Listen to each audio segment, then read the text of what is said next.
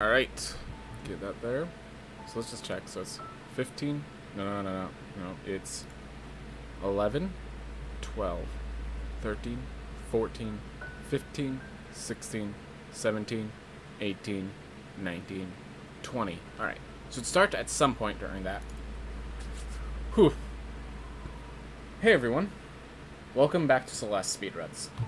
I was just looking, with my free time, I was looking up some of the B-side for Mirror Temple. I just realized I'm not ready for that yet. There's a lot I need to do. But it's good to know that that's a thing that I have to strive for. You know, for my varieties section, I might just spend my time trying out what the speedrun strats for this are. Like the more heavily focused, like, oh, in this room you want to do this specific dash into this dash into this dash. You know, I might spend some time doing that. I don't know, it really depends on if you guys think it's fun. Alright. Well, I just hit begin. I didn't really think about it, I just did. So now we're beginning.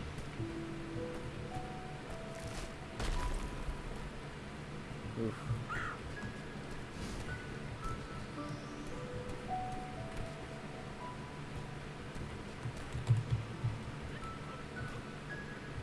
Alright. By the way, I need to consider. So there's an options menu I just figured out that, so in the options menu, there's a lot more than I thought was in there. Oof. So I might have to go in there and like change a few things and make a few things set up. Because like for example, apparently you can just press a button to crouch dash, which makes the archies super easy. Because it's literally just press this button. And then there's a few other things like that. So that's something we'll have to figure out. So there's a lot of places I can improve on this speedrun, which was already known, but I didn't realize they were so like, oh, just change this option in the menu kind of improvements.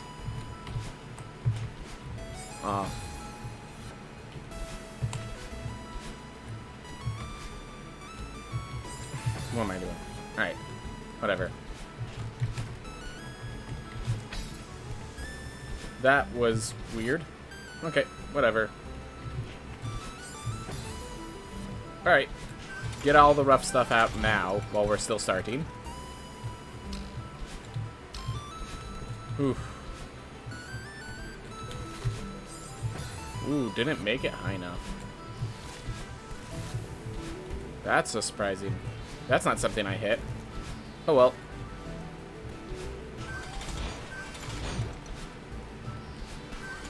I did now, so.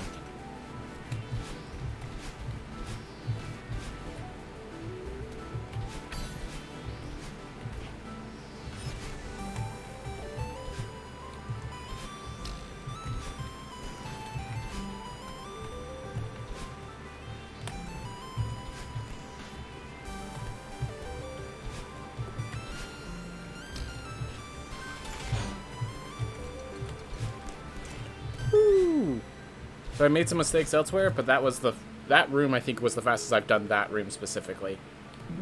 That is very good to have on hand. That skill is very good to have on hand, even though I have 4 deaths in Forsaken City, which is blasphemous. Oh well. I kept my time fine despite 4 deaths because.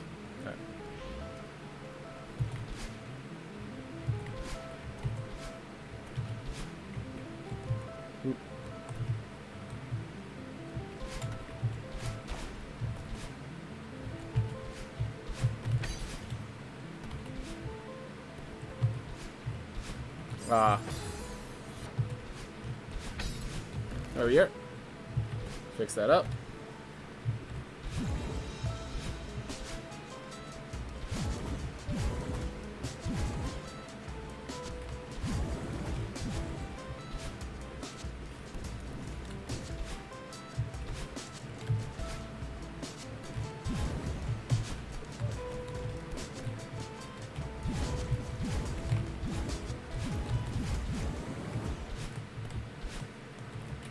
Go.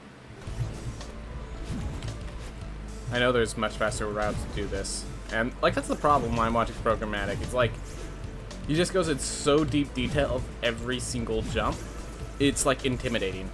Which, by all means, it's good to have that information, but it's, like, intimidating as the introduction I got from speedrunning for this. Sure, I'll appreciate it once I, like, am dedicated enough to read through it and practice every little maneuver, but right now I'm just like, I still have times where I will not know what room I'm going into, but I'm like, oh, it's that room, I do this in this room, like, you know.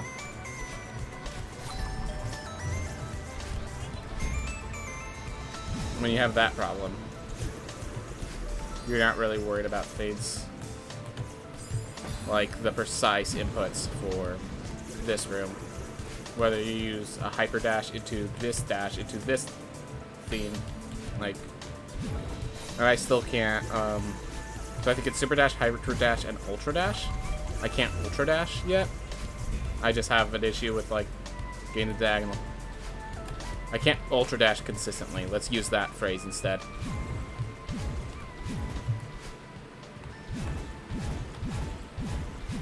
Not the speed you need to make good use of it.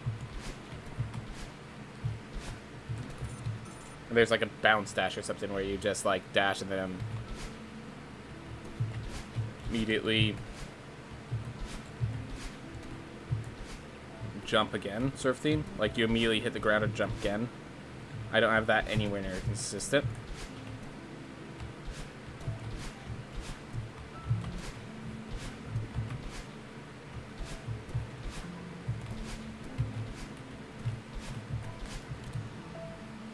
Oh well. I died once, right? I think I only died once. Huh. Oh, okay, now. Blasphemous levels of death. Each one got as many deaths as I should get, either two of them combined. Oh well. Life. All just part of life.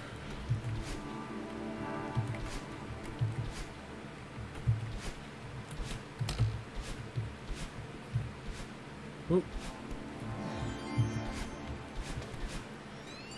Alright. Alright. I just want to make sure that wasn't a retry. Alright.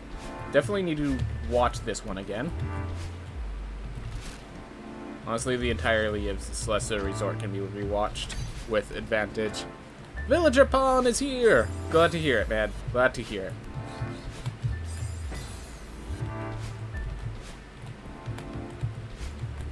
That's how you're supposed to do it. I have issues with that usually. And I actually slowed down in order to do that, so. Ooh.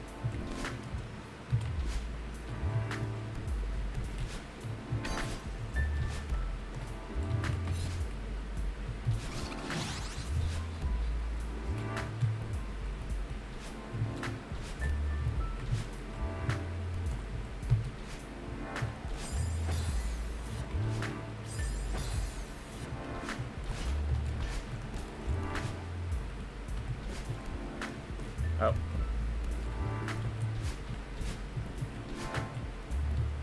Whew. How's it going, Krakenstyle? How's it going? Hope it's well. I hope the answer is well. Whew. Good to hear. Alright. Whew. Just taking deep breaths. So I started watching like just a more in-depth guide to every maneuver. It's just like I got overwhelmed because I was just looking up how to do B-side for Celeste, and it was just like, oh, there's a lot more to this than I thought at first. Oof.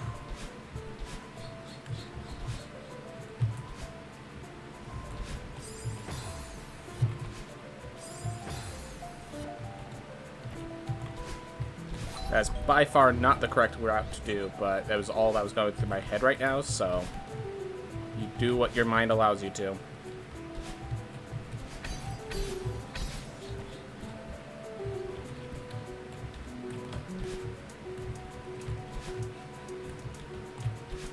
on. There it goes.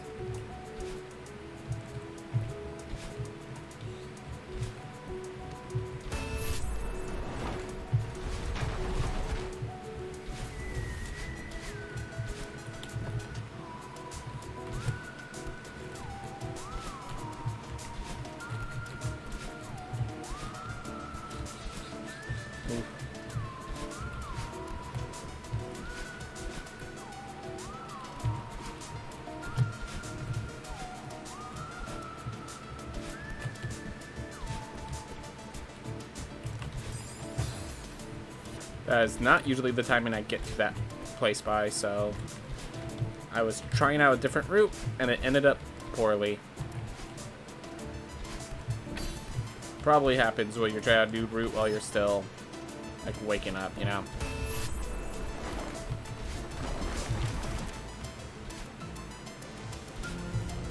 Pretty sure I lost time trying to dash downwards.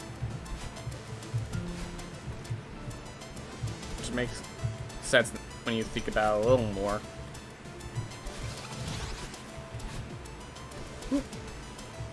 That room went really well, though. Oof.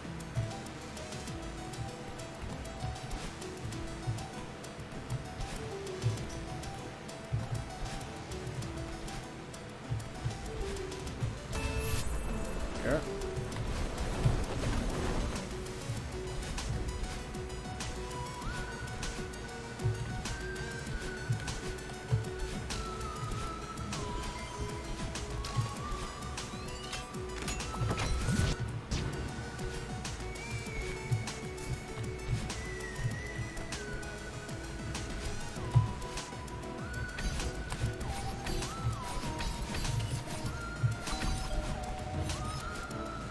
Here.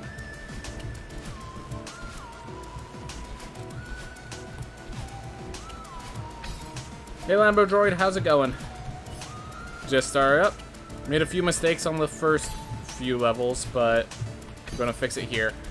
Is the hope, at least.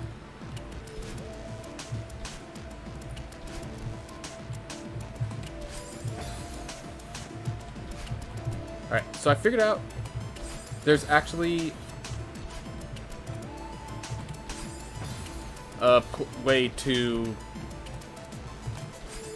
make this a lot more consistent. Like, there's actually... So that was the correct height. I just accidentally jumped away instead of towards. Like, I jumped away from the wall instead of moving one step forward, as I usually do. Ooh, come on. There we are.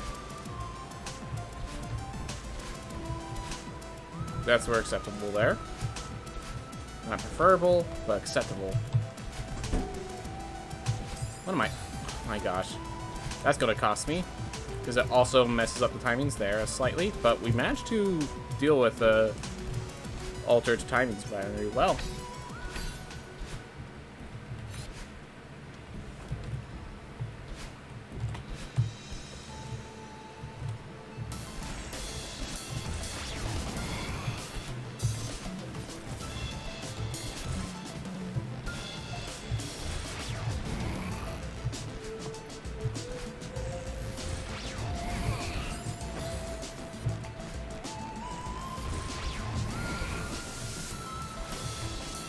.630. Alright, yeah, let's just not die and take it slow. And that should be good enough, except I keep dying even though I'm taking it slow and still dying, which is making this not good enough.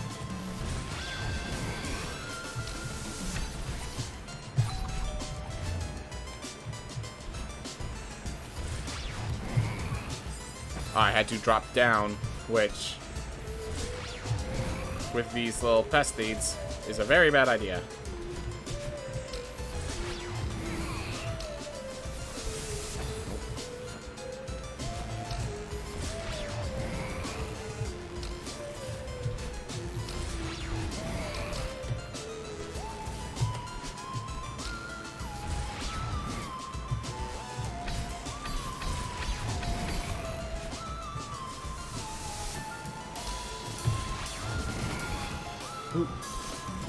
Doing it slowly.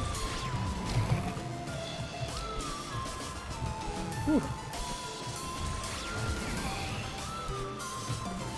I know, obviously, if you bounce off their head, it does really good. Like, there's some pretty good things you can do with that, but I'm not going to be trying that. I'm going to succeed every once in a while. I'm going to fail every once in a while, but I'm not actively trying anything.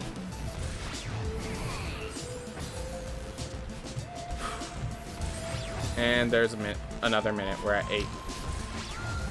Ooh. Unfortunate. That one was really bad. Come on. Just don't get it worse. Ooh. He was at the exact angle where ducking didn't save me and jumping was not good enough. Ooh. Oh well. I feel like this game is all boss fights, to be honest. I mean, there's one boss fight here. The rest is just really hard platforming. Okay, I guess there's another boss fight with Battle End. Oh, if you consider the platforming a boss fight, then sure. But I only consider bosses when you have an enemy you're trying to defeat. Which... I'll accept running away from an enemy as trying to defeat it. But it's like, we only have Oshiro and Battle End. And that was over a minute longer than I wanted it to be. More than a minute longer. Which makes that a bad... It was just that last stage I kept messing up. Oh well. We're just going to keep moving. You know what? Since we did a bad stage here, I think we're going to try the B-side. Just to get like used to it. Like we're not... I mean, unless we do amazing here... I think that's the plan. Which, you know, I might do amazing here. But it's like, if I'm not getting PB anyways, might as well learn the faster routes where I can.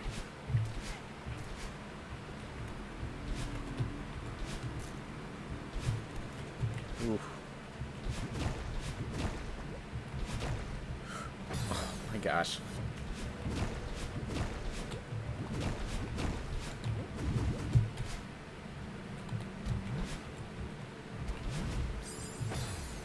Whew.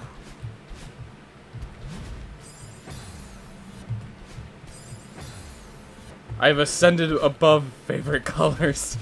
I need to read that fully once I'm out of this stage. Which, fair enough. The why. So I just couldn't think of a question, so I just went with a why to just make that extra weird, like extra something to think about. Because I want my questions to be kind of relaxing and easy to approach, but I also want my questions to be well thought. Like, I just want to see how people would take that ball and roll with it, kind of, is another way of saying it.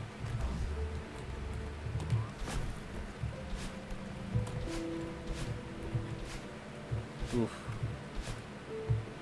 Gotta interact once I'm done with the hard parts. As in, this entire game.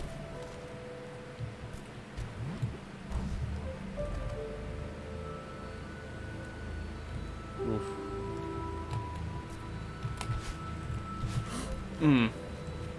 There we go. That was a little close.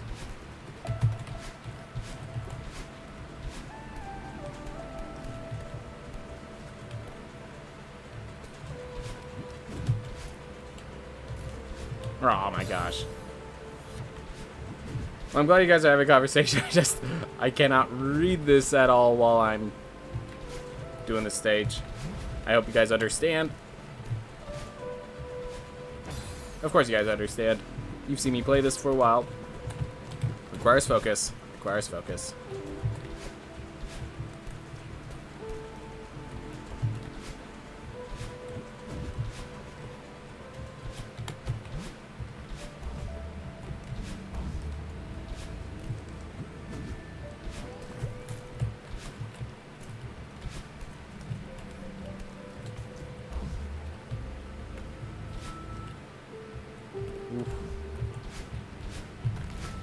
I'm sure once I'm done with this stage, I will have a strong conversation because we have a full screen worth of comments that I need to address. So that's awesome. That's actually going to be very enjoyable.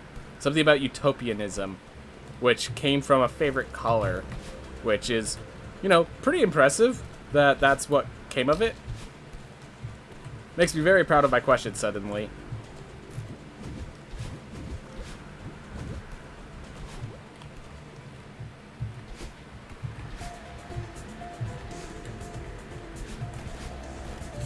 Oh my gosh.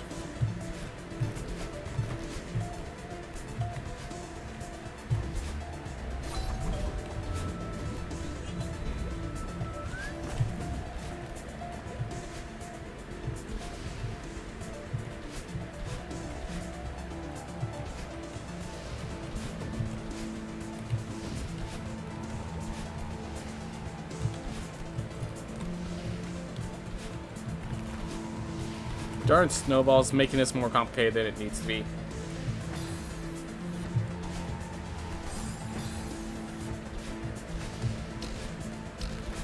No, no, no. Alright.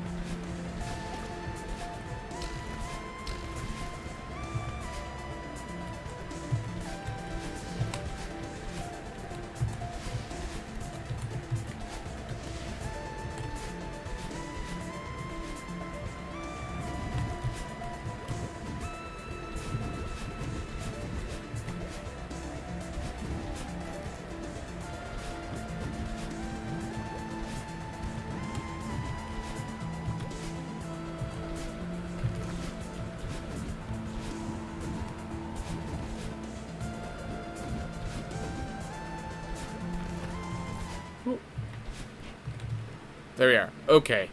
Whew. Long... Let's start from the beginning. I've ascended above favorite colors. I experienced the entire spectrum of light as my favorites.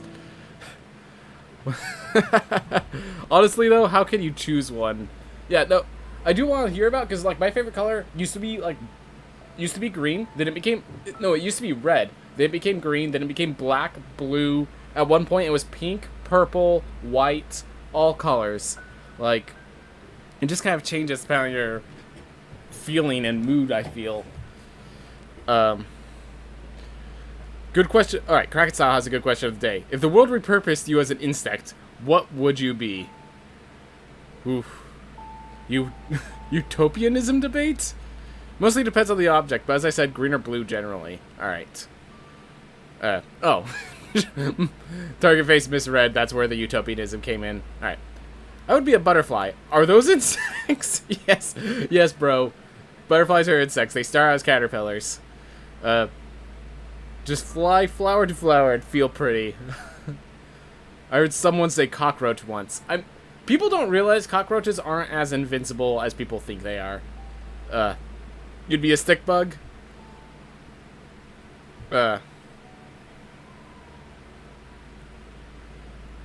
Stickbug probably just blends in with their environment. I would want to be... I think I'm with Target Face with the butterfly. Otherwise, I think I could see... Arachnids are probably not considered insects, but like something that just kind of like lives in human households and just manages to skirt on by mooching off of them, basically. Which, I know it sounds horrible, but I'm a human... by nature, so even if I became an insect, I still want a human aspect. I'm sure Target Face would say I'm just being lazy.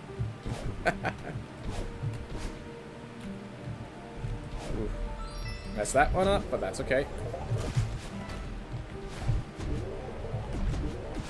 Aw.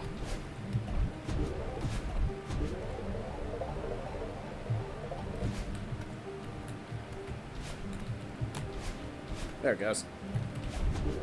Oh my gosh. Forgot.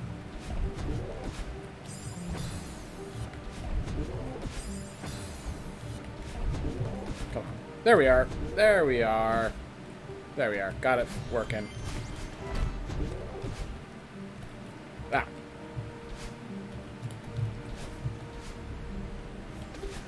There we go. At least got key as ASAP.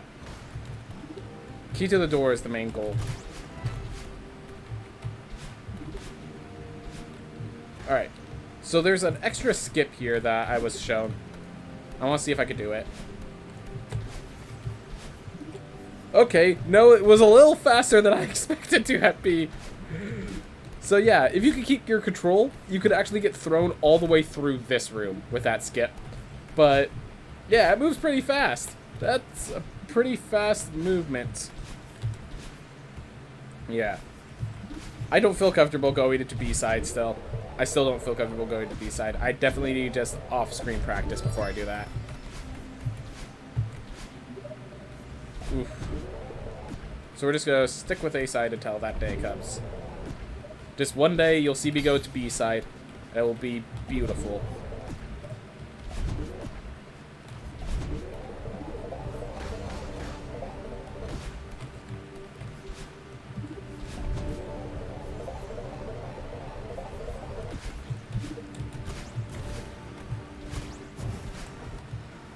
Alright. I want to ask that question at work all the time. Hey Slaw, I'm a spider, so what? In case you're worried, that's the name of a manga that's pretty popular that I think just recently became an anime. So that's a good reference. That's a good reference. Never even thought about that.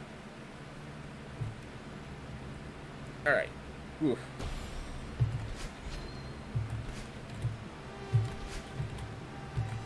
Well, didn't have my dash right, because I skipped the cutscene. Alright, here we are. Oh, come on. There we are.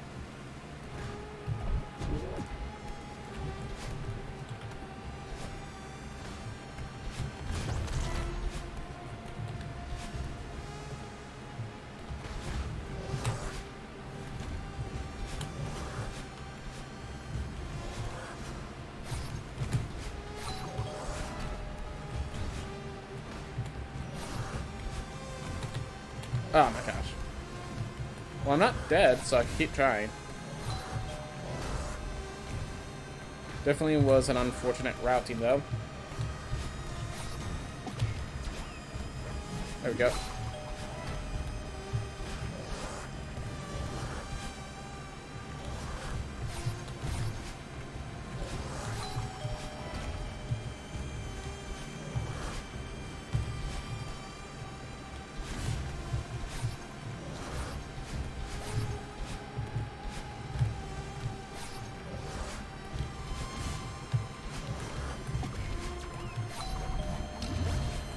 We are.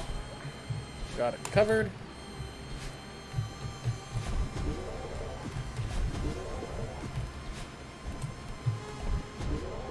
Almost ran myself through the spikes there. A little foolish of me if I did.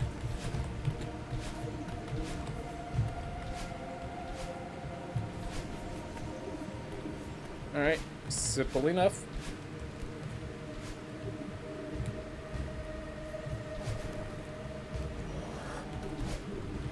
Ah.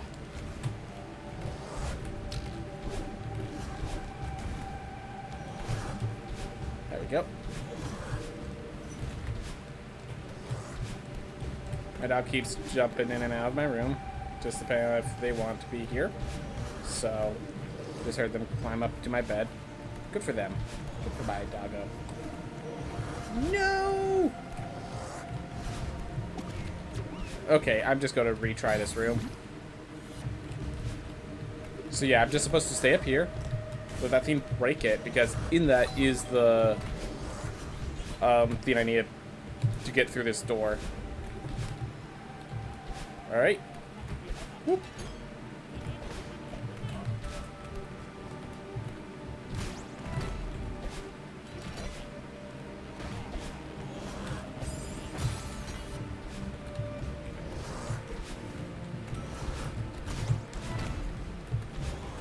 Ah.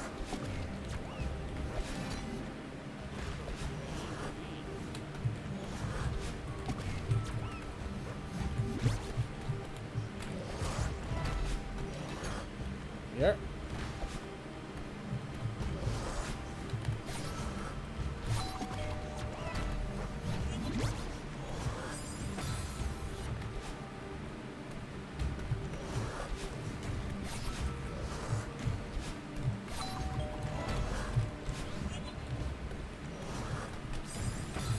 Not optimal. Not optimal. Ooh.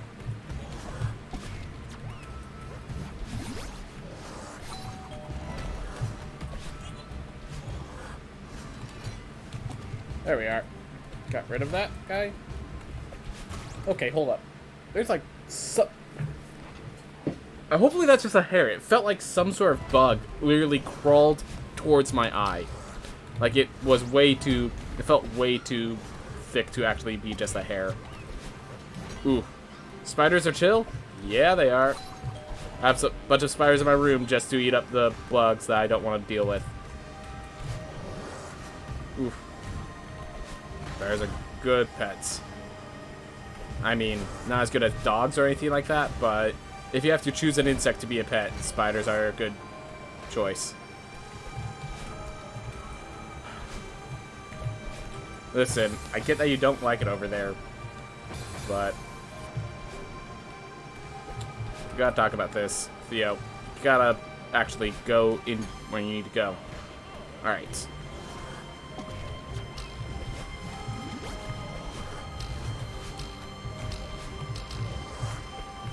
There you are, Theo.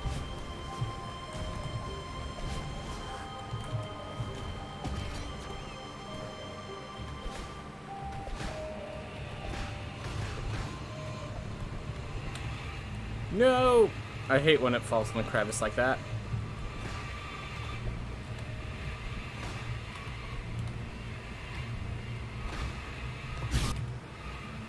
There we go. Alright. And how was our time? 27:03. Like, that actually feels kind of good, but, like, everything that I've gone since here tells me that's supposed to be a really bad time. Hey, Dungeon Crawl, how's it going, man? Glad to have you here. Glad to have you here.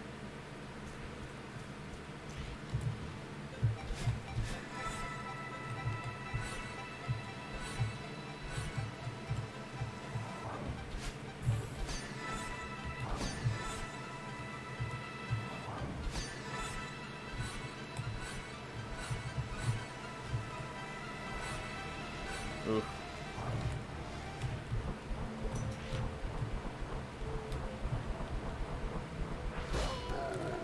Doing good, doing good. Good to hear, as always.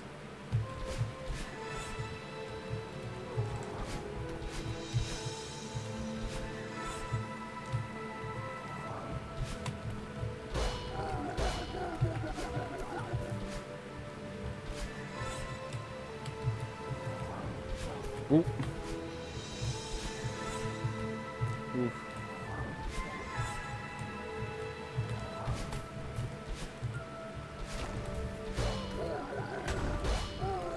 Doing good myself, yeah. There's a little secret that my family's, do you have your stage splits recorded somewhere? No, that's the thing. I want to do this by instinct to see how it feels, so, like, I'm not going to be recording my time other than when I just run into the time. And it's been feeling pretty good, so I'm not going to change that. So, like, I'm just getting an instinct for what time is good, and my instincts aren't always perfect, because they're not methodical, they're not, you know, it's not programmatic. It's just by thoughts with some consideration, but not all the consideration, you know? Because when I find when I care too much about that sort of stuff is when I'm going to start having issues. So, I just don't.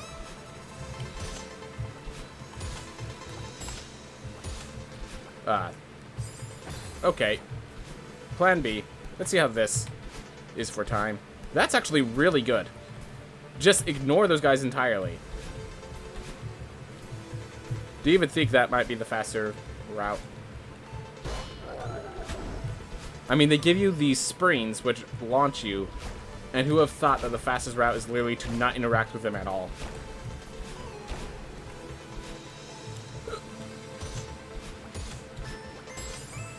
Yep. Oh my gosh. I need to get on top of that. I need to get the very peak of that spring so I can get launched properly.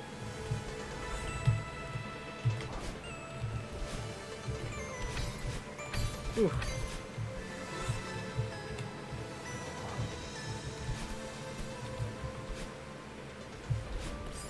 Oh, too fast.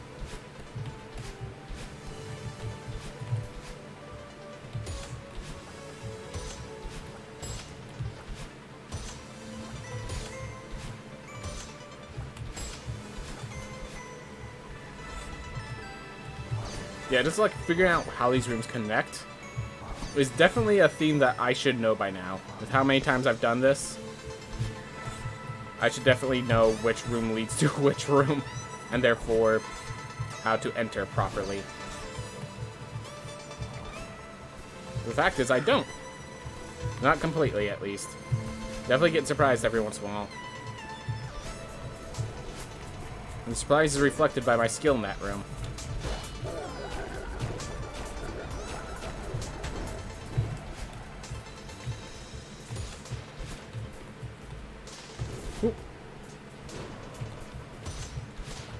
You know what? Why not? Oh, because there's an extra sequence. I forgot about that sequence entirely. That's why that other route is faster.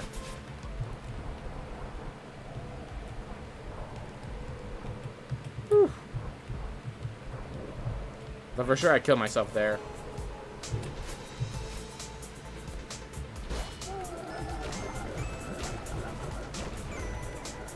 Two. So types of intuition or feeling is a great metric. Well, really what it is I tired of being like hyper competitive. Like hyper competitive is not a feel I enjoy. And so when I speedrun, I wanna keep that out of the situation, because like whenever I get hyper competitive in Rogue Legacy 2, that's how I get bad runs, I swear. So I decide a good way to get rid of my hyper competitiveness is to not have the timers very easily seen. So yeah, I don't know, like the numbers feel good, but the play seems poor. So that's what's confusing there. Oh, hey Penthos Infinitum, how's it going, man? Oof. All right. Wrong one to use there. Just been trying to perfect my Celeste speedruns before I head back to Rogue Legacy for a while. Don't even know what I'm doing for my variety stream, just kind of like going to be streaming something. I'm sure I'll find something that I'm going to enjoy. I just like, I don't want to do what I've been doing for a while, so.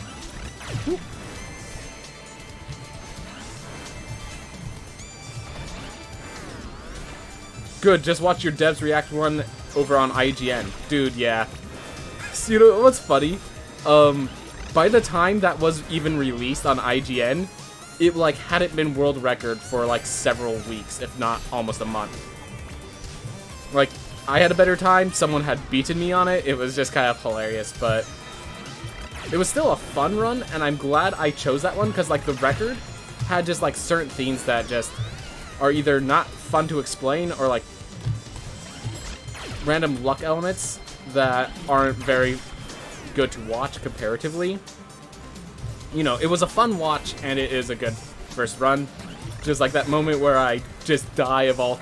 I wish I had the face cam, though, so you could see just how hard I was laughing at the moment I died.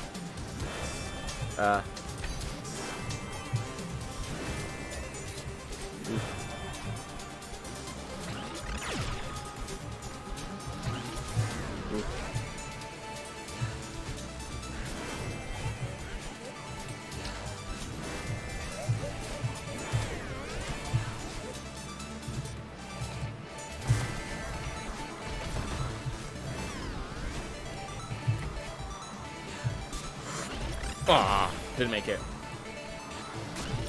And like, yeah, obviously I'm not trying to complain or anything. I love that my run was featured and was still a good run. It's just like, it's just kind of hilarious. Wow. Oop, didn't do that.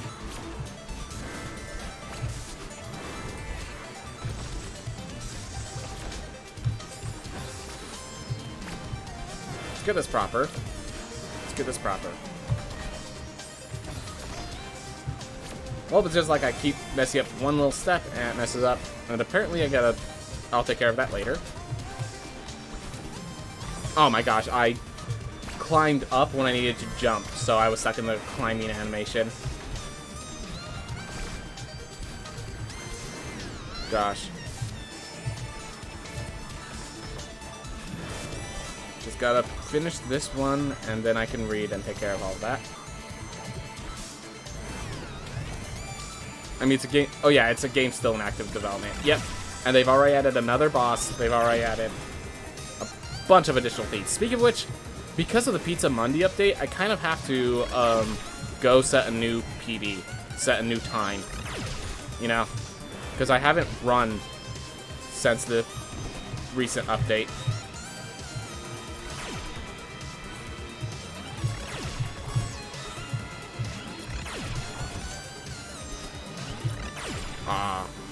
Oh, hey Jerry, how's it going? Ooh, we're just doing another Celeste speedrun.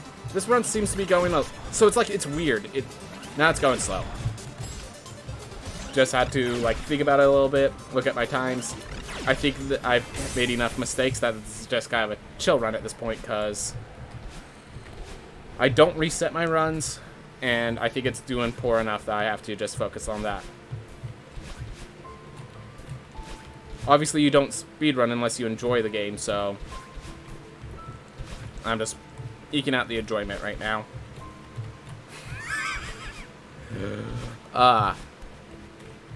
Great little maneuver there. Oof.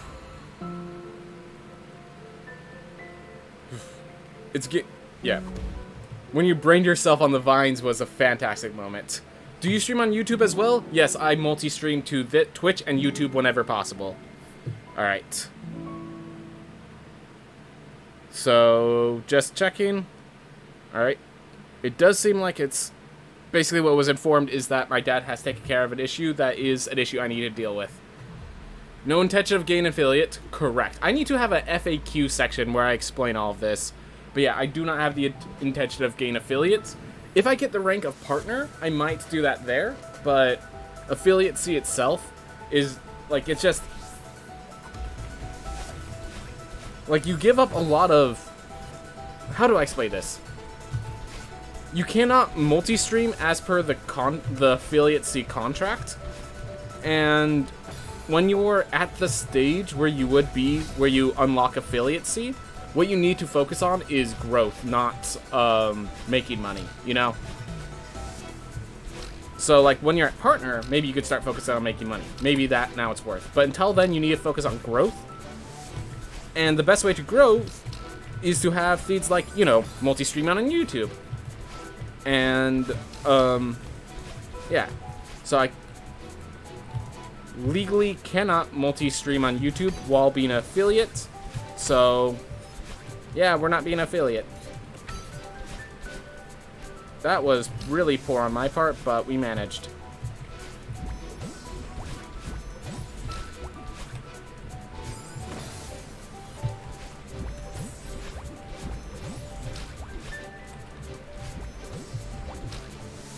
So, like, if I need to improve my channel, I'm not going to improve it by making sub donations and, like, making money. I'm going to improve it by trying to extend onto, like, Facebook gaming or, you know, I'm going to try to grow the stream to improve it, not narrow it into Twitch.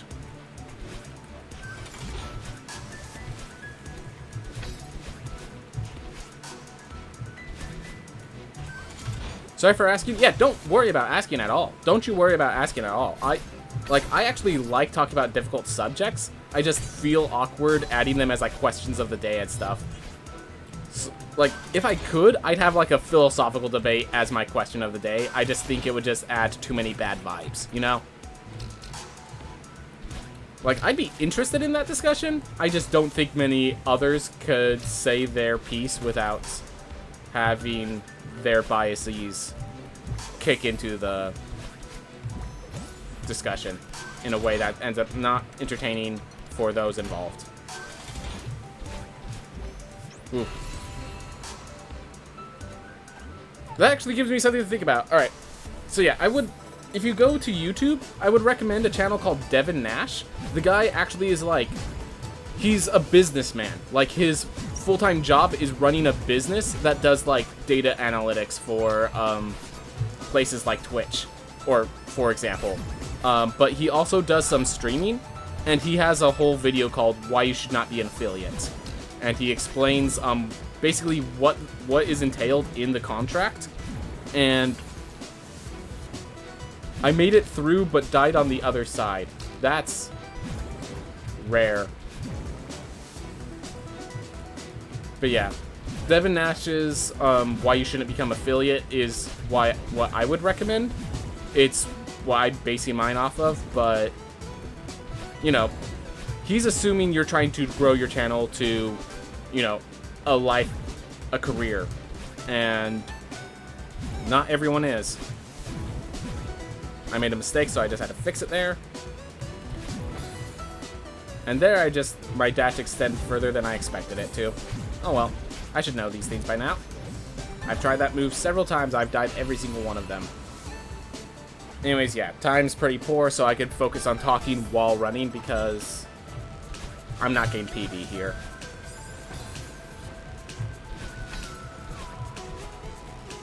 I do want to do the best I can, just accept where you aren't.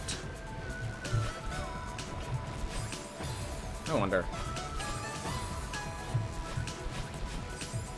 Actually, too aggressive. Maybe if I... Nope.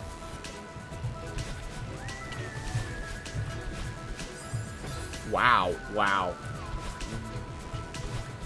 This is getting out of hand. This is getting out of hand now.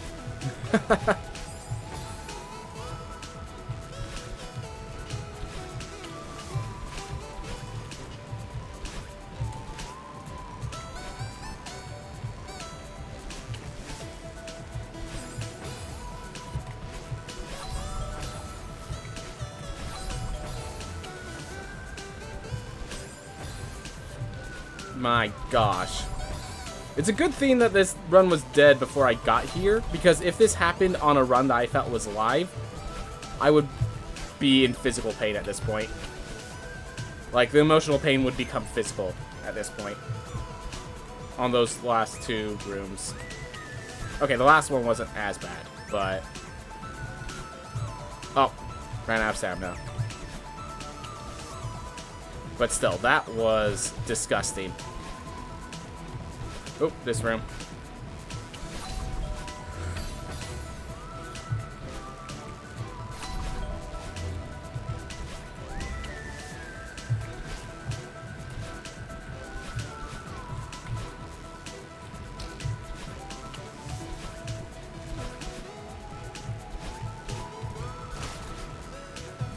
Whew.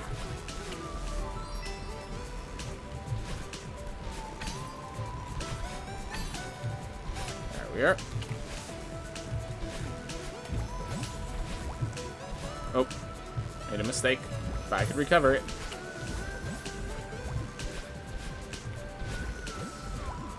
Ooh. But yeah, basically I have Mirror Temple to go through plus the final mountain, and I have 6 minutes to do it in PB time. So PB time's dead. We're just doing time because it's good to complete your runs, even when they are looking south. Oh my gosh. There we are.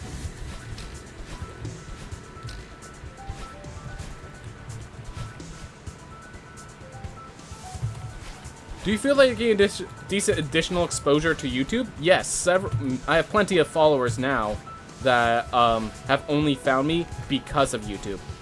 I think I need more than YouTube, definitely, but it's definitely helped. And one of the other additional benefits of YouTube is that you can watch my stuff when I'm not streaming. Like, you know, like you said you just saw my the devs react. Like, over on my YouTube channel, I react to the devs react sort of theme. Some people go and watch that at times. Like, the fact that I still have active videos there is awesome. I like being a variety streamer, so like people can see all the variety of games I play there, so they could then talk about it here without having to be like, oh, does he play this game? Like, you know, because you saw me playing it on the channel, you know?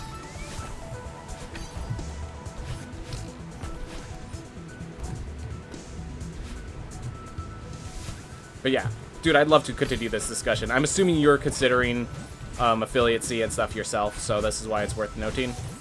Yeah, I would say if you're just multi-streaming to YouTube, it might not be worth it, but like one of the things is I should be multi-streaming to Facebook gaming. I should be like doing more connections, doing more stuff like that. I think that will make it far more worth it, and that's something I just need to get over the hump and actually freaking do. Because when I do, I'm sure that's actually going to improve my results. I will say that YouTube has improved my results, just flat out. Like, even if you don't multi-stream on YouTube, I say have a YouTube channel, like, having the videos that you... So I just clip parts of my stream, and that alone gives people connection to my stream in a way that is valuable. So, at the very least, you need I think you should have a YouTube channel if you're a Twitch streamer. And if you could multi-stream to YouTube, all the better. Definitely think because of the cost of multi-streaming with Streamlabs and stuff, I should probably get another, like, Facebook Gaming, as I've been saying several times in a row. I need to get a Facebook Gaming account.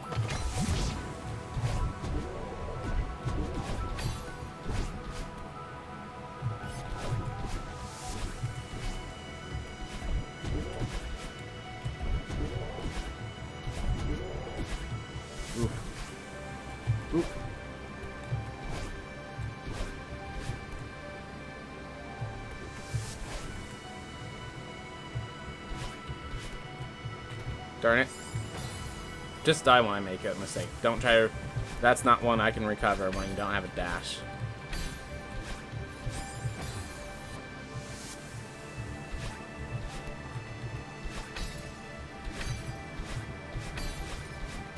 Oh, that was way better than I thought I could make it. One less dash needed. Alright.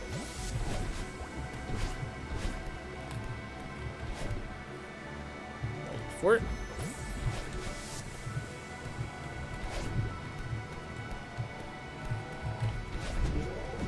Alright. Alright, affiliate, but I got it when I was streaming 3 times a week and almost exclusively Dark Souls 3. I've been wondering if it could reach more people, well, without having to add more streams, since... Alright. I gotta read it once I actually get to another flag point. You know what? This run doesn't have too much longer to go.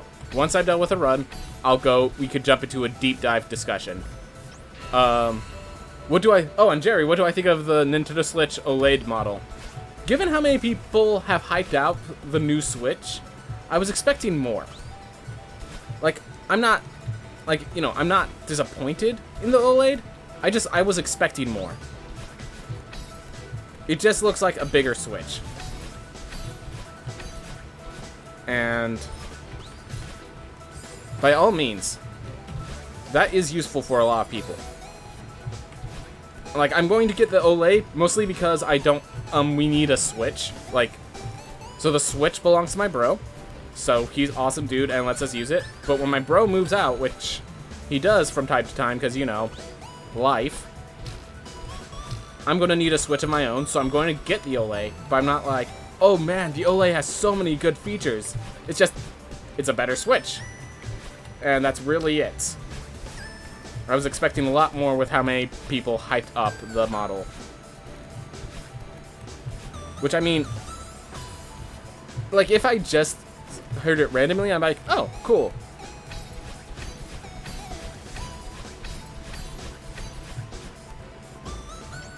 You're telling me 0.8 inches of screen doesn't impress you?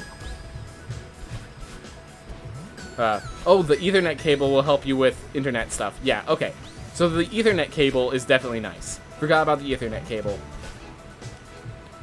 That being said, again, like, people were like, oh, they're going to reveal at E3. This is a huge reveal. Like, everyone was hyping it up. I guess the fact that they didn't reveal it for E3 should have informed me that, hey, no, this isn't going to be a big thing. And, like, it's definitely good. It's definitely a better Switch, but people hyped it up for me just, like, mentally. And maybe that was my mistake for being hyped for something that they knew better than to reveal at E3. But,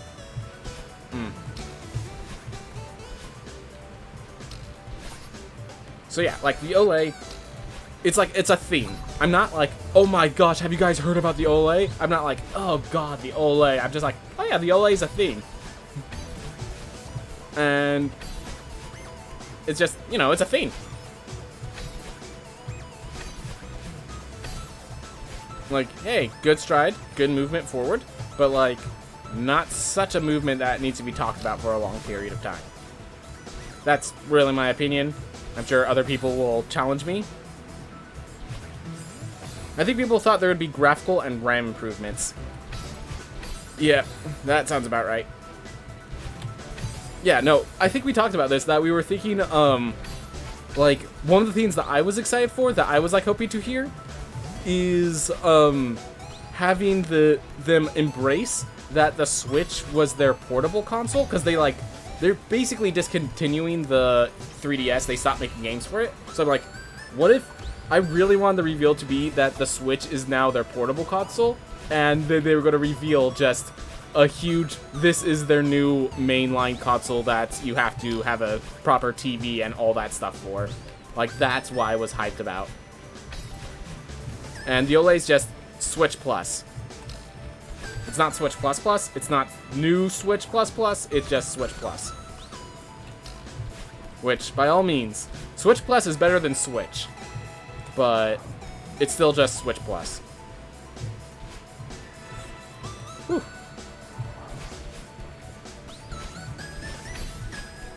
Alright. It's not sub 50, but it's still sub hour. And I can accept sub hour.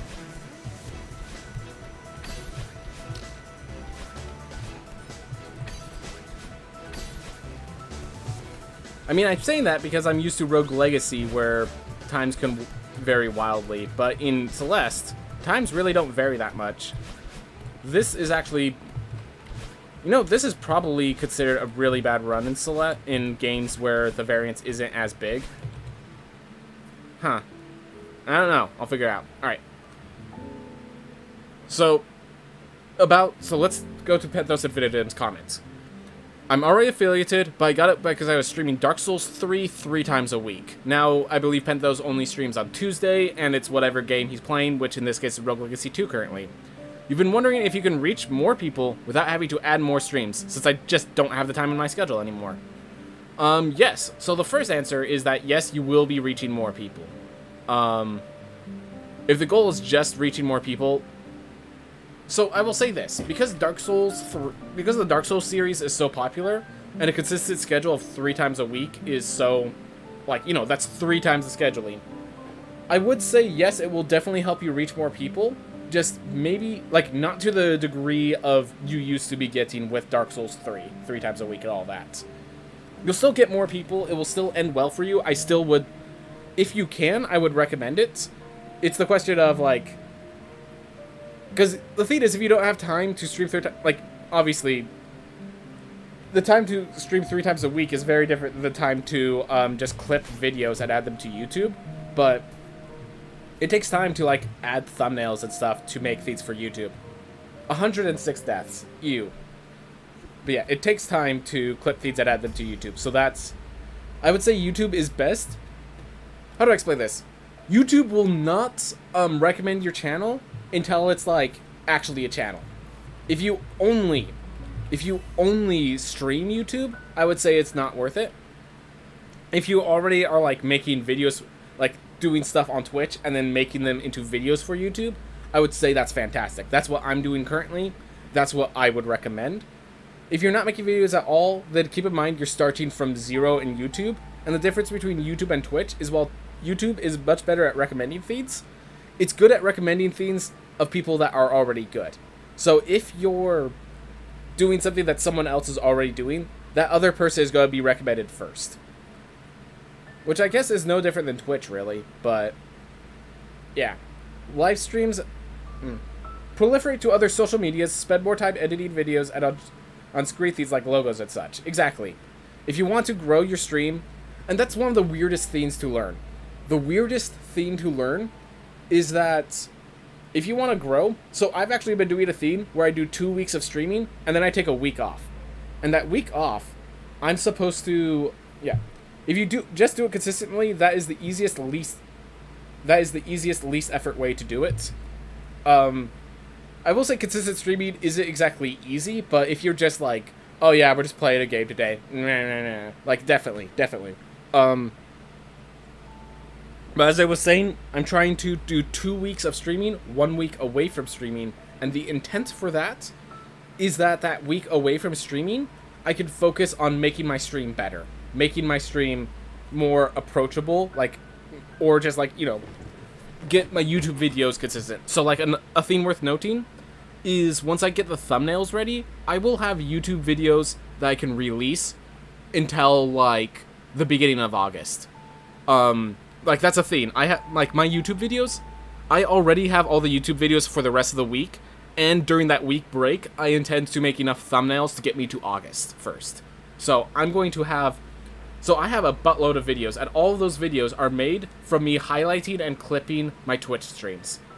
Or they're Twitch and YouTube streams, so they appear on both, but it's a lot easier. The highlighting function over in Twitch is something I already know.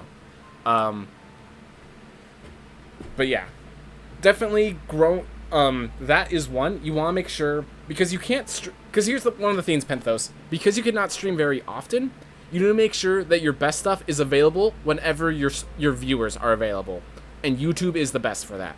YouTube is the best for giving them the best content when they are available.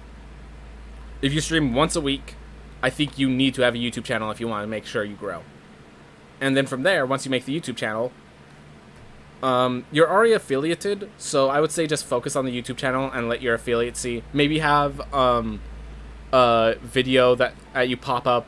Like, there's a video, you could put it on private, and then you could put it on public randomly, and then put it back on private. And using that method, you could say, hey, you could just have a video that says, hey, I'm streaming right now. If you want to watch, go see me on Twitch. There's a link down in the description. And that could be basically the entire video. And so you could have your themes on YouTube and then just bring people over to Twitch. That being said, at least when I watch channels and they do that, I find that I do not watch their streams nearly as often, because I'm just like, I'll just watch it when it becomes a click, when it becomes something worth clicking. But that is a strategy. Yeah, if you're only streaming once a day, clips, videos is, I would say, takes priority. Once you have that, you can start working into multi-streaming.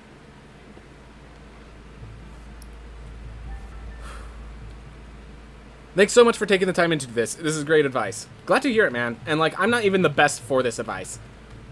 Like, I'm just a guy who has gone through this. By the way, in case you're wondering, I always name my characters off of people in the chat. So I hope you're okay with this, Penthos. Oof. But we'll see how good you are at climbing this mountain. Cursed, run! Cursed. Alright. Well, now I no longer have any stress to do this well. Because it's already cursed. There's the first curse right there. Oh my god, that was... These are little, like, half-second time frame things. It's just happening this early on. Well, it seems you are correct.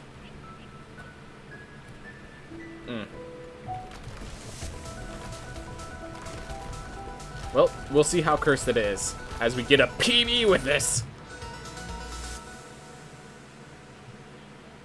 We still kept it to 29 seconds there. That feels good. That feels good. All right. Let's see how Forsaken City feels. If it's super cursed, we could just go to B-side Mirror Temple, so we can just die on the other side of the mirror.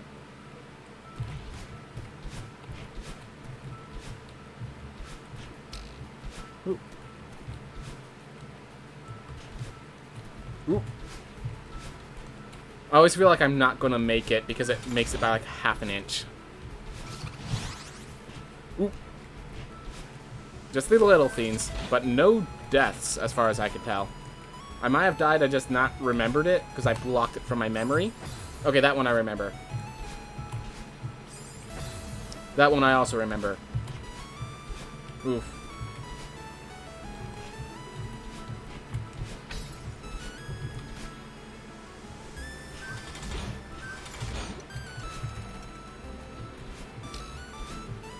Whoa. So all the lights in my house just flickered. So that can't be good.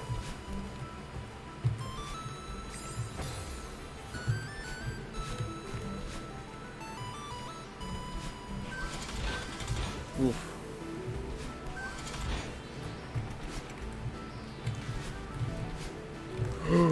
Alright. There's the curse. There's your curse. Whew. Don't worry. We're gonna break the curse. This is like that time I took the cursed dice that my friends were talking about. Oh my god, I just realized I'm still experiencing the cursed dice. That's what's going on. But, anyways, my friends were like, they would always, like, see how the dice is doing that day. I'm just like, guys, this is all just, okay.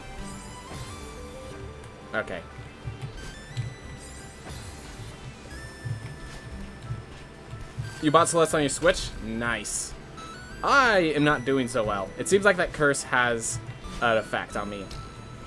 Maybe because I'm trying to talk about a story while running, but that curse seems pretty impactful right now, because we just got to 2 minutes on the starting area, which is not something I accept anymore. Well, you're right, Penthos, this is a cursed run.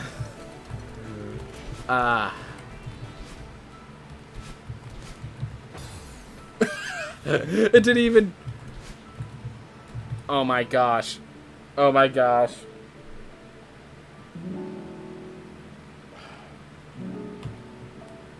I tried to warn you.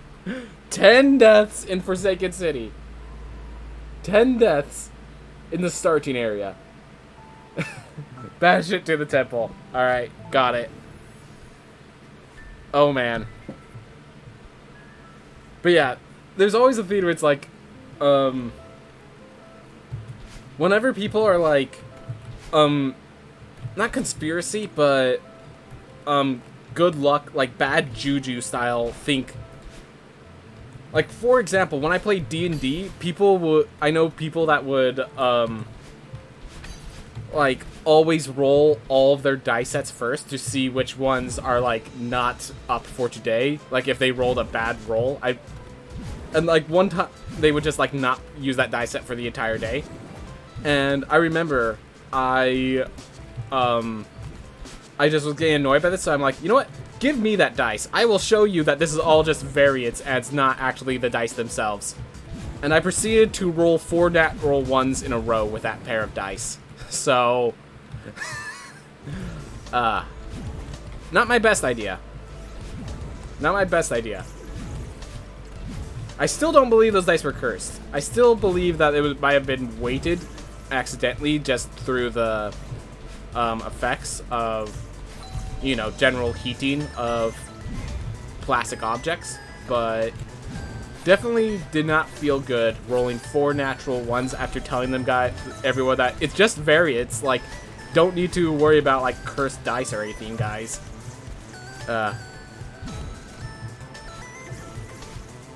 What's my favorite chapter in Celeste? This one right here. I like the idea of, like, the blocks are fun, and the battle in Chasing Me is great.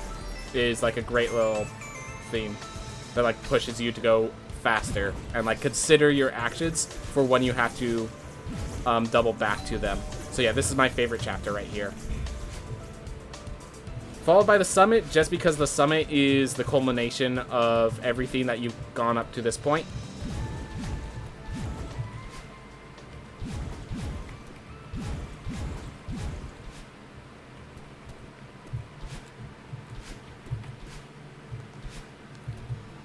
Oof.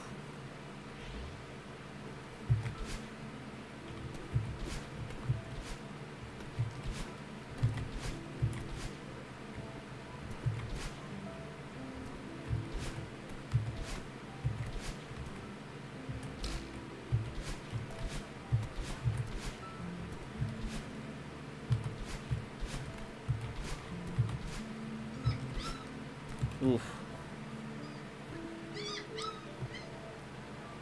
Of course, you have to do that. That's just science. And you gotta roll them a bunch before you start to get the bad rolls out of them early. Yeah. Freaking... So, it's like, I like to believe that there's no such thing as luck. It's just all variance. But keep in mind, this is coming from a person who's only lost 2 characters, and both deaths were caused by, I think, 3 natural ones in a row. I think one was only 2 natural ones and a critical hit from an enemy, but, like, you understand what I'm saying. Like, as much as I say, luck's not a thing, don't worry about bad juju. Like, that's how I've perished in, Dungeons & Dragons. So, take it from me, a person who, like, rafting isn't dangerous, is from Ted, the guy who died while rafting. I guess skydiving would be a better result. But, you know I'm getting at.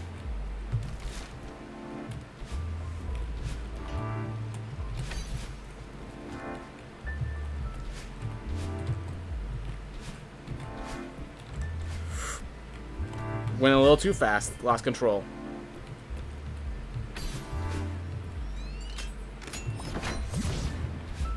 My luck is still okay. Oh, our games of Mario Party can prove that? I mean, you saw my rolls, Target Face. You saw how many, like, what was it, the brisk walk in Luigi's engine room. I guess then again, those were lucky. I would say Mario Party is because you can adapt to the situation. Oh.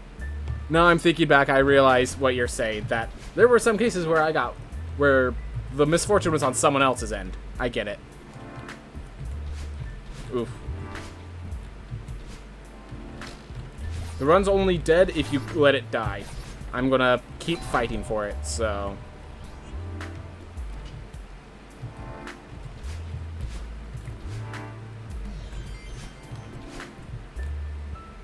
Alright.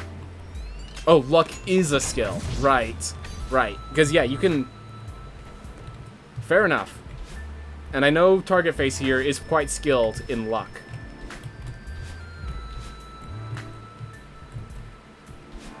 Yeah, because luck is not just, you know, getting lucky. It's also allowing yourself the opportunity to get lucky. There's a lot of things that go into luck that people don't consider.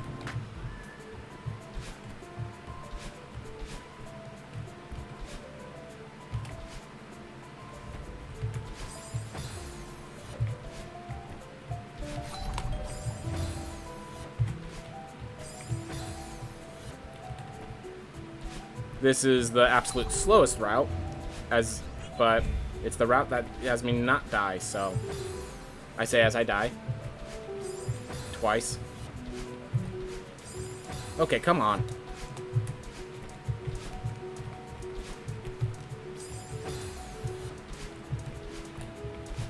This isn't the room I'm supposed to die at. It's supposed to be 2 rooms from here.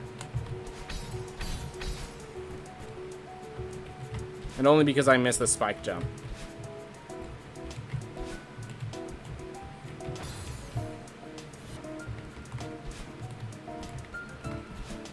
Come on. You're the easiest spike jump in the game. Why can't I not get you? There you go. Oh my gosh.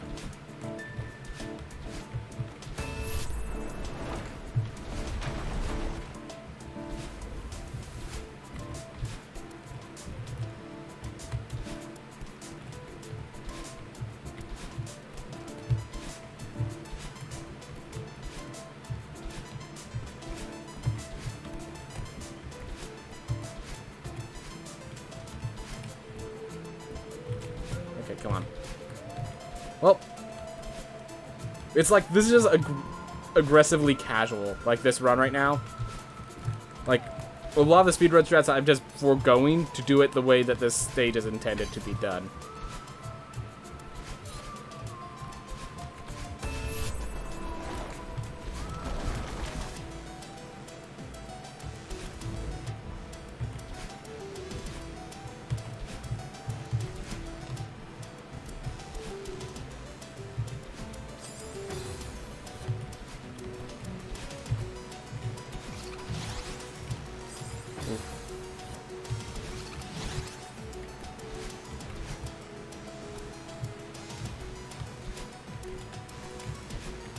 Oof.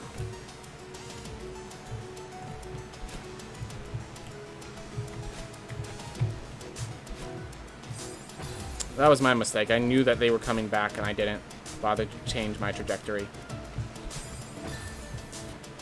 Ooh.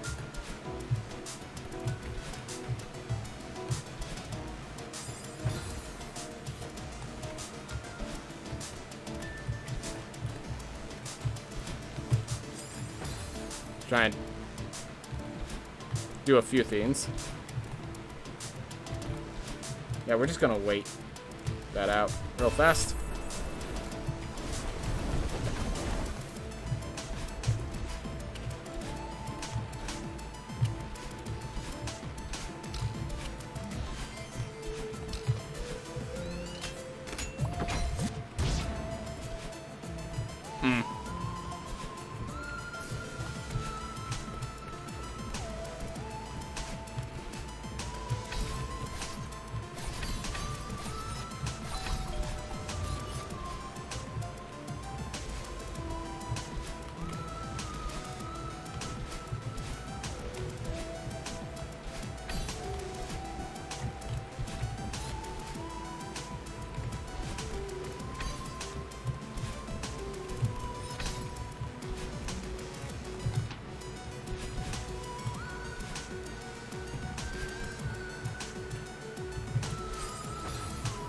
Oof.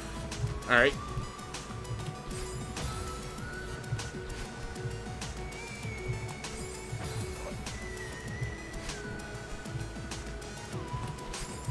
Why does the brain ignore... Oof. Alright. Well, we got through the demo dash. And if we can do the... If we can do Oshiro's chase without having issue, we can actually recover this run, I think. Which I know sounds like crazy, but a good Oshiro here. And Oshiro's already cursed, so maybe the curses cancel each other out.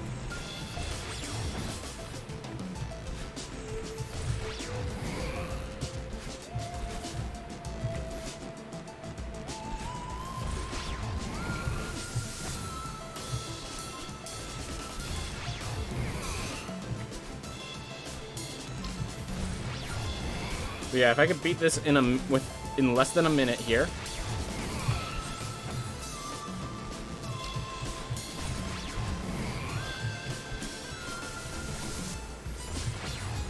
Alright, well, it seems like I'm just double cursed now. Can't wait for the next room, the big long room. Oof.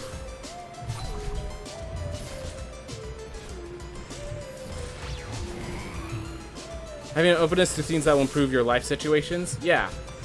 Like, if nothing else, just being open to the opportunities that allow for luck to exist in your life allows you to be more lucky. And that's just like a statistical thing. If you allow yourself more opportunity to get lucky, you will get lucky more often.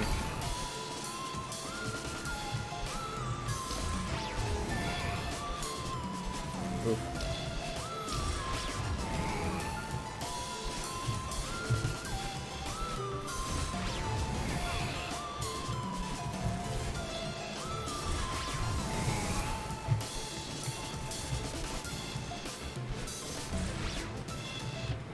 That was not horrible, because we went through that last stage really well, but...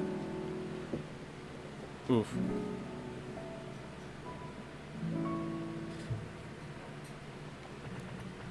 Oof.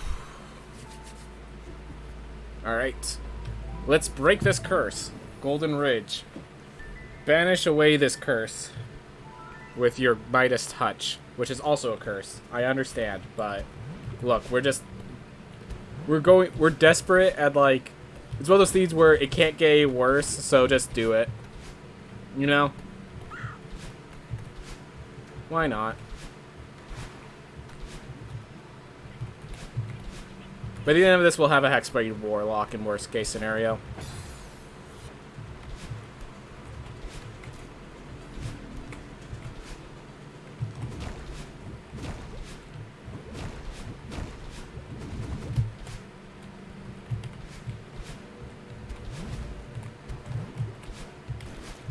Whew.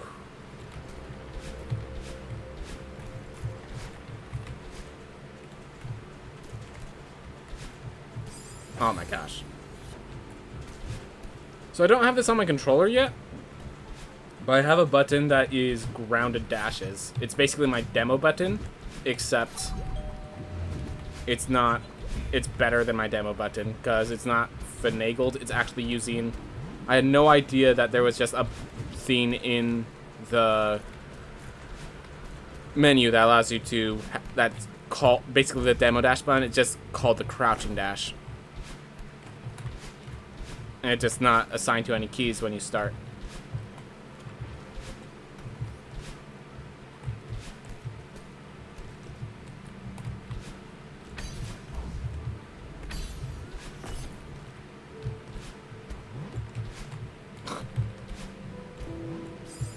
Beautiful. Beautiful. All on me. All on me.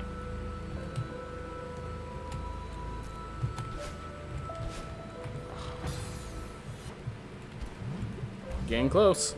Getting close. I got pretty close there. I did not mean to be holding right. Alright. Well then.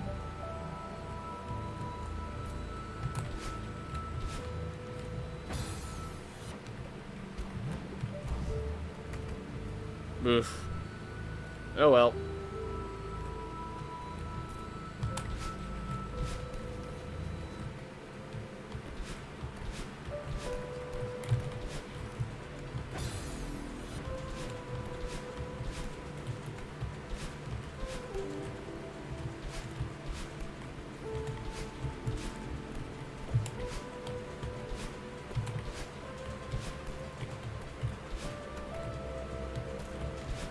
I swear at this point I've just accepted that it's cursed and it's affecting my play. I legitimately think that's what's going on right now.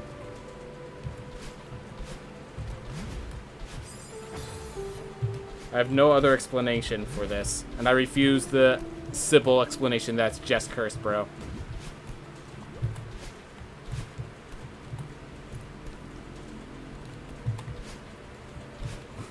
Acceptance is the hardest set. Yeah. I'm just not gonna do it, man. I just ain't gonna take that step.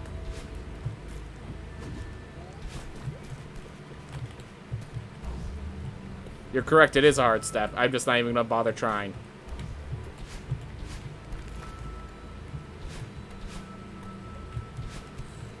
Getting cursed. Yes. Precisely. Alright. Woo.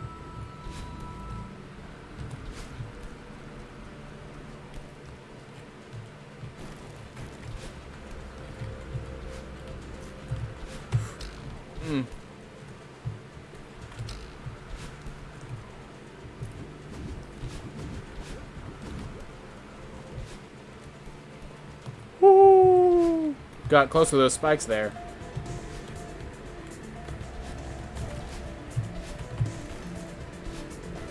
There we are.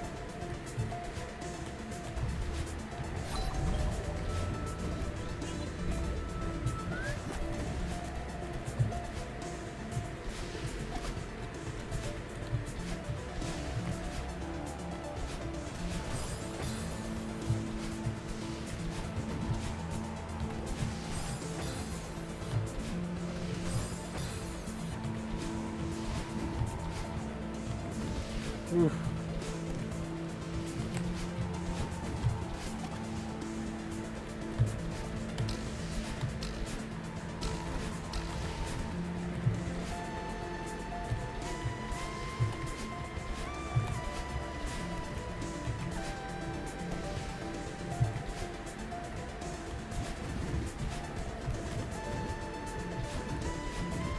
No! That was my own fault.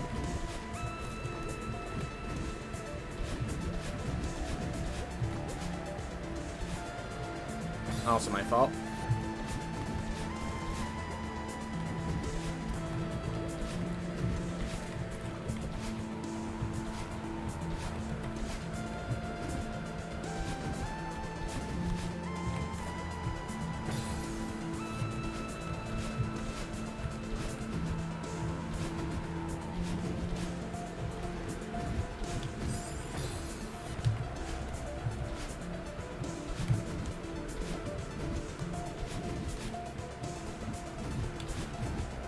There we are.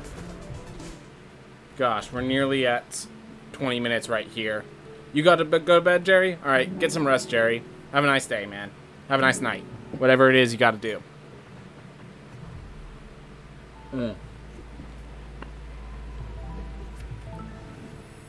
Oh. Yeah, I meant bye. Don't worry, I understood. I understood. I don't think this was the proper time to be talking about data structures, so not surprised you meant bye.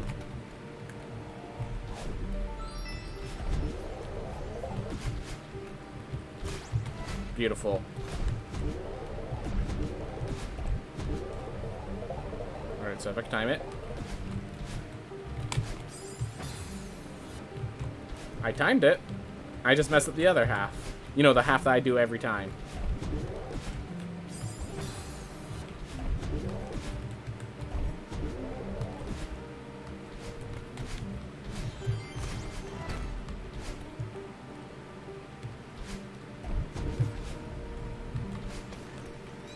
There we go.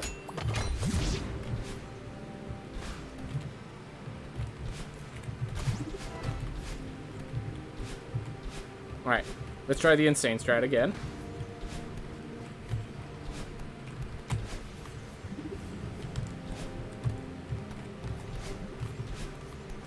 I could see how that can work. I just gonna be some work before I get there myself.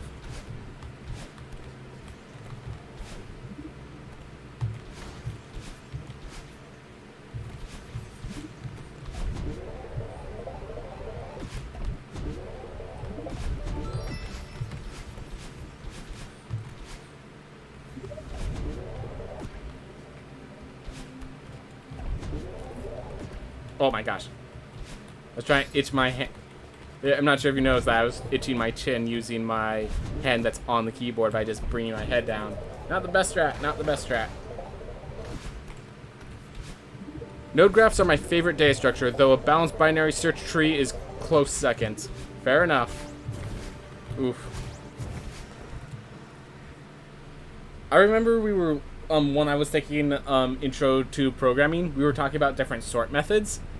And we ran into K-sort, which is just, it's the most ridiculous one because it doesn't really have like a log n notation because it's kind of based off of the complexity of the objects you are sorting instead of the amount of objects. Like the amount of objects actually has an effect, but it's like 3n instead of, but then K, depending on the complexity, could end up making it worse. It's just like, it was just such an interesting sort method. So, like, I do remember that.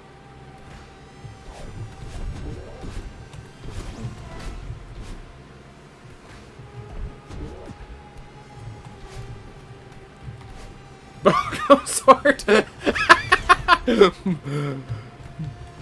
Bogosort is the best. With 0, 1 potential. With the big O notation of 1 potential. Oh my god. I love how you actually give it a proper defense.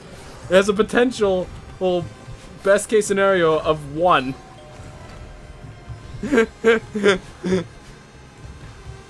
Gosh.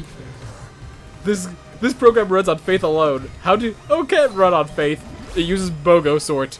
Dear God. May the gods help us.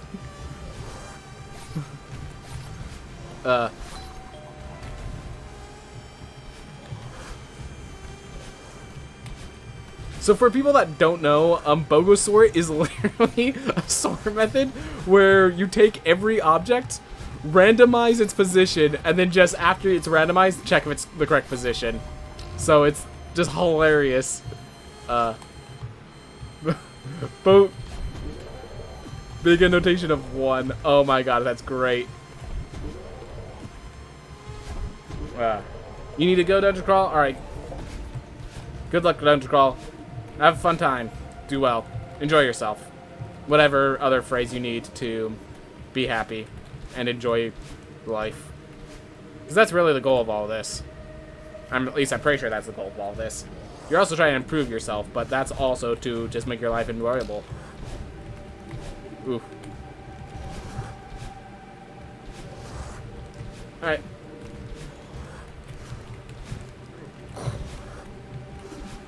Thank you.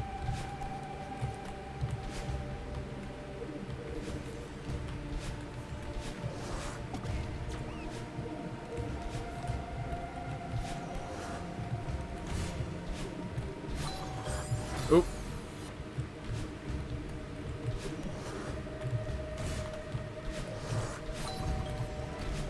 Ooh. Alright, you're back. About to have you, Cricket Style, for the main distraction. Oh. Someone already beat me to the joke. Well, birds of a feather, man. It's a quality joke.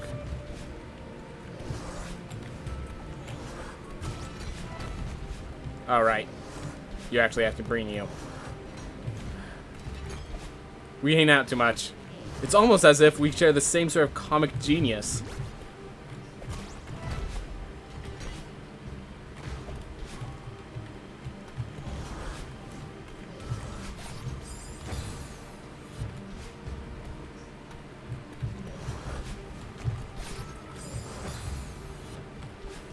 Not funny, did not laugh.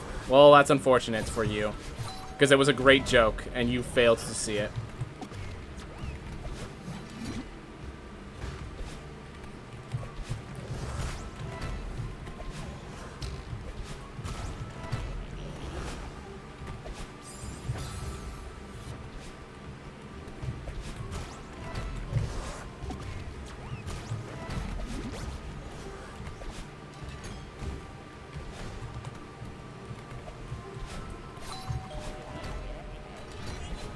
Ooh, I'm only teasing. Good. I'm glad you appreciated the comical genius of that. It's for your own safety that I wish for the joke to land. Not that I'd put you in danger, but that just your general life is dangerous if you cannot appreciate such quality humor as that. Ooh.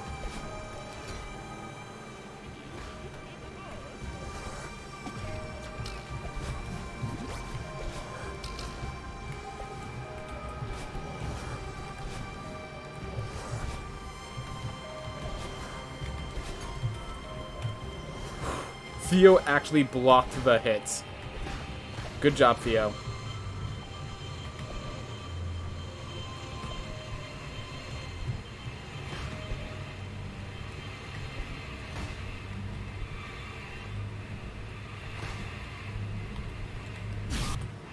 There we are.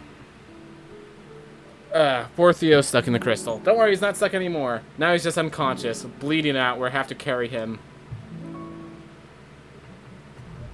But he still held onto his phone the entire time. Because, of course, Theo is that dedicated to his lifestyle.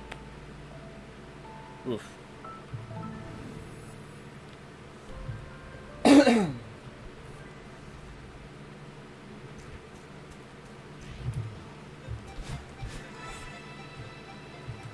Aw, missed it. Oh, I missed.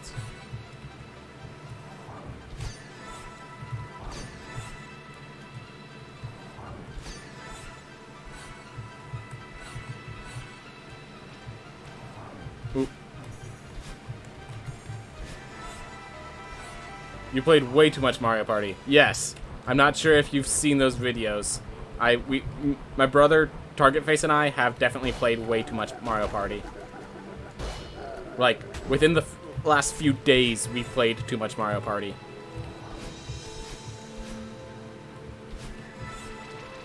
Alright. Let alone how much we played Mario Party over the course of our lives.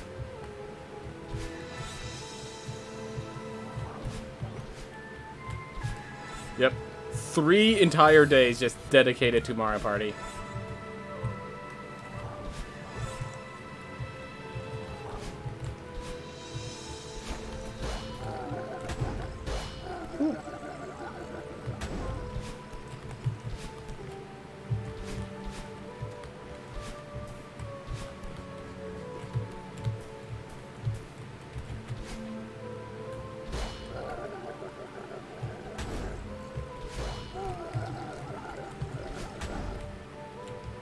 Oh, too fast.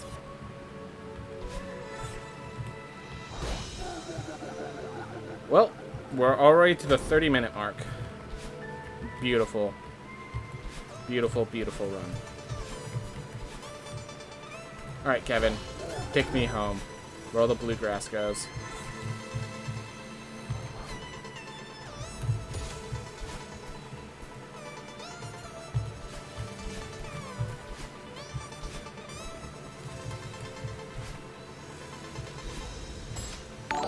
Whoa! Kraken style! Oh, you never subscribed to my YouTube channel! Alright. Well, thank you very much, man. Woo. You found me on your... Okay, well, that's important information to know. Hey, Penthos. Kraken style found me on my YouTube first. Look at that.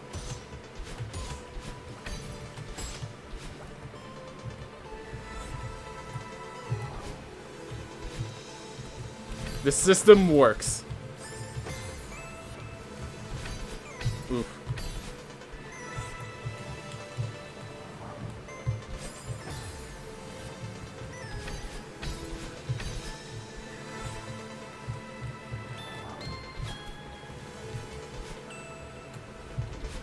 For a moment, I'm like, wait, you have a YouTube channel? And then you realized, oh, right.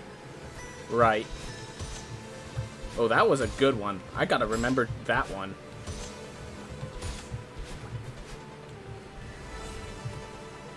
Oof.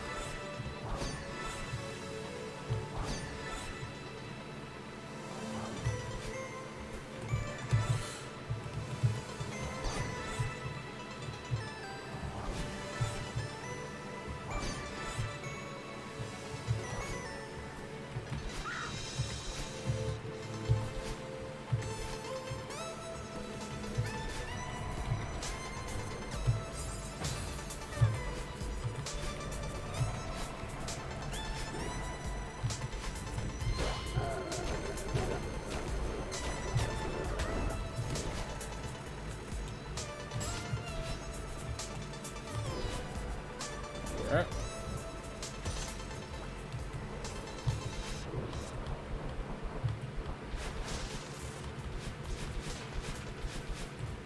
Yeah, I also knew it was not your Twitch username. Yep. It was just like by the time I had all that stuff set up, like I already had the channel set up long before I thought of the name Patient Tadpole. And YouTube doesn't like you changing your name too often. Let me put it that way.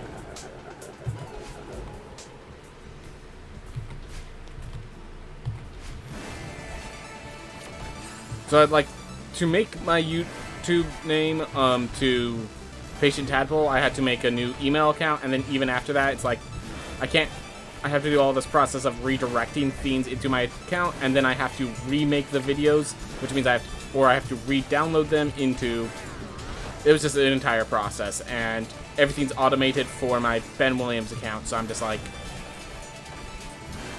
I don't think the simple name change is going to be so drastic of an improvement. Hey! Kraken, is your sword sharpened?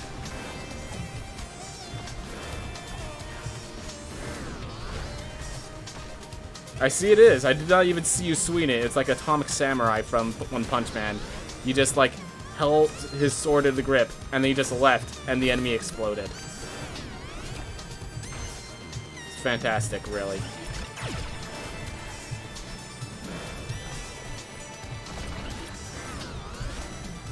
Oof.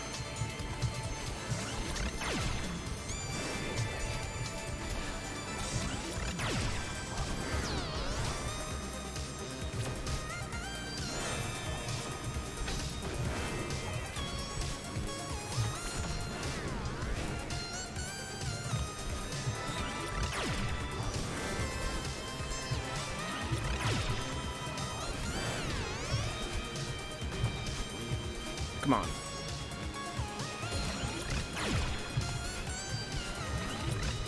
There we are.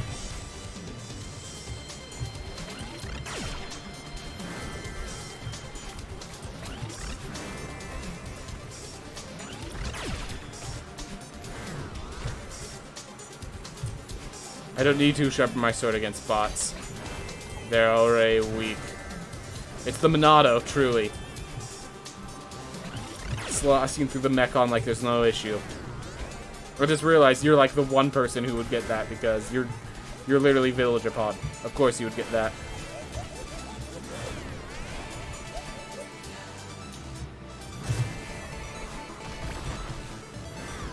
Ooh. Oh, so close.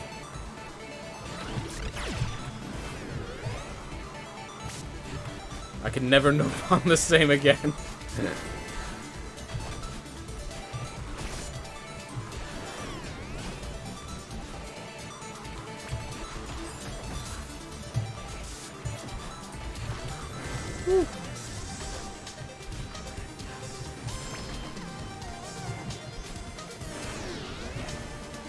After finding out the whole pawns. Yep, I remember that. I remember you talked about how they actually have a story as to why they talk like that over in Xenoblade 2.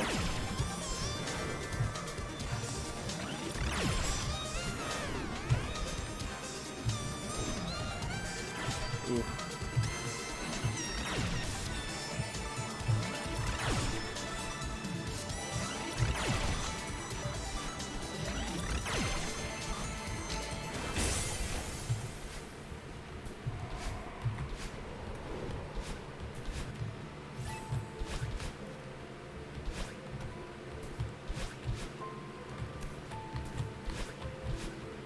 Thing is, the ending's going quite well. It's just the beginnings was hellish. It was cursed, as the saying goes. Vibes, blue, because blue is the best. Good for you, Vibes. Glad you enjoyed the color blue. Bada bee, bada bye. Badada bee, bada bye. Oof. Alright, well, we have the summit, and then we're gonna figure out what we want to do from there. I'm gonna try, yeah, so after I'm done with the summit, I am gonna try the B-side for a bit. I do want to see how the rest of B-side works, because I looked it up. I'm not losing too, if I fail that trick that I was doing, it actually does not lose me as much time as I thought it did. Like, it loses me 20 seconds instead of, like, having a full reset. But then, like, later on, there's a spike jump that I have no practice on, so if I could get I need to get practice on that spike jump, you know? So I'll probably be adding B-side to my run, which means I need to get good at B-side, you know?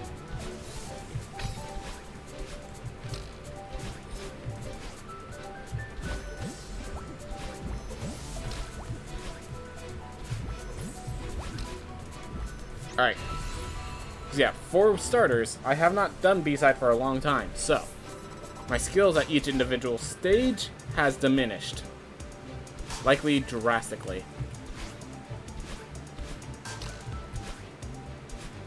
Or at least comparative to my A side. Drastically. I messed that up, but because of momentum I was able to recover. That's cool. Ooh.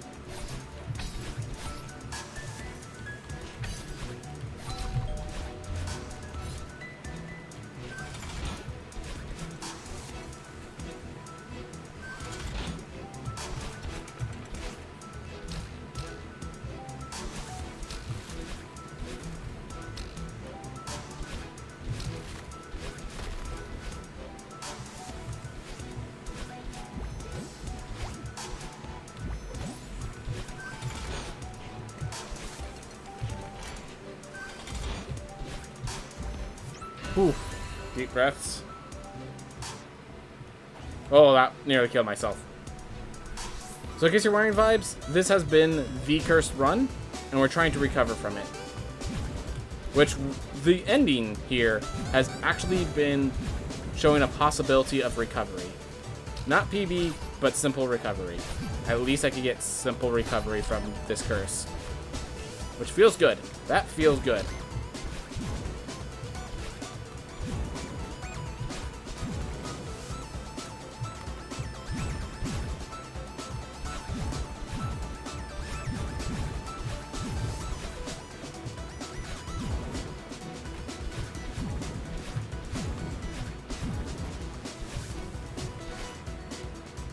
You like how the game has a timer built into it? Yeah.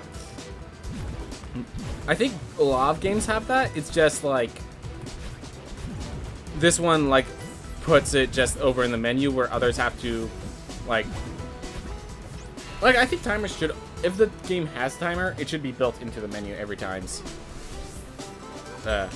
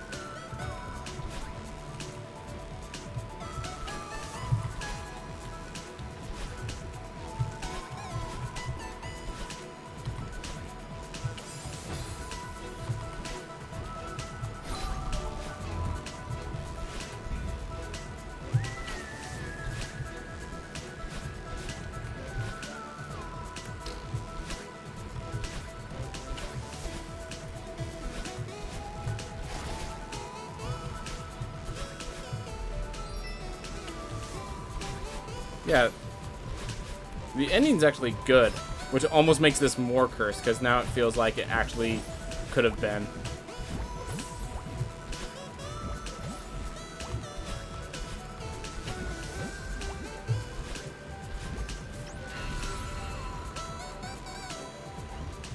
I don't really do speedrun because I feel like it would ruin my love of the game, which is why I like doing fighting games more than speedrunning. So, ever since speedrunning, it turned out that... So first off, you'd only speedrun games you love. And surprisingly, it's like you love another side of the game, is a better way of describing it. Like, it's hard to explain until you experience it yourself. But speedrunning is definitely...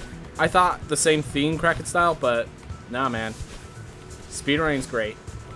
I do recommend you choose one game to try it with. And of course, it has to be a game you love.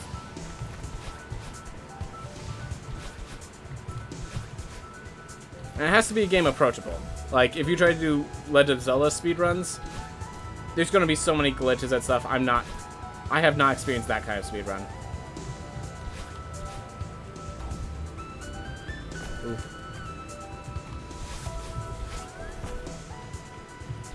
You're more of a creator and casual player than speedrunner? Fair enough. That one's okay. That one's acceptable. A lot of people prefer to play games casually. Yeah. The reason I started speedrunning is literally because I want to keep playing, but there wasn't enough content in the game.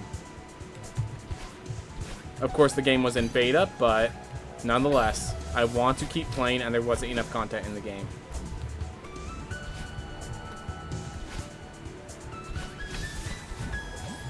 Ooh.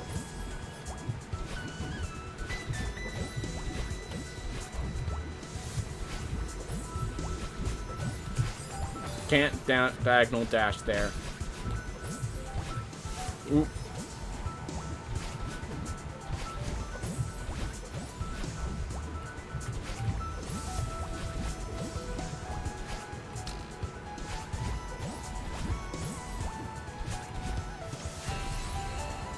Ooh. Finish this off.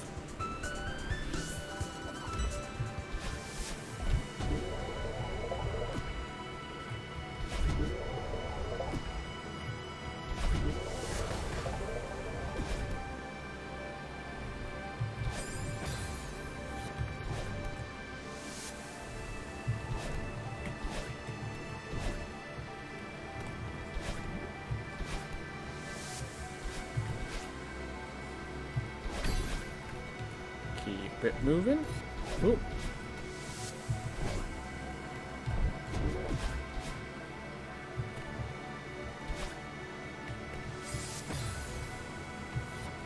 I need to make D an accept key as well.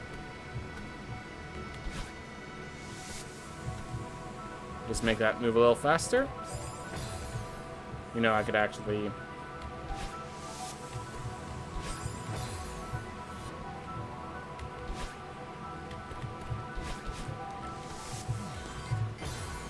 There we are.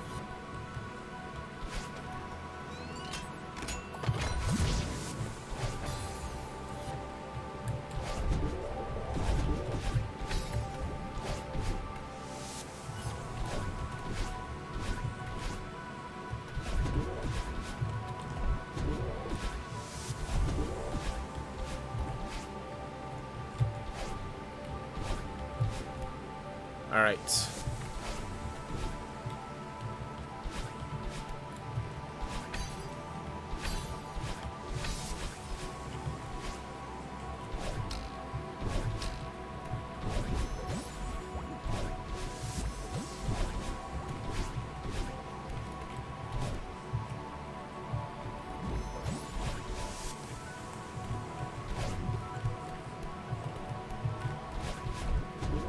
There we are. Moving.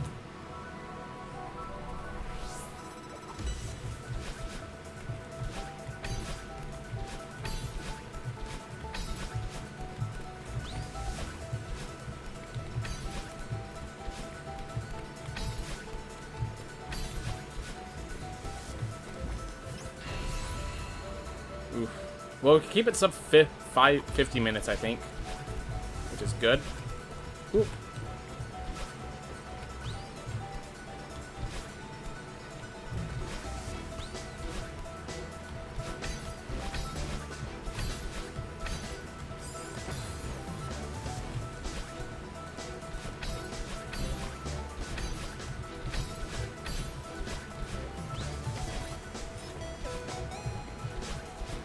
Ooh.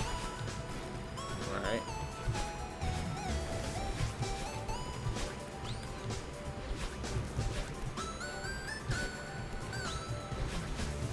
Ah! Might have just been better to retry because I spawned back there.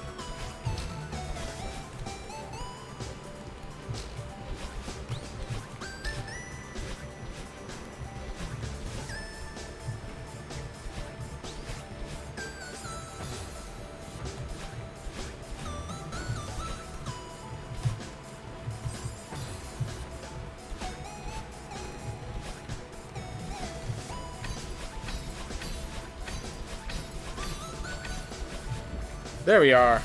Secretly, my sword is a fly swatter that instant kills everything. Ooh. The great deadly fly swatter.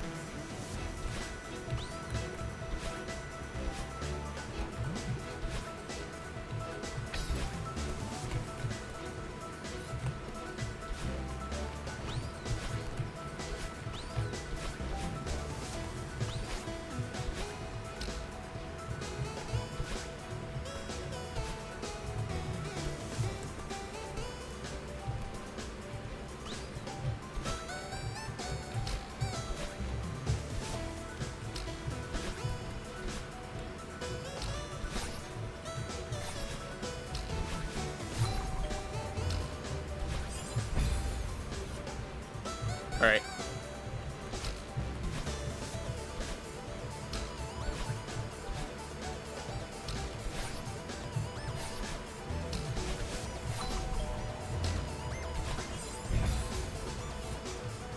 Well, I keep dying at the same spot, which is kind of unfortunate.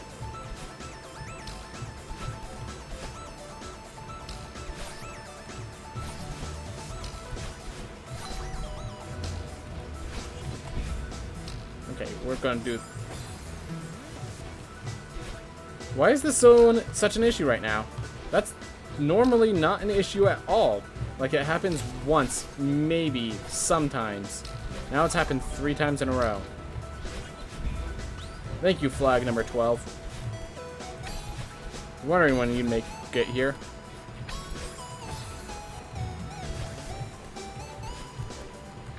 This was looking like a really good summit, even though, obviously, because of the poor runs previously, we are already missing our PB. Like, PB hit a few moments ago. Hey, Tuxwaff! How's it going? Thank you so much for hosting.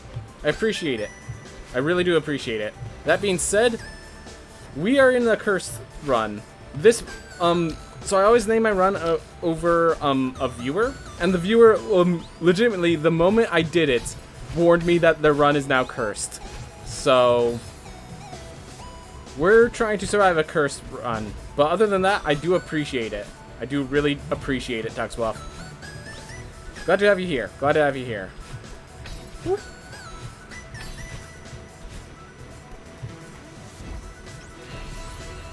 But yeah, how's it going, Tuxwaff? How's it going?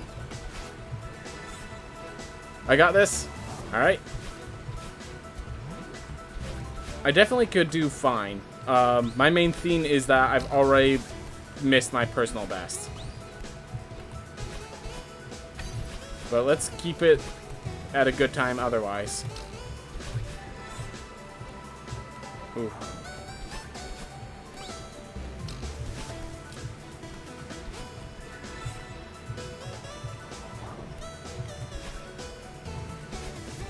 Sent you support for this cursed time. Ooh. Let's hope that sanctifies it. Oh. It didn't make it stronger, fortunately.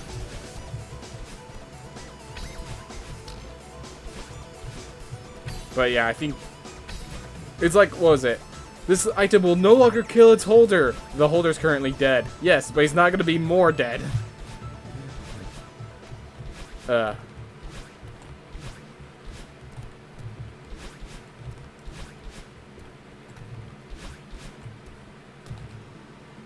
50:05.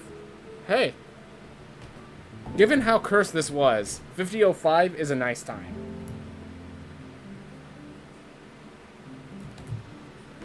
Oof. Well, we did... Unless they consume their soul. That's the... Correct. They did not consume my soul. You managed to prevent this from consuming my soul.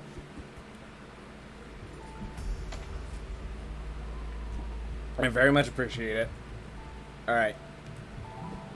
So, while we're done with the run, I am going to go over here. And I'm going to try... So there's a route that I need to get good at.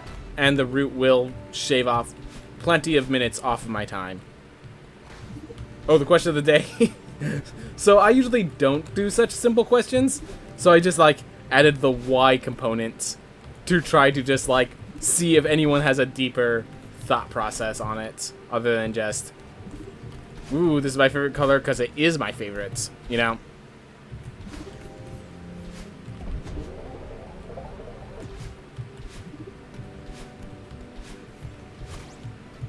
Alright.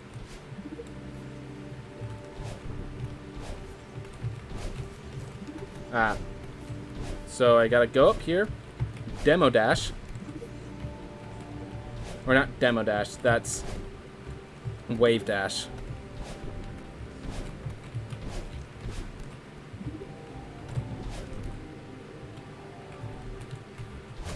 So yeah, I still have to get that all figured out, but that's the first room that's new when I do that route.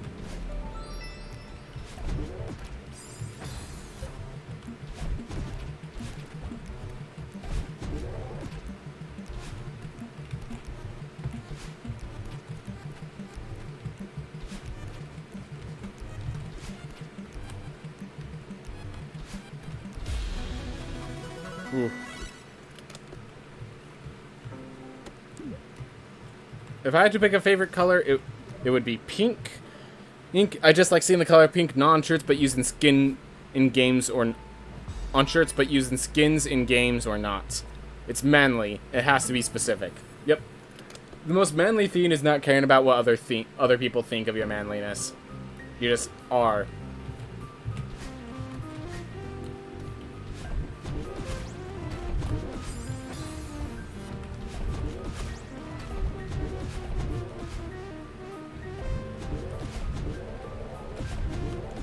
So, like, this seems like a lot, until you realize that this removes the entire dark side of the temple, including, like, not just the Theo parts, but the entire dark side.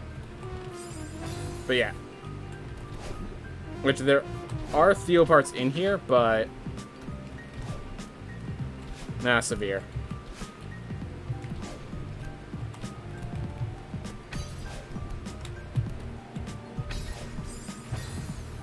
Oof.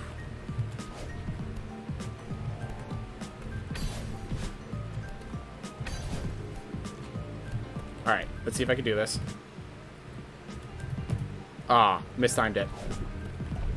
So there's a way where if you time that properly, you can get that to like basically you reset, you fall back down, and you immediately end up in that area to your left. Fortunately, if you miss it, you can just do this.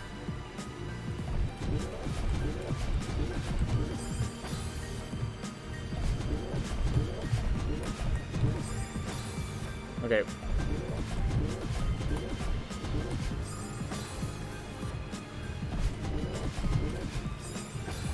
Oof.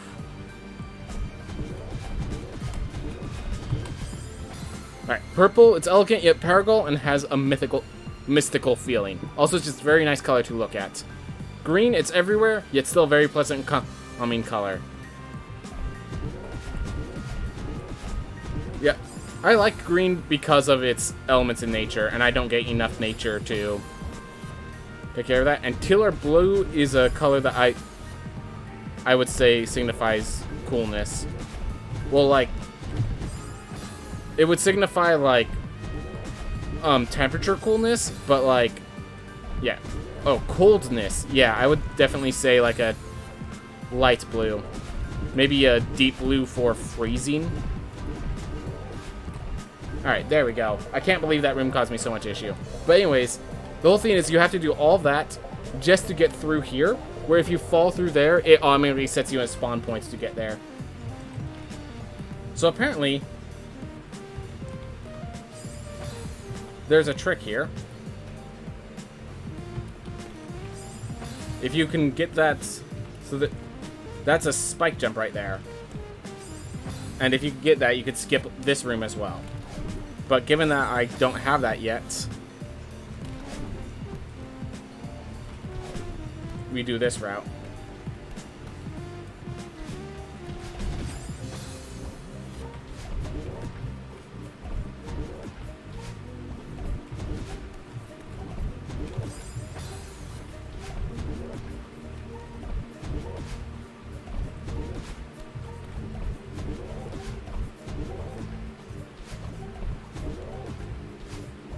Alright. So you do not press that button, because you have to use that wall to get here.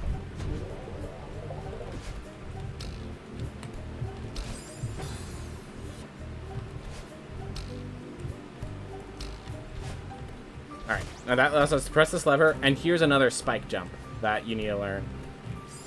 That I do not know. Oof. This is just really quick. Yep, I would need another key to do this normally. There was the spike jump. But I need to have it. There we go. Alright. With that spike jump, we can continue this stage. But this would be the new routes. Which, as you can tell, I lack practice with this route. Involves a lot of timing, but at least you're in control of things to decide the times. I can just clean on that wall while I wait for an opportunity, or I can just do that.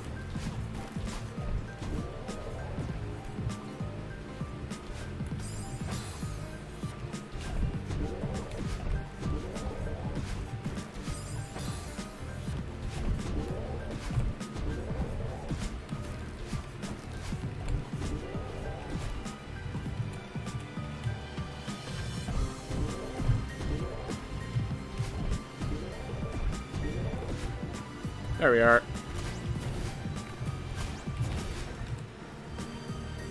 Oof. Yeah, white-blue would be a good freezing color. There have been numerous studies in biophilia, a theory that humans actually get physical and mental health benefits from being exposed to nature and nature-like things, like fake plants. This means that technically there's a deep-rooted human appreciation of green. It's also funny how red is my least favorite color, yet one of the good complements of purple. All right.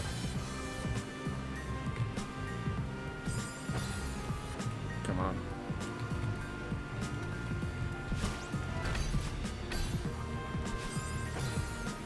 So yeah, very different stage that I have to get used to.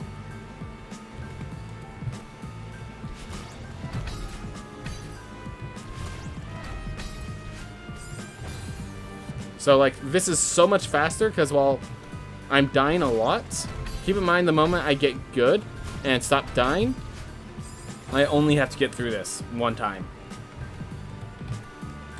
But the problem is I have not nearly enough practice on this one, so that's why this is having so much trouble. Whoop.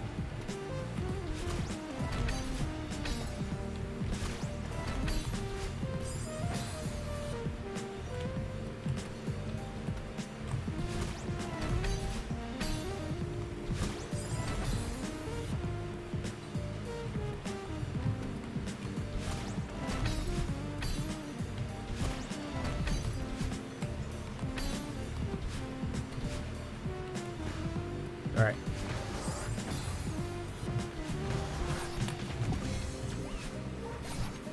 Missed.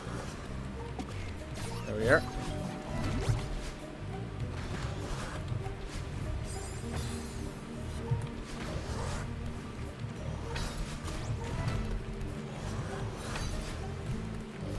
There it is.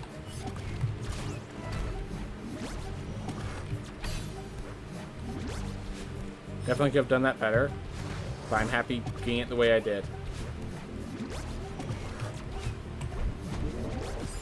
Alright. So there's apparently a way you can do this so that you just like... I mean, I'm not going to do it my first time, so I'm going to stop trying, or at least I think I should stop trying.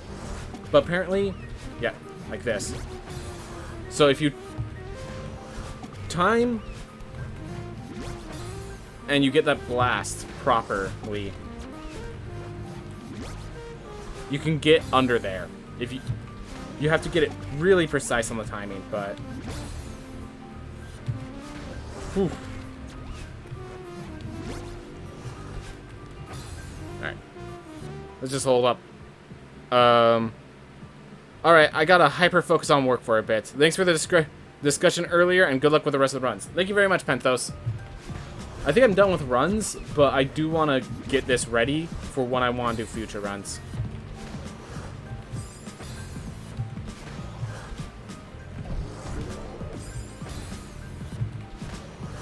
Oh, did that wrong again. Alright. So that's the first part. It's the next part that I'm having trouble with. The actually using the launch. Whoop.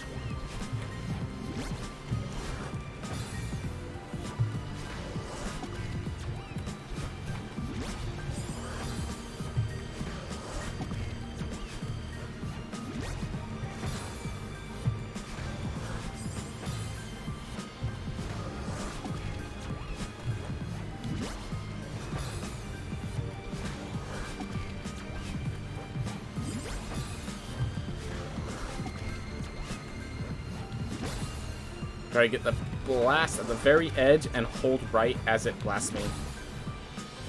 Oh, I could go closer to the center for more launch power, I think.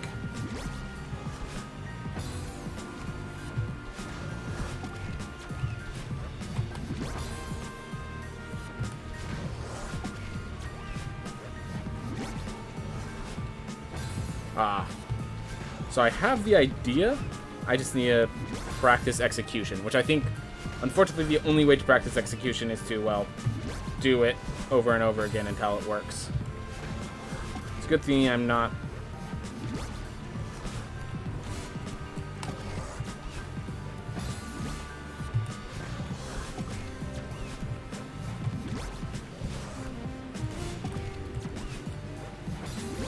Okay.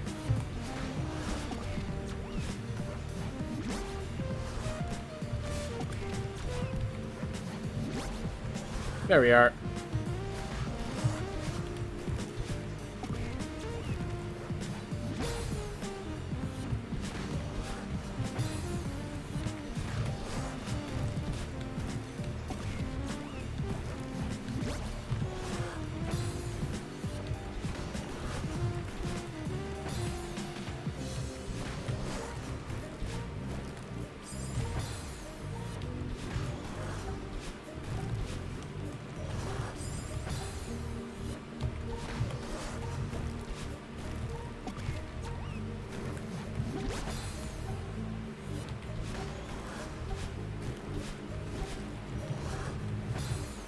So, like, these are all things I need to figure out so I can actually do this run properly. So it's worth practicing no matter what. All right.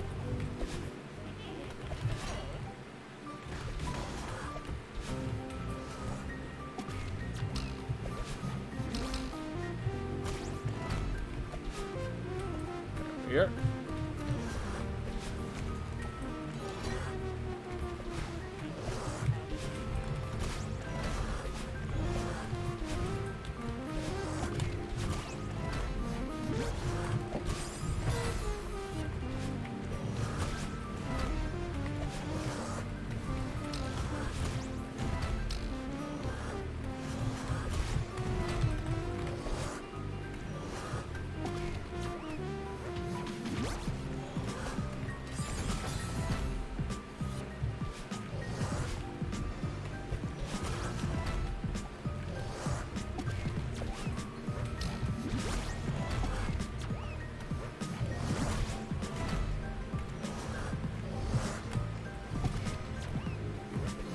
There.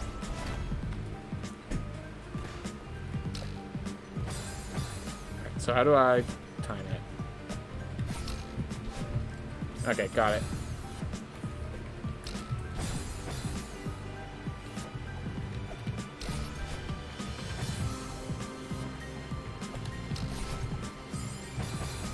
Almost got it.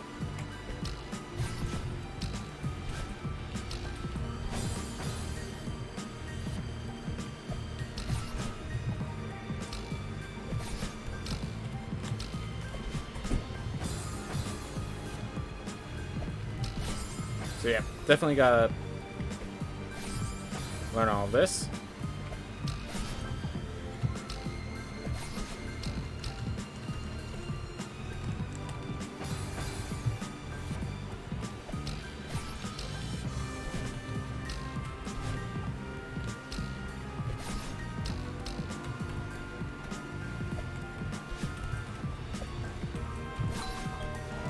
There we are.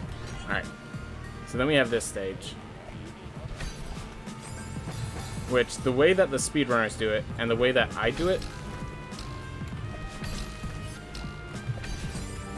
Ugh. Well, I did it.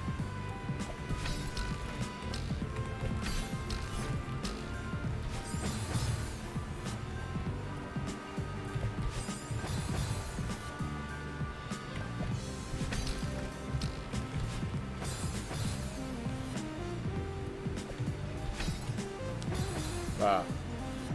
Got the precision right.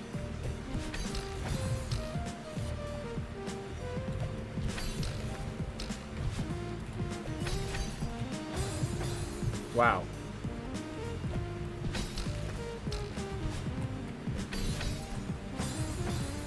Alright, so it has to be directly over the screen, I guess? When I throw it? Just gotta figure it out. But yeah, this is technically the faster route.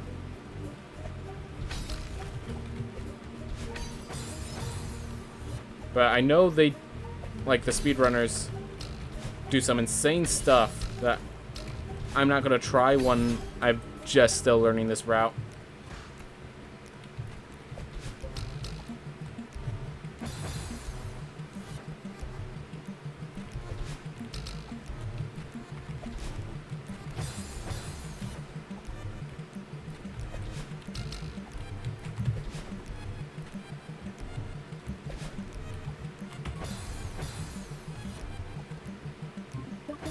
Great.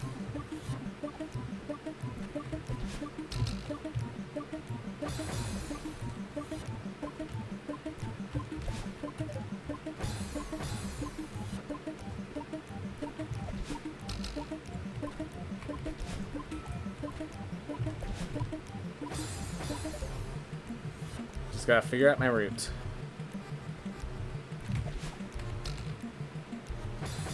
Oh, I wonder. Nope.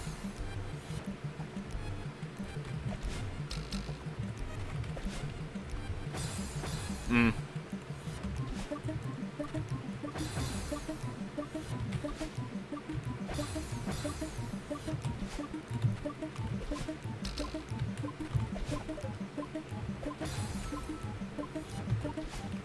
Just need to get through this room, get myself a basic sense of what I need to do at the very least.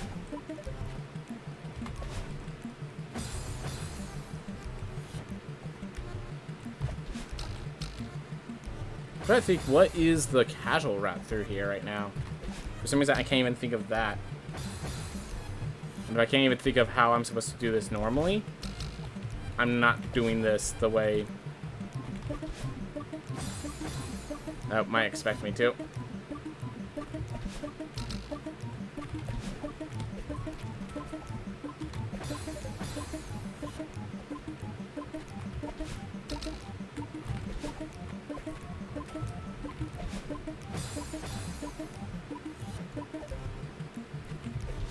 Alright, I have an idea, but I didn't pick up Theo in time.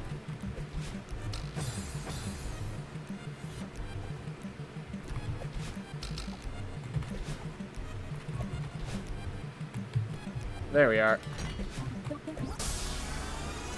Alright. 17 minutes. Yeah, I'm gonna say for now, that's not gonna be the route that I'm gonna take. If it takes 17 minutes to do that one stage, I'm gonna say that's not the route for me. Not yet. Not yet. This reminds me of the freaking 8-ball stages in the Octo expansion. The ball fires down, and the cucumber dude blows. I have no idea what you're referring to with the Octo expansion, so, it's quite the statement, Tuxwolf. It's quite the statement. Alright. I wonder, can you... Yeah, you can check the times. Alright. Accessory Resorts 8. I can check those times. That's interesting to know. Alright.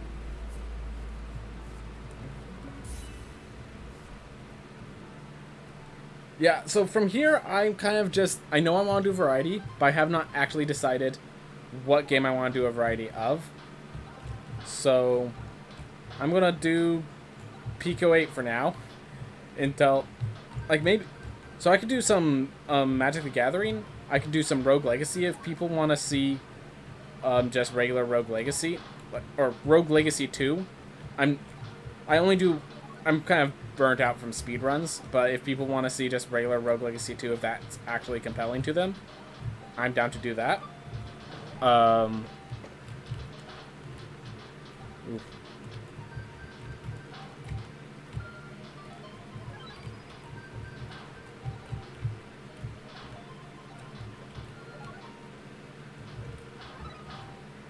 I would not mind RL2 casual stuff. Alright. Sounds good. So I'm going to finish PQ 8 because I know this thing's pretty short, so... At the very least, I'll get to the halfway mark where you get your power boost.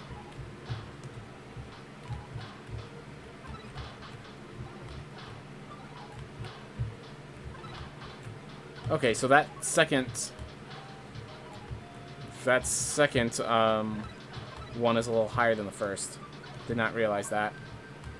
Well, at least get to 1,000 meters. Alright. Alright, so you do just bounce off the walls.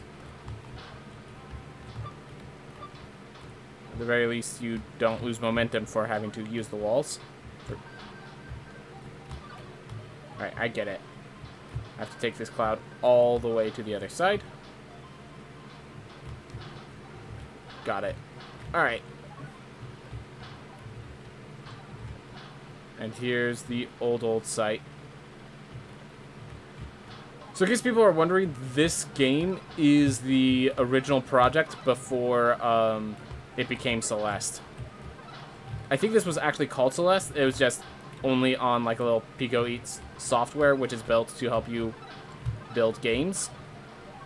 So I guess this is technically Celeste. Just now that Celeste, you guys know. Which is nice.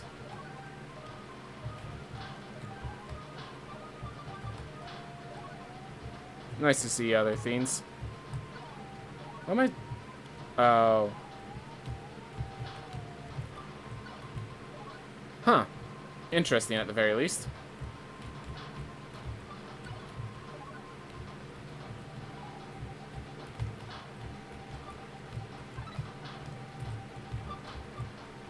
Maybe use my dash, then pick up the...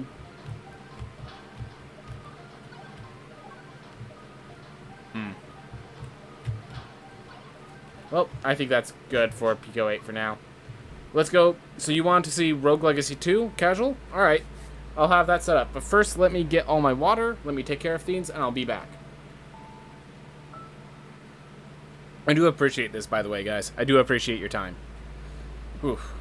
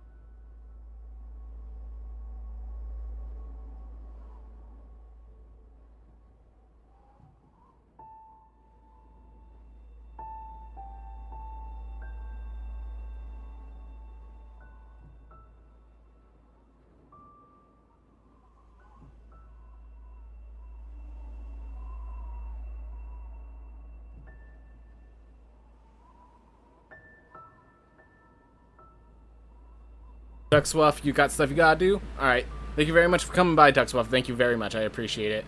When me and friends hung out in person on Saturday, we played for the Keen locally. Oof. What am I doing going back to Pico Egg?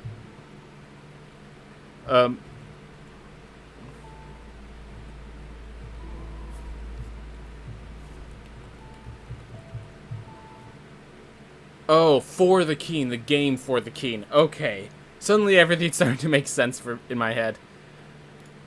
Alright. Well, let's switch over from Celeste. Rogue Legacy 2. And while that's happening, we are editing the stream info. Game plus and chill. No.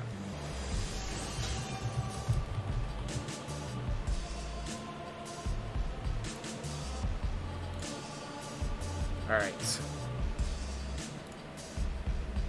Pizza Monday update.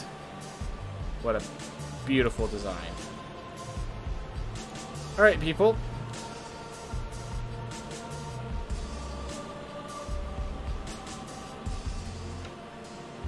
Oof. So unfortunately I do not know much about the game for the Keen, so I cannot comment too much on that. Also, I feel like there's a critical piece of information that's just missing out of the text. Oof. Nonetheless, let us continue. So New Game Plus 6, I believe. Have I beaten Irad? I do not think I beat Irad, so... Right, we use this character to take care of a challenge in this room. Alright, so it looks like there are 1, 2, 3. Okay, so 1, 2, 3, 4, 5, 6, 7, 8. There are 10 more challenges they're planning to add. That's cool. That is cool. Alright. So I still have to beat Irad.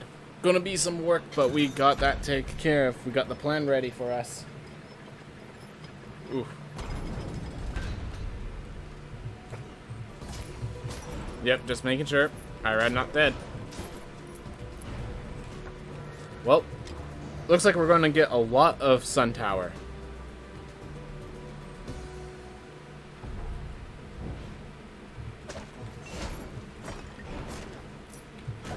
Oof. All my meat now, which is a warning sign. A statement of my mistake. And a mistake that is mine and mine alone.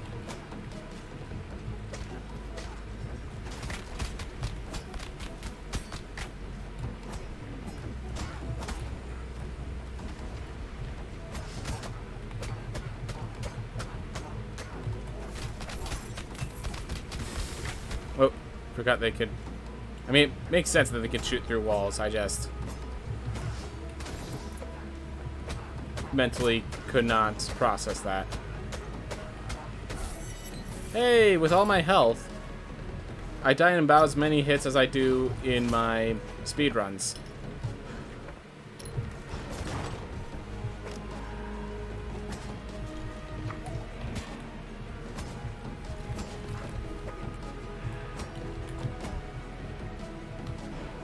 I was really hoping for gold.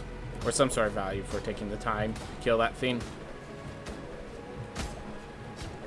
Oh well.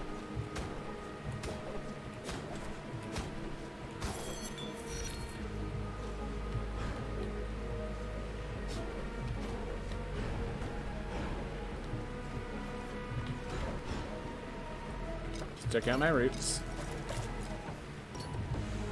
War drum. Maybe you want survivability, but we'll take the war drum.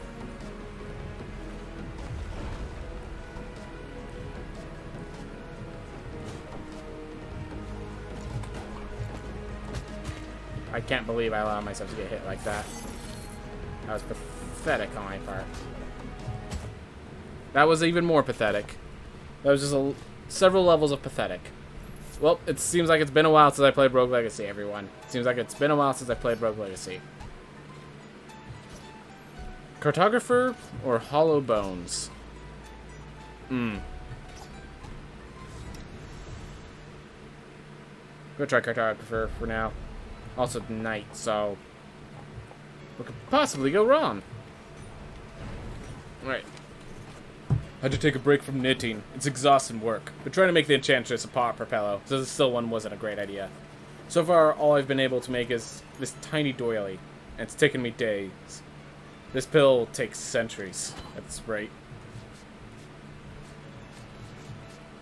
Alright. Just make sure there's no other conversation I'm missing. Right here. When we get out of here, I'm going to tell my son who I am. I was stupid to not say anything back then. I'm more stupid for not saying anything now. Yeah, I'm pretty sure by the way he's described it, his son is the architect. Thanks for listening to me this whole time, friendo. Having you to speak to really helped. Glad to hear it, man. Glad to hear it. Orzo soup. Thank you. Ah! Because we're giving him the soup that our good friend the Enchantress is making. Forgot about that. Just a little story stuff. figuring out, getting it all set up, all that sort of stuff.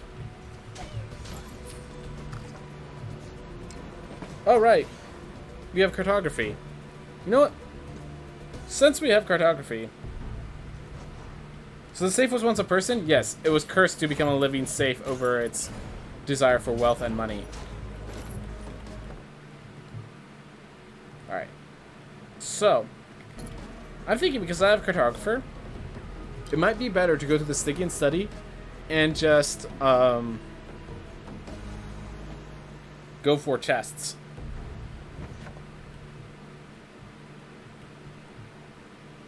So like there's 2 chests right next to each other over there. So we'll go for those 2 chests and move forward from there. We could grab the relics back in the entry area. Like, we have plans. Alright.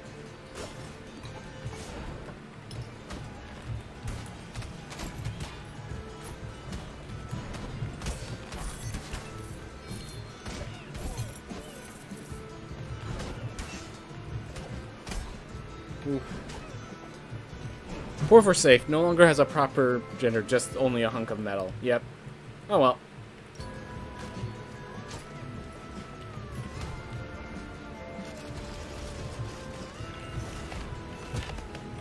That is not the one you want to get hit by if you're going to get hit by one. Well, I got my treasure.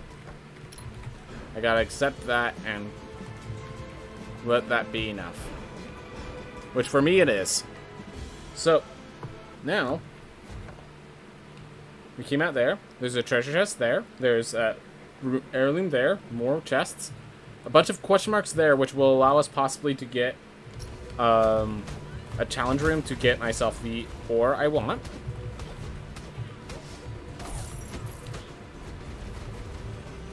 Or apples to increase our max health. Both are possibilities.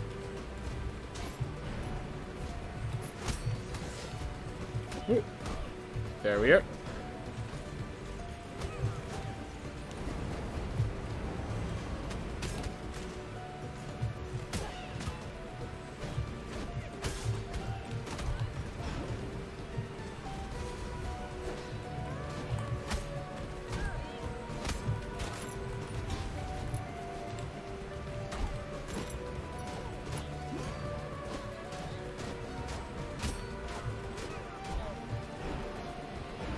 Alright.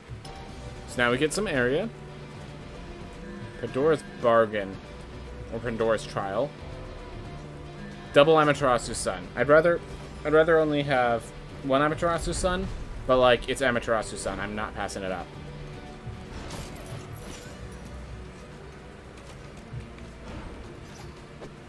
And we're getting some blueprints. Ammonite Cape. Feels good, man. Feels good. Alright. We can actually go to the Sun Tower entrance, drop down to the boss fight area, so that we can get those treasure chests. Oh, not Sun Tower entrance, Stygian Study entrance. My apologies. My bad there. Slight miscalculation. Hopefully did not waste us too much time. I know time is money for some people, especially the living safe. But hopefully this is worth the payment involved.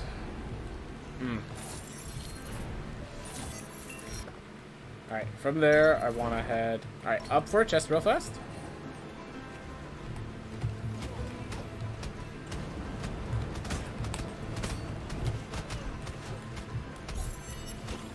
Oh, right, I have burning. Duh. Man. Burning's so valuable. Scholar Helm 3. Alright. Gain plus 3s for a lot of equipment. That's good. That's good. Alright.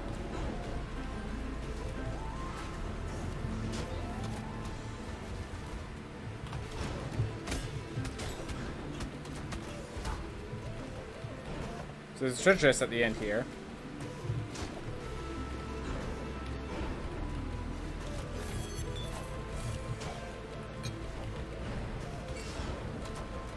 Oof.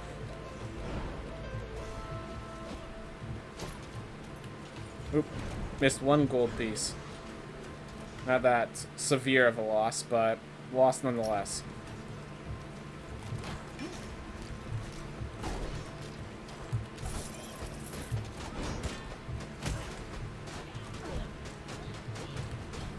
Oof. So, a single hit from these little traps deals, I think, 500 damage. So, worth avoiding whenever possible.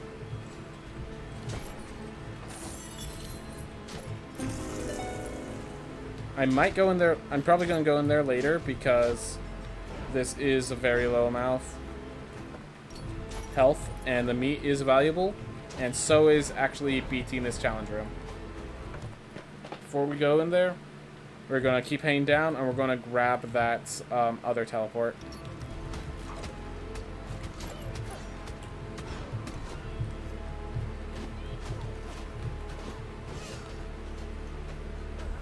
There we are. Rage Tincture or Zealot's Ring? Glowing Ember. There we are. Alright. Down, and there's a treasure chest at the end here, so we might as well grab that.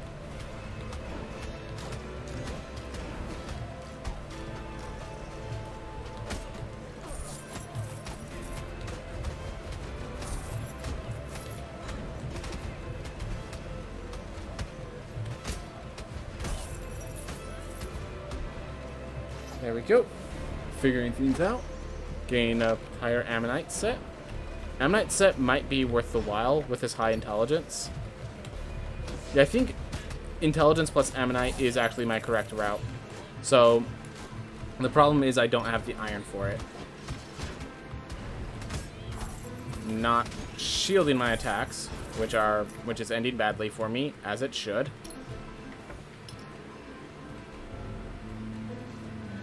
I'm gonna go with weird mushrooms, because we already have one of these. Oh wait, we didn't have drums. My apologies, we did not have drums.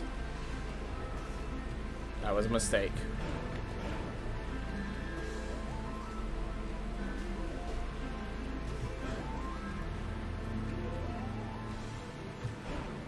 Alright. Well, that was a mistake. Let's grab these treasure chests. Kill a few baddies along the way.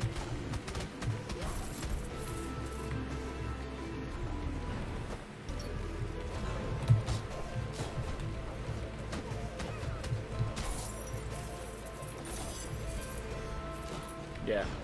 This guy does have low health, but his power output is enough to make up for it. Just this fire is immense. Oof. Alright, one more over here.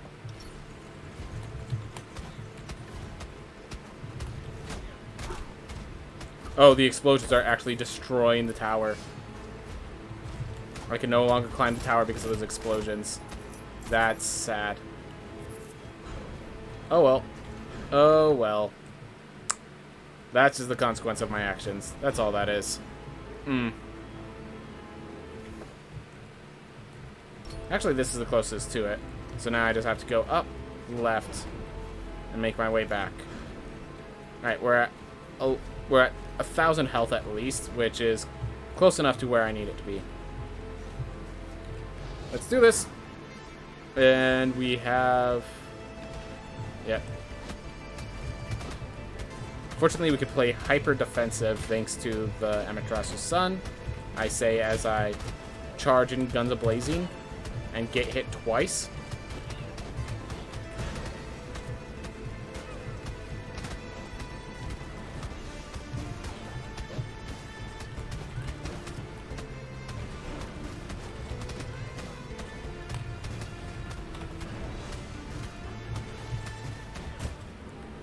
Brilliant. Brilliant. That should not have... I should not have perished there. That was just like 13 bad mistakes. Oof.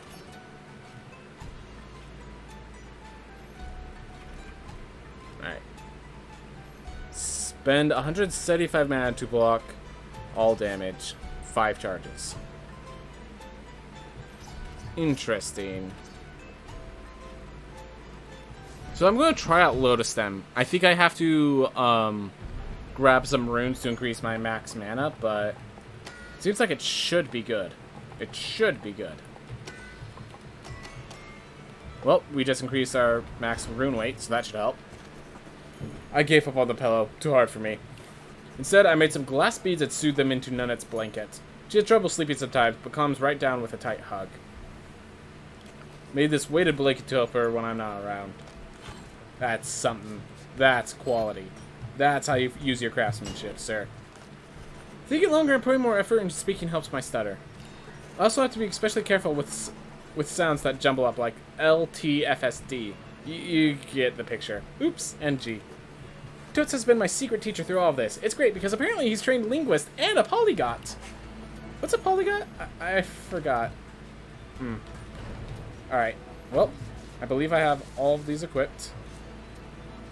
Alright. So I need to equip some capacity runes. 2, it seems. Let's just make it 3.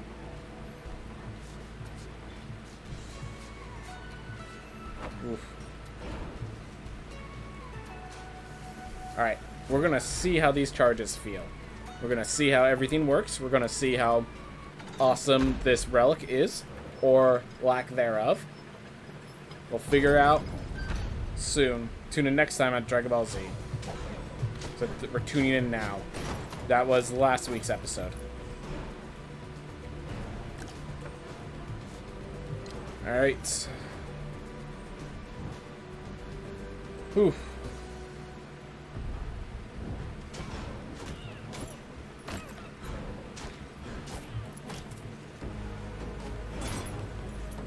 There we are.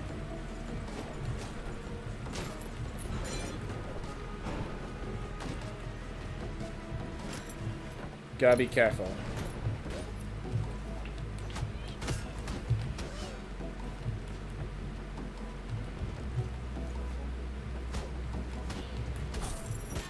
Ah. Oh, do I run out of charges and then it just does nothing? That's sad if that's the case. Alright, Gilded Cape 4. Alright. Well, if I ever want to give up on actually dealing damage, I could get a lot of money.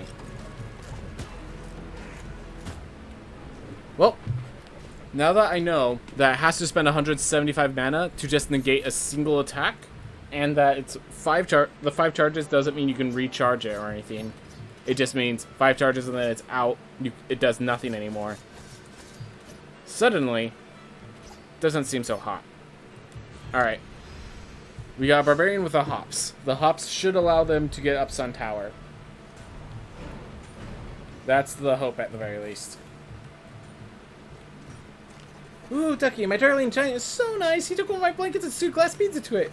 He also a weighted blanket, and I just adore it. It's really helping on those nights where I get restless. He's so thoughtful. What a giant Ducky.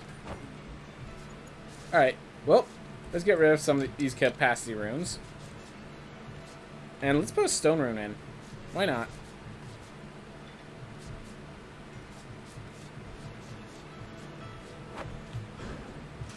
Oop. Maria. Maria's not a bad name, right? For the longest time, I couldn't stand it. There's a tradition in my family where the eldest son and eldest daughter are given names similar to their parents. My great-grandmother was Mariana, whose named my mother Miriam, who named me Maria. Oh, she's the son of Miriam. Or the daughter of Miriam. So in case you're wondering, Miriam is the wife to... What's the guy's name?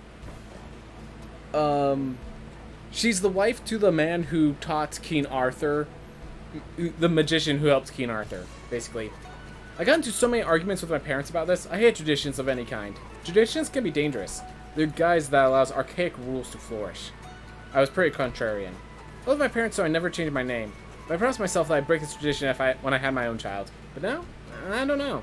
I've spent so much time on these docks, I see how beautiful traditions can be.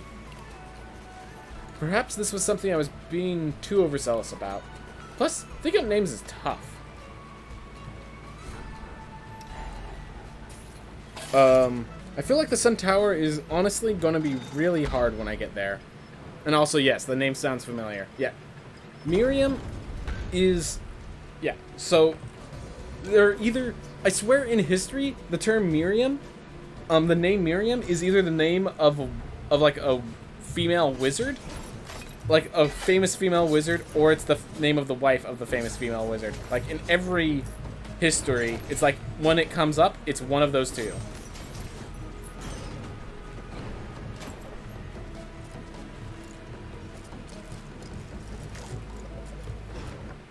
But all I'm trying to get at is that that name is tied deeply to magic.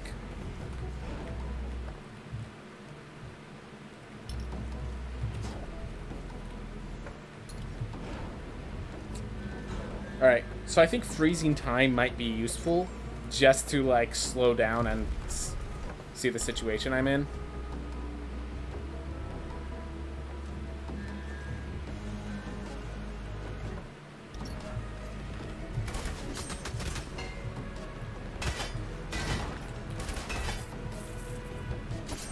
Cannot reach it from here. Unfortunate.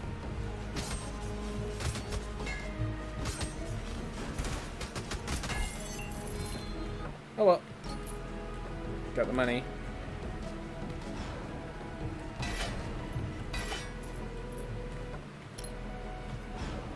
Not that interested in a chest. Oop.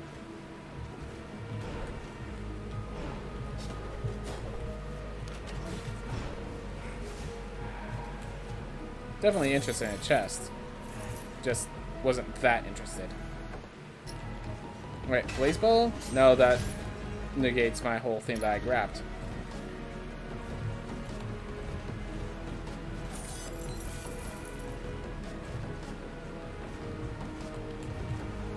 There we are.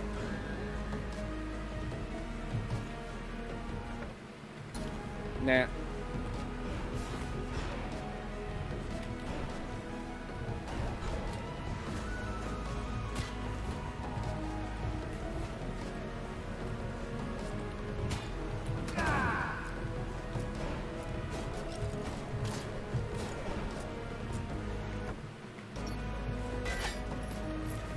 Oh, duh. I just used my spell.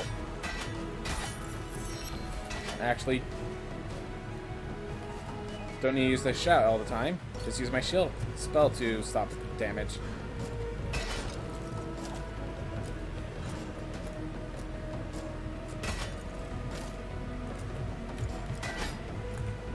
There we go.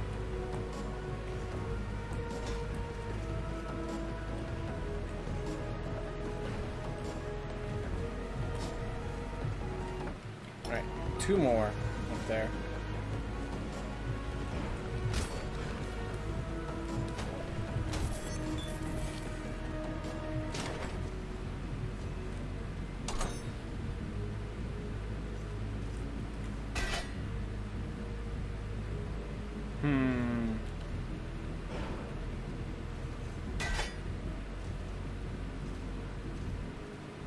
Alright, I think I get it. But think does not mean I know.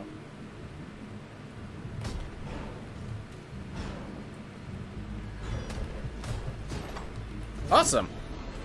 Whew. Managed to pull it off. And that's good because I surely have more runes. More and more runes to grab. And I got me in the process. All's well that ends well.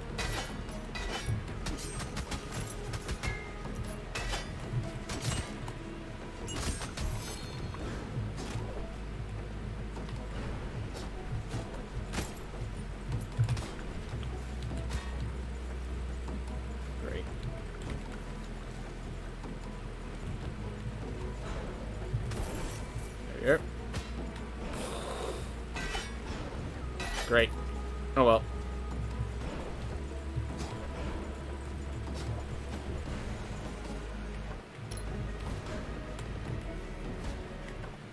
Alright, so I want to check this out because it looked like they added, they might have added one more story beat, or they just still have the error of...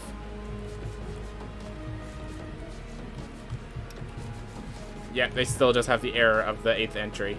Alright. Unless there is a secret 8th entry that you have to go elsewhere for.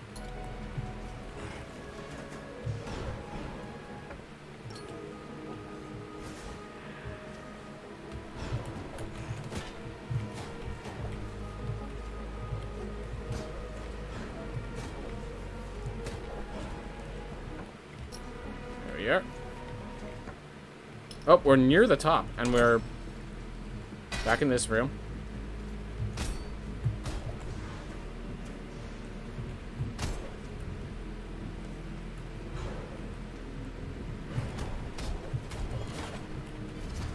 Another fairy chest for us, if I can just make it to the top. The top's right there.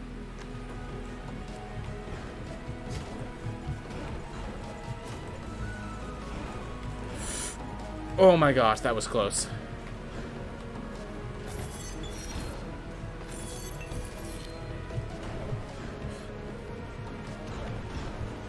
There we are. So yeah, everything deals intense damage, so that was why that was scary. But we have shield. We have shout. Oof. It's nice to see this casualty. Yep.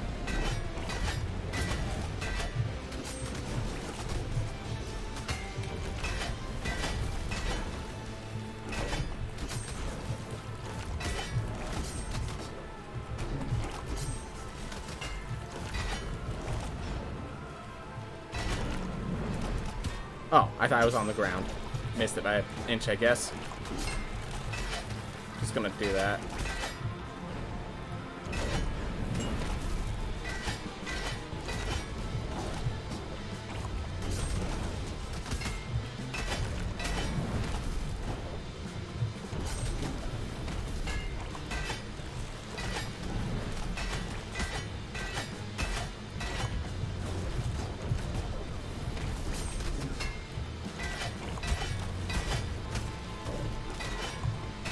Ah.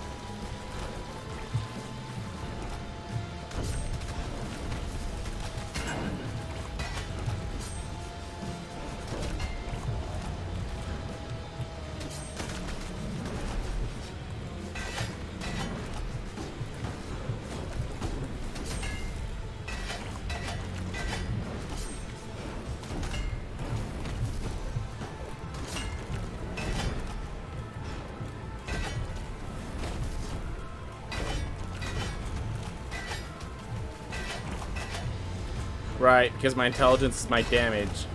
While my spell is very good at protecting me, it is a protective spell, which means I don't have raw damage output.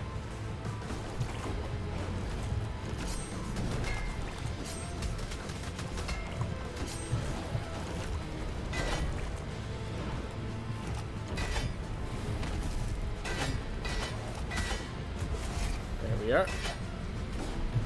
Oh my gosh. That felt bad.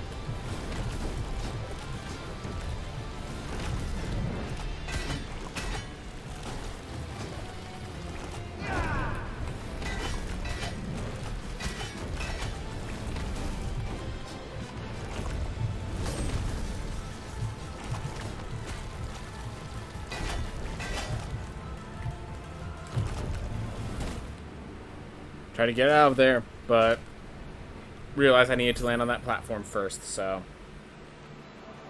put myself in a bad spot. Hypercoagulation. Not really good with a cook, but I mean, it's hypercoagulation.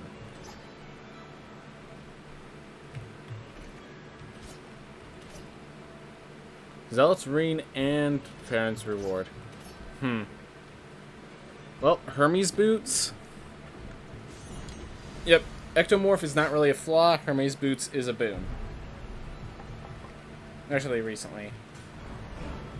Let me just check, make sure. Alright, Obsidian Weapon. Still needs a bit more upgrade. If I want to switch to Ammonite, it's going to be expensive.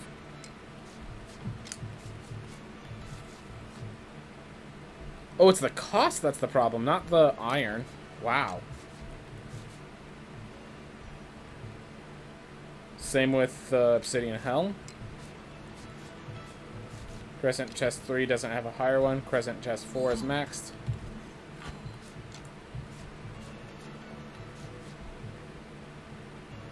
Huh.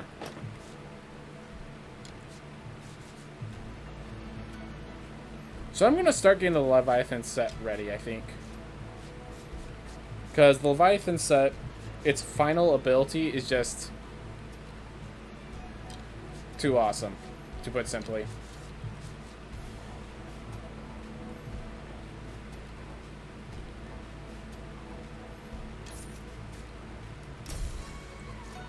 So yeah, Unity level 100 Leviathan gets me my soul steel that I've been looking for. Ever notice how you can talk before the words have time to form in your head? We're so quick with our tongue because of how natural speech is to us. To work on my stutter, I practice mindful speaking. I try to have the next sentence ready in my head before I start talking. I'm a little slower, but now I find these I say more purposeful. If you don't have a stutter, I highly recommend trying it out. It's quite enjoyable and it's led to better conversations in my life. The other time I struggle to mindfully speak is when I'm too emotional, or when I talk about weapons. Oh, just thinking about weapons gets me excited. Well, Ducky, it's a lovely day. That weighted blanket has done wonders for my sleep.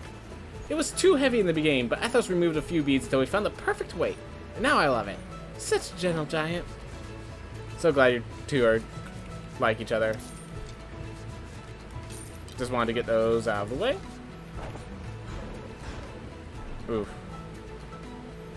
Let's buy here. I am glad I chose to grace this docks with my presence, mortal. This has proven to be most insightful. You're welcome. You're welcome. Alright. So we get thrown across the wall, across the skies whenever we get hit. But we still hit as hard as we usually do. And we have wind wall again. I just realized we have wind wall again. Once again, our damage is going to be nerfed for the sake of defense. One of these days I need to just go heavy damage, get magma mass, blow holes through enemies. You know, the works.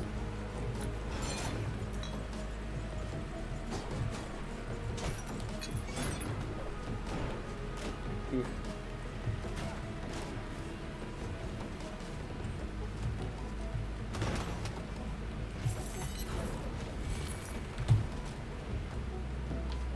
Oof.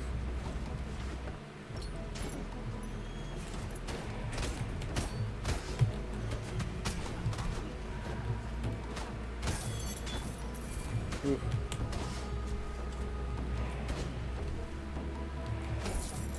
There we are.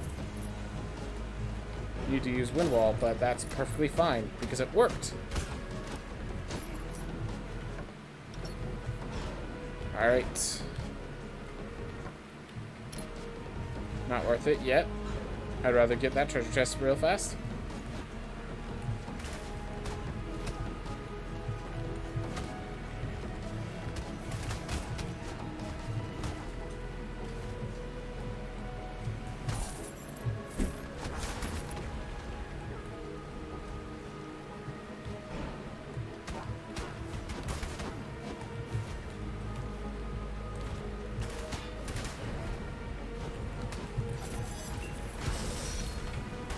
I tried to shield bash through it, but my shield bash did not come out in time.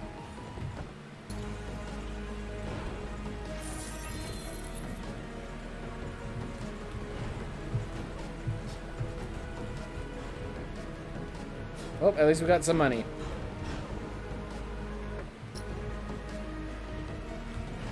At least this life wasn't wasted entirely.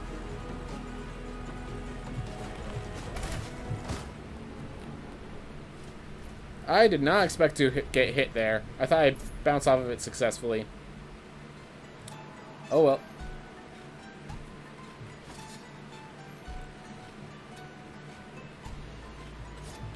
Yeah, that is too good of a boxer, especially when you power it up.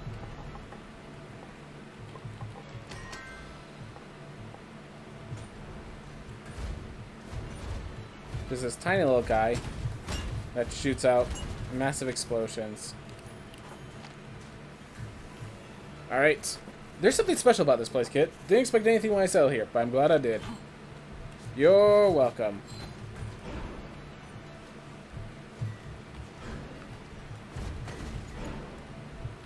Alright, Sharon. What you got for me? My thanks to the enchantress. Nice. Yep, just glad everyone's becoming friends. Everyone becomes good friends with one another. So now we have massive fireball gloves. We're going to an open area, and we are minuscule objects, so we can even hide amongst all the projectiles. This could end very well. This could also go tragically. We're going to assume the former, but I will not deny the latter as a possibility. There goes all my meat, prematurely. Oh well. 305 per.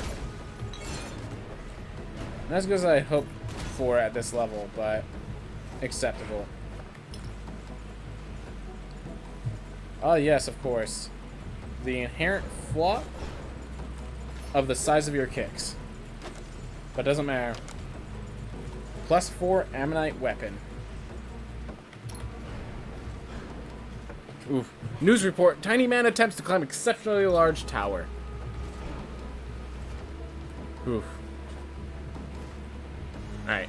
We're just going to leave that chest behind because the explosion radius of my attacks makes that chest exceptionally dangerous. No, no, no, no, no. So, once I missed my dash once, GG's for me. I only have one dash.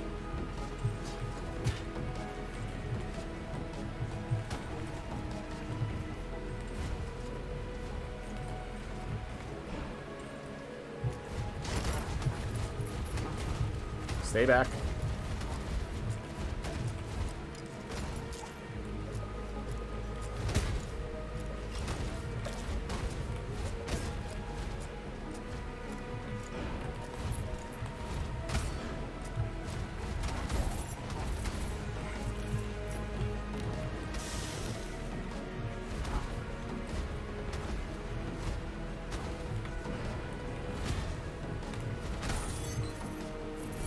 I didn't realize the spikes could eat my fist as well. There we are.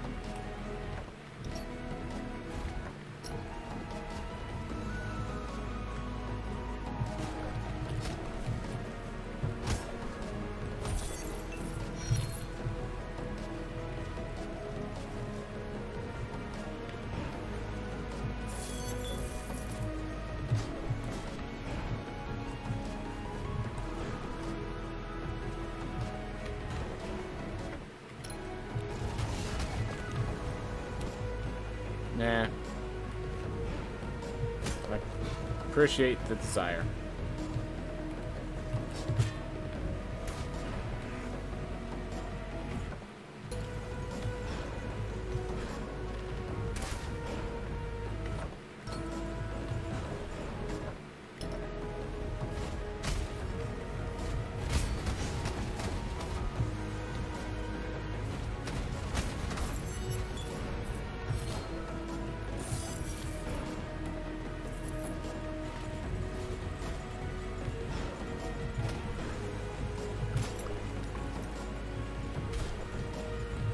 What am I doing?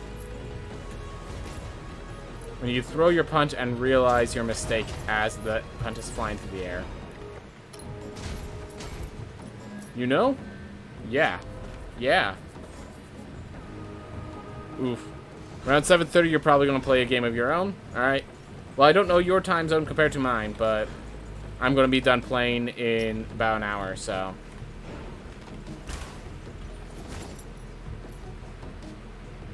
You know what?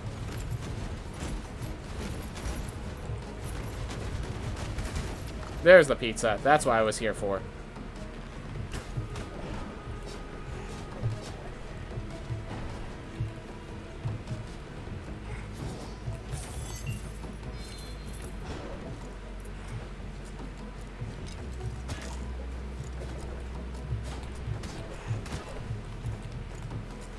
Oh my gosh. Oh my gosh. Okay, well, we made it up.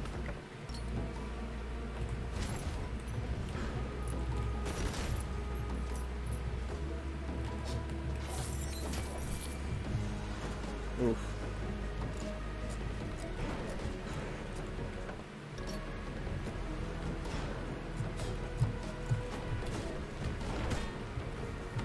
Are you kidding me? It was just like... It was waiting for me up there. Well. Oh well. Oh well. Made some stupid mistakes. Pizza vampire. Or sword vampire. Let's try pizza one more time.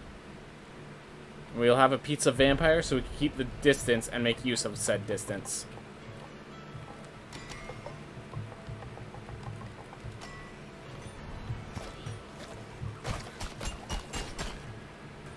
Alright. Hey kid, I was trying to keep this a secret, but I plan on proposing to Nunet. I was quietly making a rain, but it's hard to hide something from someone who's right beside you all the times. I say I planned on proposing because she didn't give me the chance. She said yes before I even asked the question.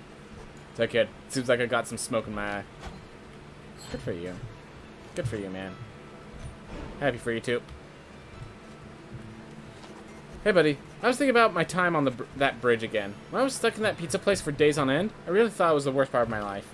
Now I'm glad it happened. If I hadn't gotten stuck there, who knows if we would have met. Yeah, now that I think about it, like, unless you're speedrunning, she's sitting there stuck there for generations, which is which is kind of sad.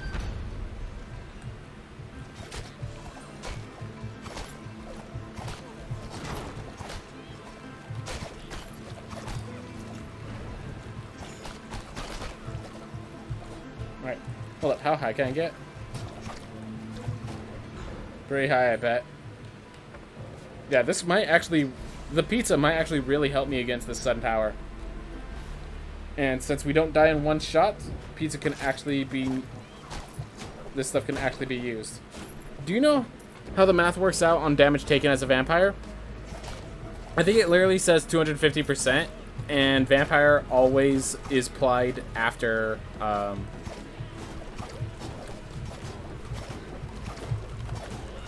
Okay. I had no idea about that.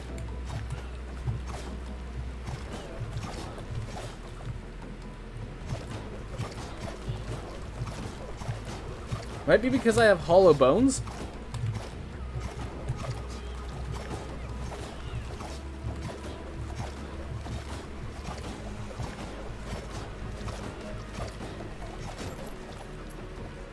Oof. Just want to make sure. Yeah, you take 150% more damage, so it's a total of 250% damage. I did not realize that that's how that worked.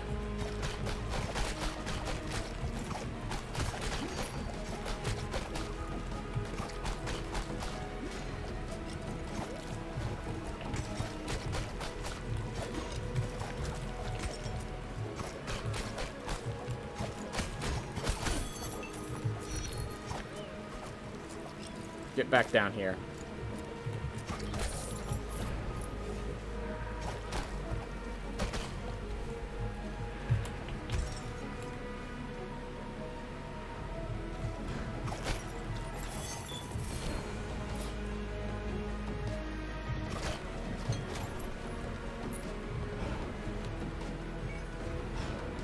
Ooh.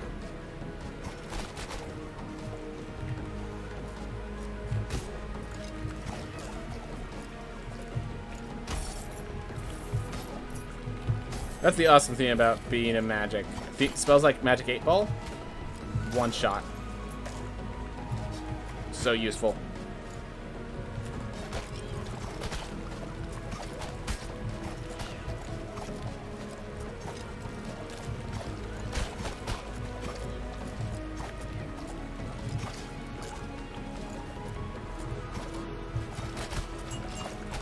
There we are.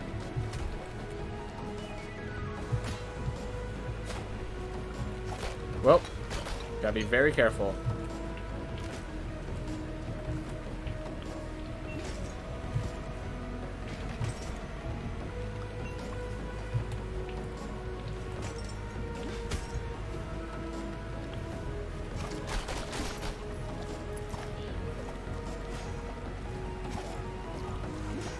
Those are both elites.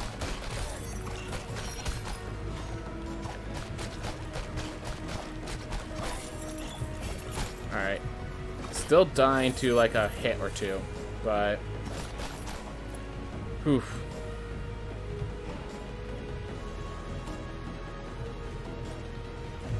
Yeah, if I touch those clouds, I die. Just so you guys know.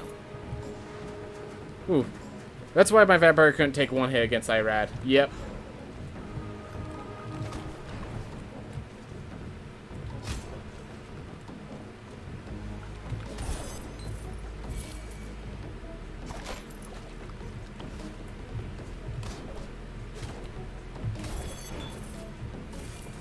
Alright.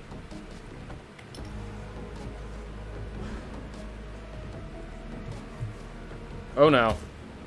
I thought there was going to be a platform over there, so I just jumped in, just like, okay, where's the platform? And, well, it turns out I actually had to bounce the entire way through. Alright. Flame barrier for damage output.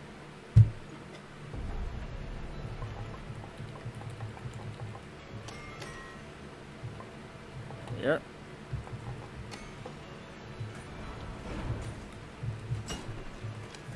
You know what my two favorite estuaries are? I had to choose that have to be Lamech and Irad. Estuary Lamech was strong and forceful. He trained all of his soldiers and mastered many combat techniques. Irad, on the other hand, was a brilliant strategist. The king's second command. I feel like I read this before. Yep. Did you hear the news, Ducky? I'm getting married! Athos is making a ring for me and I was surprised I knew what it meant. Isn't that silly, Ducky? He thought wedding rings were a custom from his land, but came from us originally. Imagine, taking our customs and traditions and thinking it's your own. How adorable. I'm glad you find it adorable. Let's just go with that. Oof. So, by the way, at any time I could probably just use the Architect and just go face Irad until I win, but I just want to actually do it this way. Oh yeah, I don't equip haste runes, vault runes, or dash runes because I want to make sure I don't get used to any of it. Just want to guarantee, you know. Oh, by the way, how did I not think of this? My board. I know people aren't usually looking at this, so most people don't really care, but it's a notable mistake that it was highlighting the wrong things. I'm sure as heck not jumping when I dash forward or attack. Not climbing when I attack. That sort of stuff.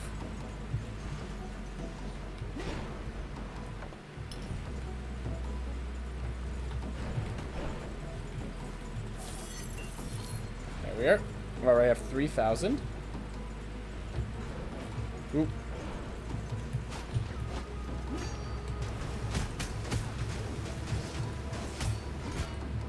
They have so much health that swing at them and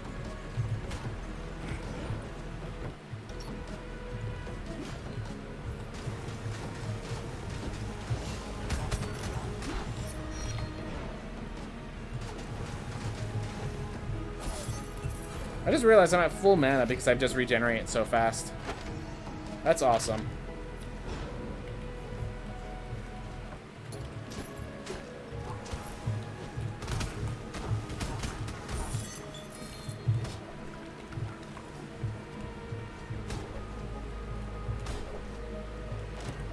Here.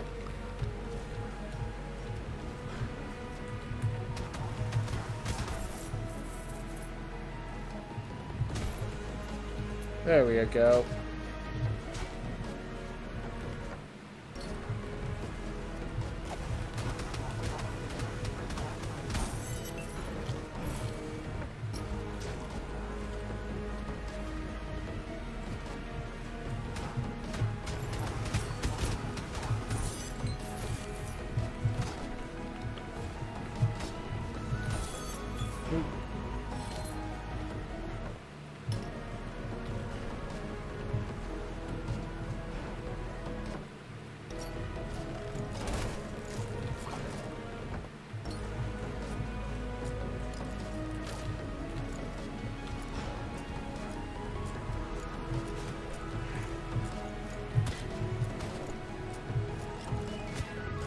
Oh my gosh.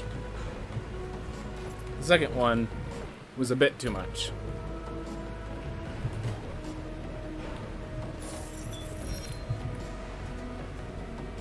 Do I have to... Yeah, I have to go down. Don't die. Don't take damage either.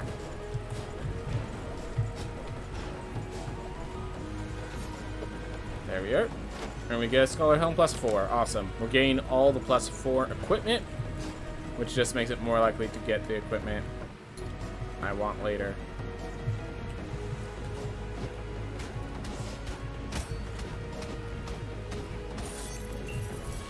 Alright.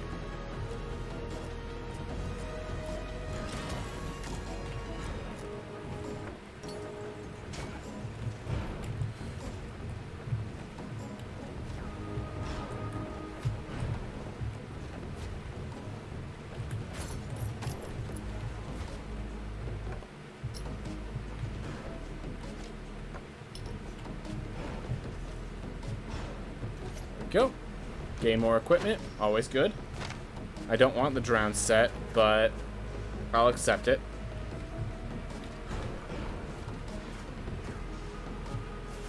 Alright. One. Okay, I was going to say, why did that theme not disappear?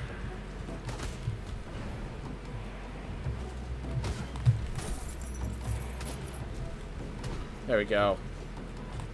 Whew. Gotta be careful.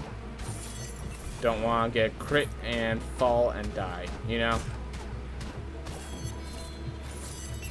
There we are. Feel a lot better.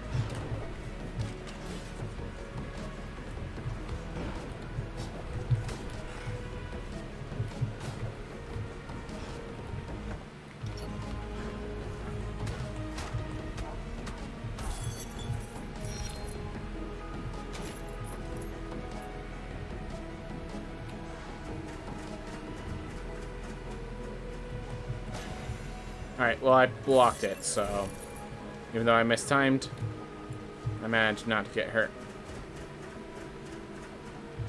Whew.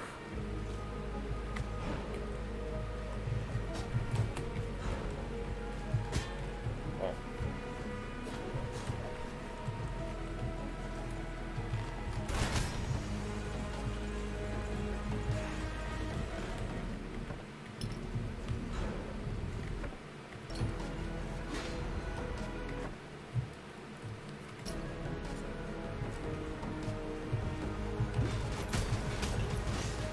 Come on, die before it gets a second attack. Good.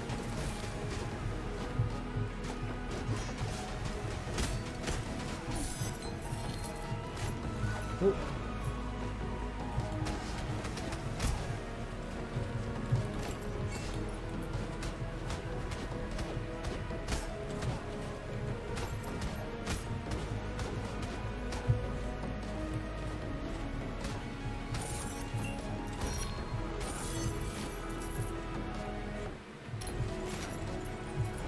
Good enough for me. Just check this room real fast. No longer interested in said room. Alright, this way we go.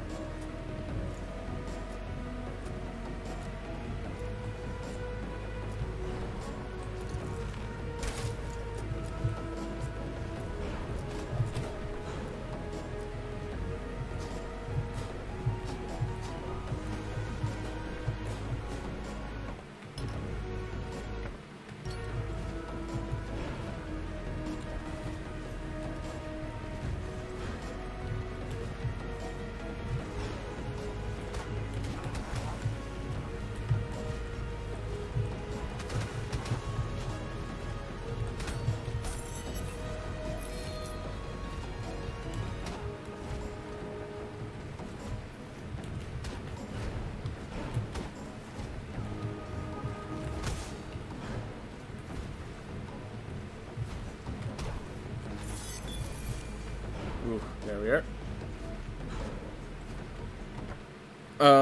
Did you see today's MTG spoilers? No. Are they all done? That's my big question. I'm not sure if they're all done yet, I was planning to do a big like set review once they're all done, just for the fun of it. They should all be done. All right, cool.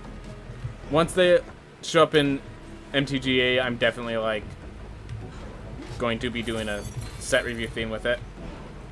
Should be enjoyable, to say the least. Ooh.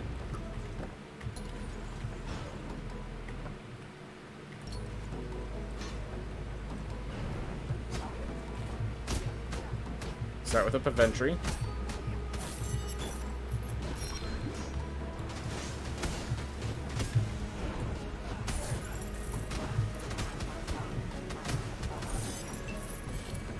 Maybe 3 are missing? Was one where we thought if Asmodeus is good. Asmodeus is the one where you have to pay mana, but it like allows you to draw 7 cards. It's like it costs 4 mana, 7 life, and 7 cards. So like it like locks out your ability to draw, but it costs. The main problem with Asmodeus when I saw it is the fact that it costs 6 mana. To put simply, 6 mana is a lot. It does, so it's like, so here's the theme. I've heard it compared to Gristlebrand, which Gristlebrand was way too powerful. And it's like, it's definitely more balanced than Gristlebrand, but if it works, it's that same effect. So my thing is, I can't think of a deck that wants it, but the moment that deck appears, it's going to be amazing. Like, it's either, like, the problem is, it's one of those cards that, because of the weird position it's in, it's either unplayable, or it's the most powerful thing there is, you know? I've been talking with Totes a lot, and he's convinced me to travel the world with him after we leave here. I like in here on the docks, you know, just relaxing and letting the world come to me, but he showed me how much I've been missing. Life out there sounds exciting. I don't want to miss it. Aw, and she only stutters when she's talking about something she's excited about. What about for draft? Oh, insane for draft. Insane for draft. It's a 6-drop that draws you cards. And, like, when I say draws you card, it draws you a full new hand. Like, who cares if it costs health? If you have the health to spend, you can win games at 1 health. You're not facing burn decks. So, like, just for draft, Asmodeus seems completely insane. As a mythic should be. I'm pretty sure that card's a mythic. Ducky, Athos-san would like to invite you to our wedding. He wanted to be the one to ask, but I won't. I won the game of rock, paper, scissors. Oh, it's just rare? Oh, man. Oh, man. So I will say the triple black is kind of expensive, but I think you could, if you could get to 6 mana, you could get to triple black. Did you know he tried to teach me the rules of rock, paper, scissors? Isn't that silly? He thought the game was just a custom from his land, but... well, maybe they also made it up. Rock, paper, scissors isn't exactly hard to come up with. Oof. Wow. So, I just want to confirm, it's a 6 mana, 6/6 flyer that whenever you draw a card, instead exile it face down, and then you can tap 3 to draw 7 cards. No flying. So it's just a 6 mana, 6/6. But yeah, as tap 3, draw 7 cards, and then tap 1, put all the cards that you put face down exile into your hand, and you lose 1 life for each card put into your hand this way. So it does turn drawing cards into taking damage, but it does it. So you play Asmodeus on... so let's say you play Asmodeus on turn 6. On turn 7, you draw 7 cards. If you get to turn 8, you win the game. If you get to turn 8, you win the game. There is a bunch of losing life black cards. That's kind of one of Black's themes. And there's a... so I will say that you will probably need some sort of life gain, but like... they have Potion of Healing, which is like their own version of Revitalize, except Revitalize was too powerful, but we want to also make it a common. So... there's healing there. There's... yeah, I think there's enough healing that you can manage it. And... yeah, still, even if you don't have the healing, like, again, if you can use that effect and then rotate to the next turn, you win the game. Make it to your next turn. When I was a bard, nobody liked my stories. My tales are always just slightly different from the stories told before. And that's felt like they were being cheated. I try to give them something new, but they want to hear stories of yore. There's a warmth to redemption, child, a comfort in the familiar. There. Oh, there's a warmth to repetition, a comfort to the familiar, but venturing into the unknown is what brings progress. There's a beauty in personality, child. When you find your own personality, you'll understand how important it is. Alright. But yeah, you can. I think you'll be able to survive the losing of life, and it will end up being worth it. All right.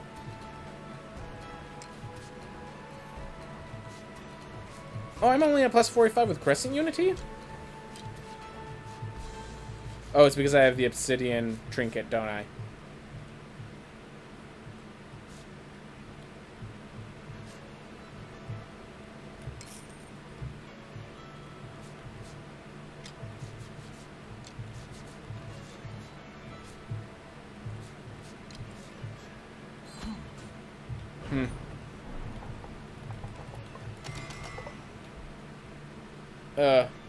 Might turn out that you die too quickly. Might.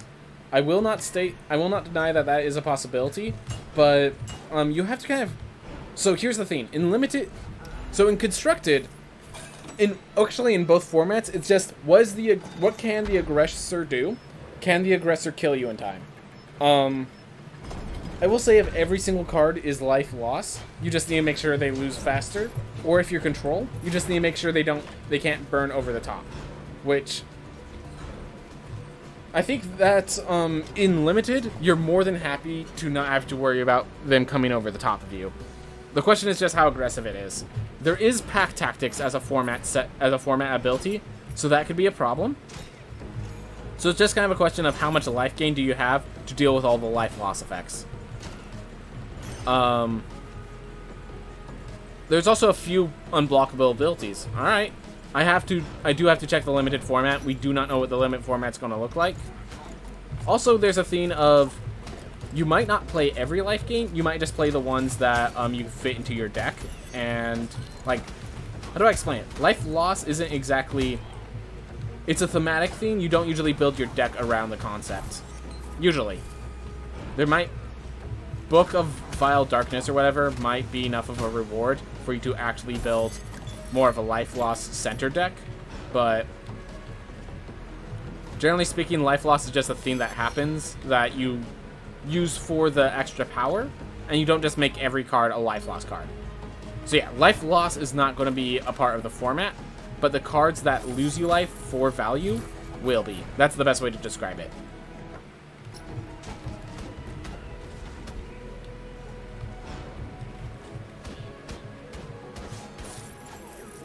Ooh.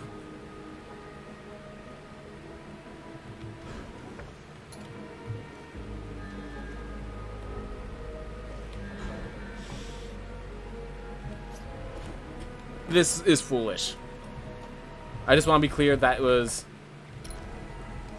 the worst mistake of this run.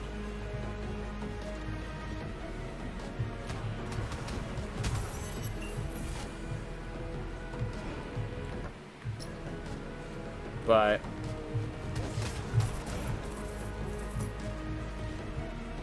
also, I'm glad I made that mistake.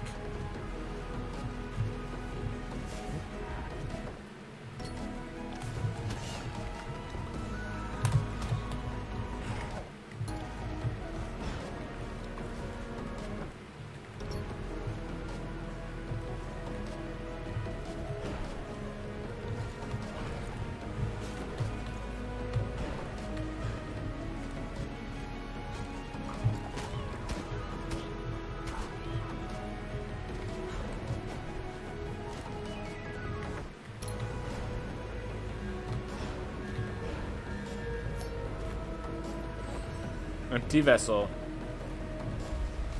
More health. And more damage, technically. Yeah, I'm not doing that with one dash. That seems like... that maneuver seemed like a suicide position. Alright. Oof.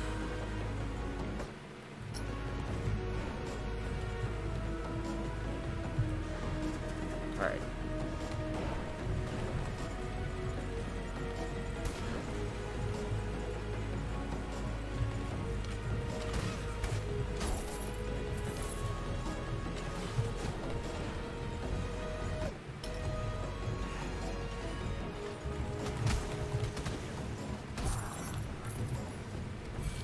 There we are.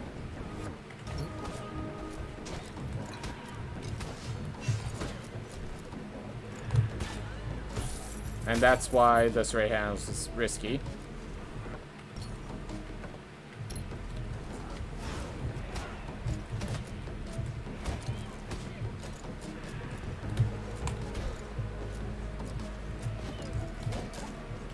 Ooh. There we go. If I can make it to Irad, I think this is a good character for it. Just the question of, can I make it to Irad? Ooh, added challenge here. Punished immediately. A hubris. What? Also, this was... I'm used to that being the other direction. Well, let's look for meat before I die instantly. Oof. So we're just not in the direction I expected it.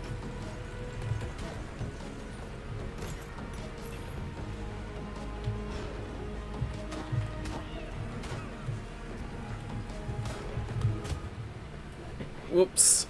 Oh, I have a periods ring. Oh, I didn't grab enough, I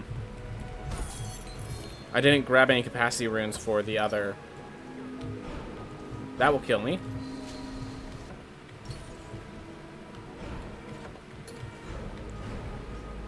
Oof. Well, I lost my Hyperion's ring, but I'm not dead in general. And that's sometimes good enough. I've never actually seen that enemy.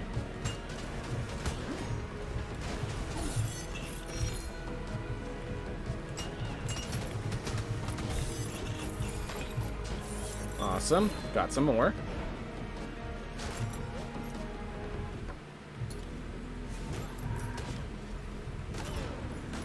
I'm going out before that serrated armor rips through me like butter. Ooh.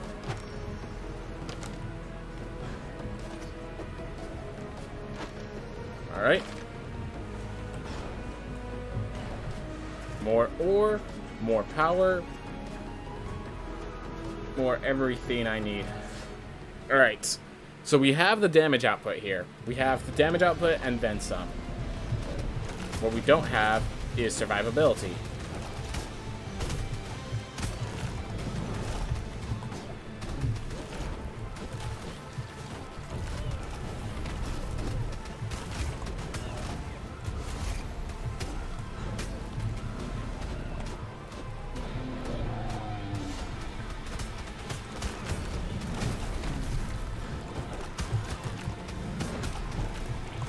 Hey! I didn't die in 2 hits. Awesome. The fact that I didn't die in 2 hits was all I needed to make that through. All the health managed. Well, yeah. That was quick. I am an intelligence build. I have flame barrier and serrated handles bargain. Like, that was expected to be quick. The problem wasn't speed. It was speed without burning alive. Oof.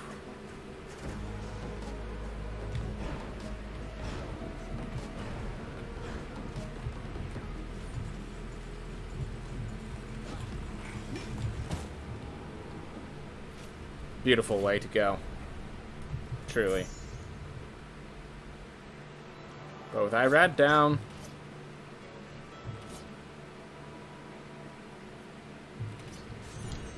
We continue.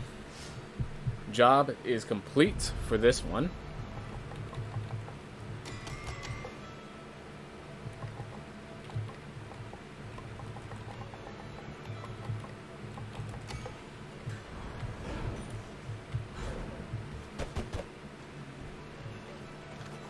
You ran again, buddy?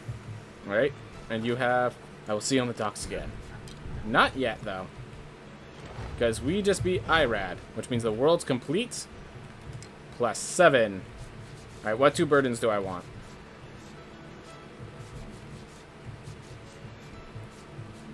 Alright.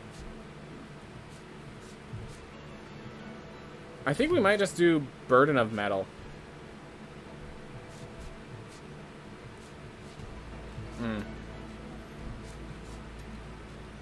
I already have hazards done.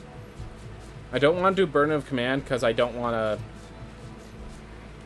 Like, it will make sense. So I'm going to do burden of metal. Because I only need my armor for that mostly. Oof. Does anyone use Forgotten Realms when playing Dungeons & Dragons? So, I use my variation of Forgotten Realms. So, Forgotten Realms includes Sword Coast Adventure Guide. I take the world of Sword Coast Adventures Guide and rewarp it into my world. Yes. So, people do use Forgotten Realms generally, but they don't use... The way I would explain it is everyone kind of uses their version of the published material. That's how I'd explain it.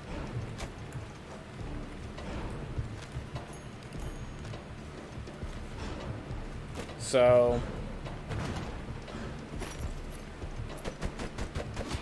Like, do I use specifically Forgotten Realms? Like, I use the... Is there a more popular brand? For, like, a better world? No. For popularity? No. There are other worlds people use, like Planescape and, Eberron and stuff like that, but if you're just talking raw popularity, Forgotten Realms is probably the most popular. I was just talking about, do we use the core of like what Forgotten Realms is specifically? Because I don't. I'm not going to keep track of all that lore. I thought it was What is Pathfinder? I thought that was popular. So Pathfinder... So here's the story that that I know because I was around during that era. So 3.5 was one of the people's favorite editions of... Yeah, so 3.5 was one of D&D's best editions. And when they started they made it open source, and then they ended up doing some stuff that was not liked by the general 3.5 community. So Pathfinder was kind of, they made their own world and own stories using the 3rd edition rules because D&D left them. They open sourced it, sort of theme. And its own world. I do not know the world that Pathfinder takes place in. I know that Pathfinders are the people there, but I don't know the world itself. You're correct, it's very popular, but it's not really something... Because of copyright stuff, D&D, like, Pathfinder cannot use Forgotten Realms, and Dungeons & Dragons cannot use whatever Pathfinder's world is. I do not know what the world is called. You're going to have to ask someone who actually plays Pathfinder to figure out what that world is called. But, yes, they do have their own world. It is popular, it's just... Just because it's popular doesn't mean everyone plays it, obviously.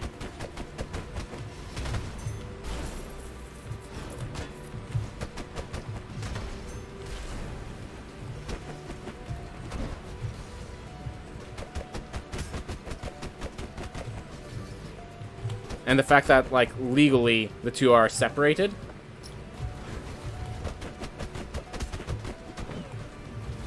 That didn't kill it.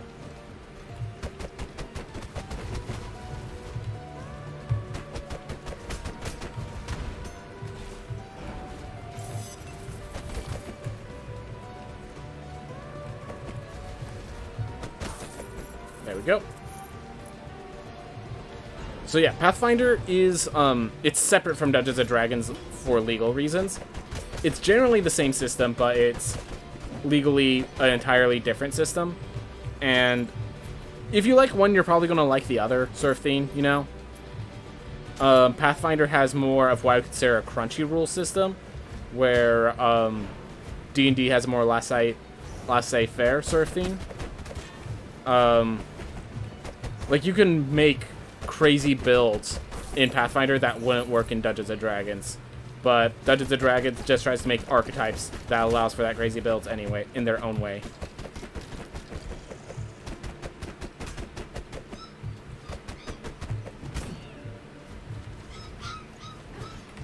Oof.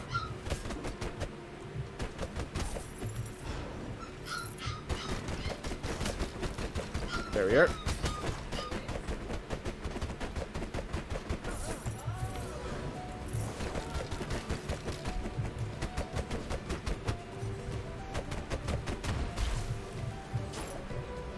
The problem is you have to just expend those punches. If you want to save them, which I usually like to, the Pugilist ends up being a bad class. Oop. Alright.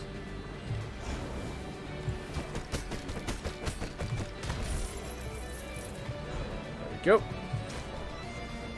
But yeah, I do not have much experience playing Pathfinder. I've only played one game with some friends. And what I learned is that the system is like, if you like 3.5, I would say just play Pathfinder. It's basically 3.6, you know? But D&D has very much branched away from what that edition did. So if you like 5th edition, I'm not going to say you're going to like Pathfinder.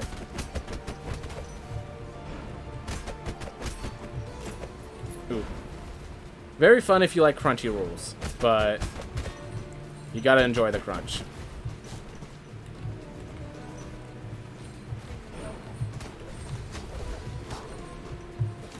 When it's that low on life and 100 damage, needs support. Oh my gosh.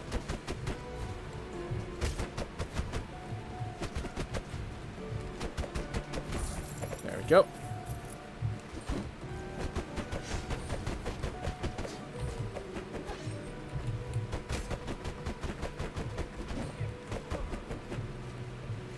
Oof. You'll be meeting with one of your players tomorrow? That's awesome. I hope it ends well. Oof.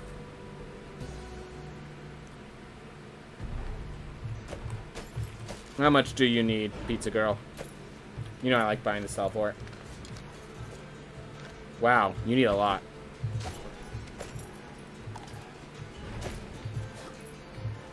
I don't particularly know much about D&D, but somehow I've read a lot of Forgotten Realms books. Hey, I mean, good books are good books. I hear they have some very talented writers deal with a lot of that stuff. Ah, come on. Jerk.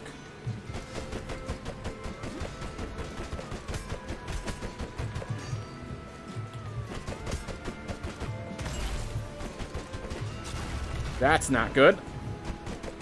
You need to die before things get worse for me. Things are already bad for me. And they're getting worse. If you can just die, so I can get out of here. Alright. That was not appreciated.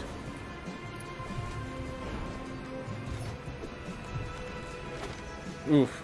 Yeah, Forgotten Realms is a cool place. Not gonna deny that. It's just, people usually just make their campaigns in the world that makes sense for their campaigns, you know? Fantastic. Alright.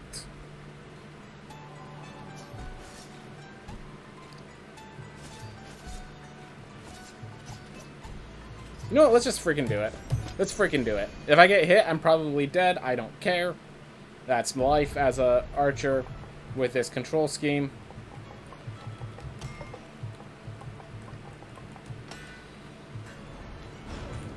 Oof. Got no set time for wedding. Think we'll do it when we all get out of here. That means you too, you hear? Don't go screwing around too much, kid. You'll mess up our saying arrangements. I think WotC got rid of their publishing stuff recently. My understanding is they just... Oh, right. Now I know what you're talking about.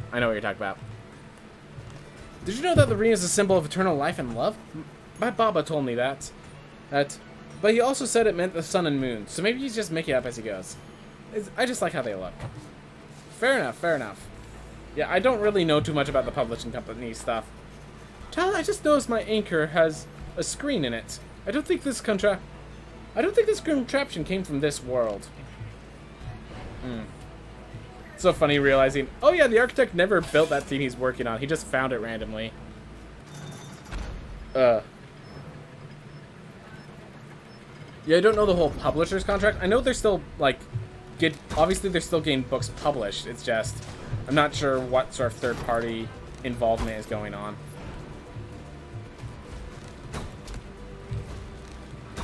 Oh boy.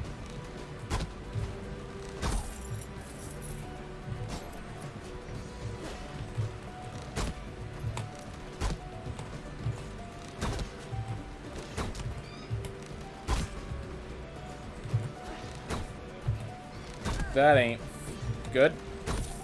I knew these would be slow, but I thought it would kill, you know. I think on a keyboard you can only aim at certain angles. Yep.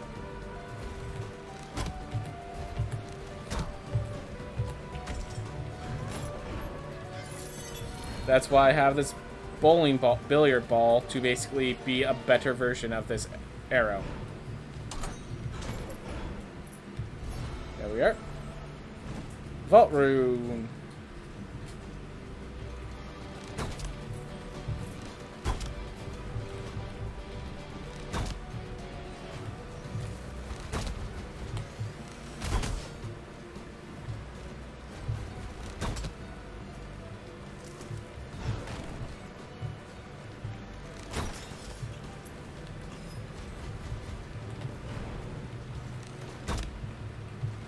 Stop with your slight movements.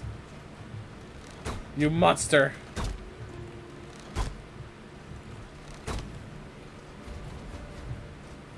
Ah! All part of your plan. Diabolical plan. Wow, I just realized how long you're vulnerable after that. It's terrifying.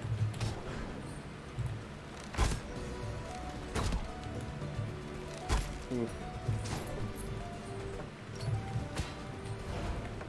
Panic attack. Don't get hit challenge. Perfect theme to enter while having a panic attack. I was worried about that. Just get out. Get me out. That's okay. I'm not really offended that an archer didn't manage. Ooh, flame barrier duelist.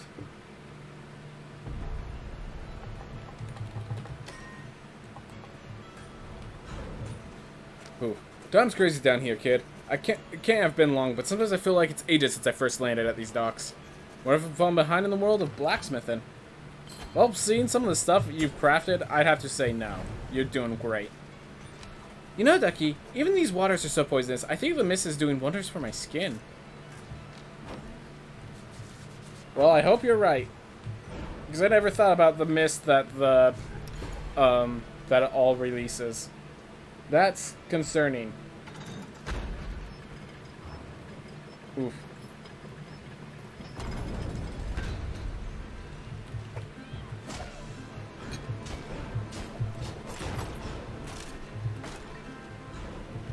Getting Stygian, just like mist all over our skin all day.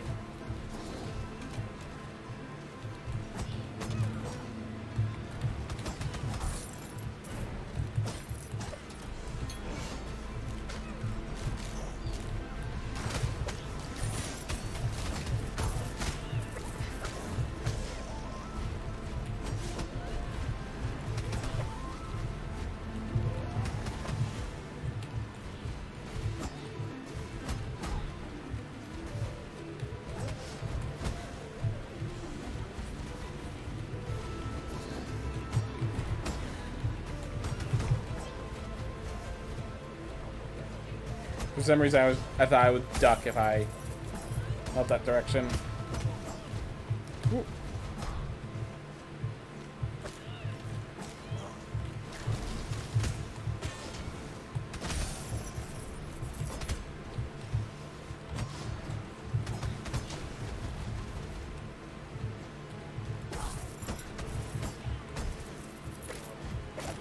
Ooh.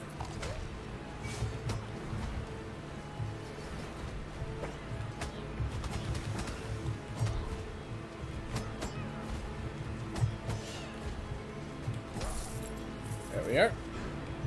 Oh, one more.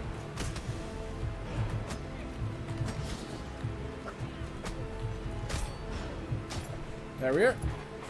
Awesome. Beautiful. And yeah, every silver chest is basically gave me armor, because I'm pretty sure, yeah, we have, we're at high enough level that all armor sets plus X are available, so every silver chest is almost always a new blueprint. At the very least, every blueprint that's available is in fact available.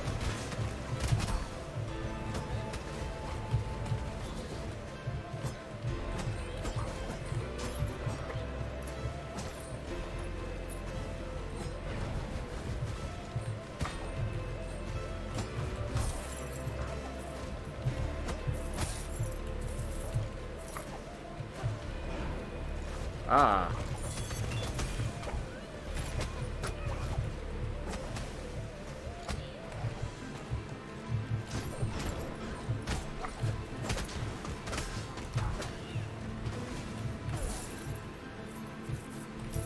There. Whew.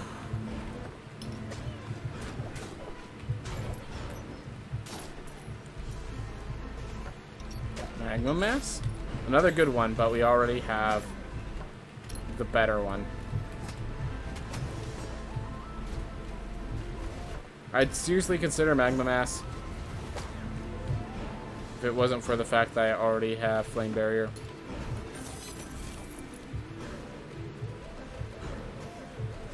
Let's do it. I don't even care that I'm at low health.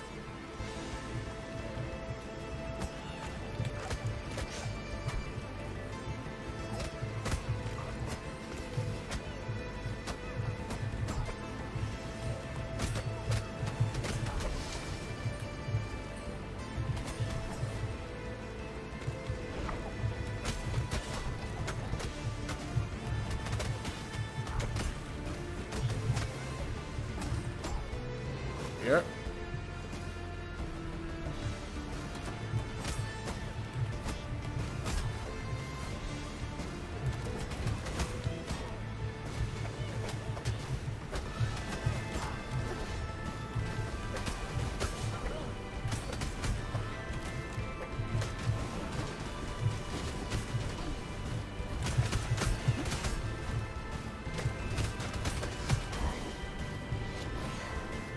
Low on health, that ain't good.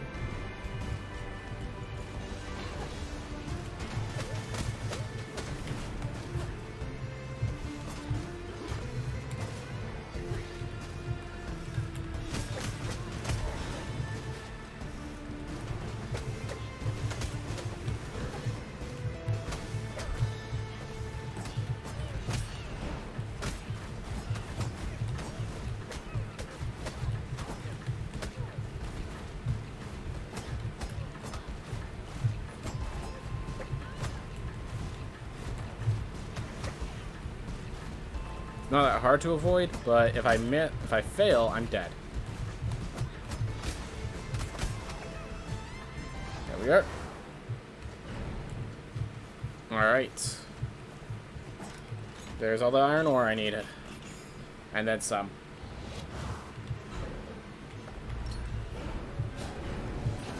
Alright. When I'm low on health, I could pop in there, get one last fight against the mech. And then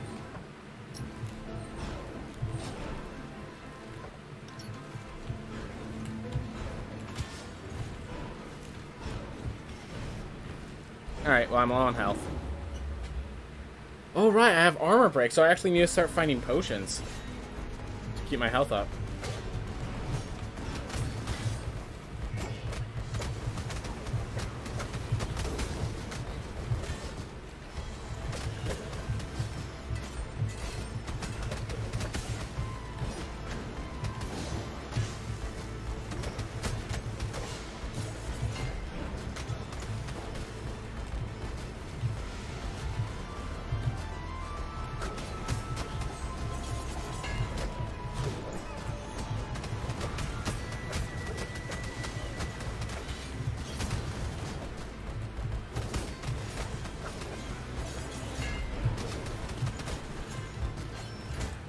Didn't know which side I was going to be at, so I just kind of went walking away.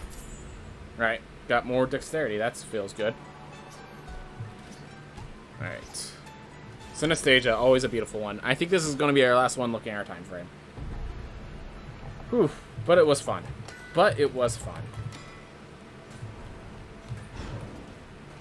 Hey kid, you keep being good, you hear? I will. I don't know why that was necessary to talk about, but I will.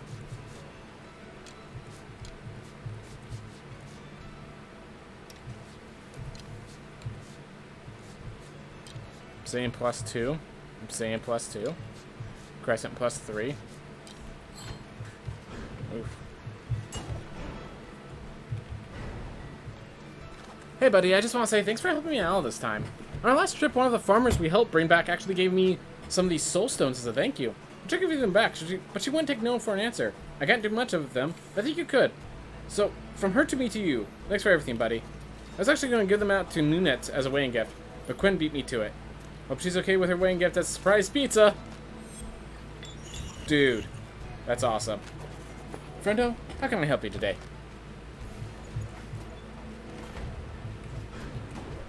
Alright. How do I want to spend these?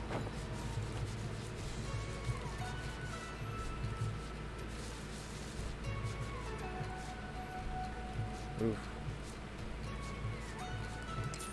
One in infinite knowledge. Ooh, I should have put some in potential as well.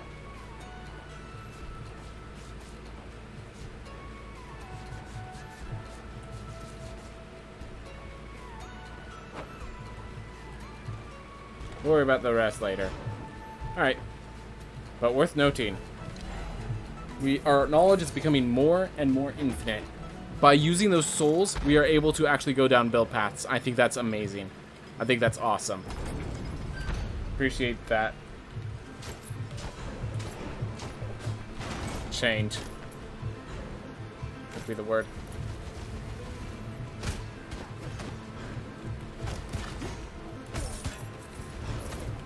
I got hit by the same beam of projectiles twice. That's quite sad.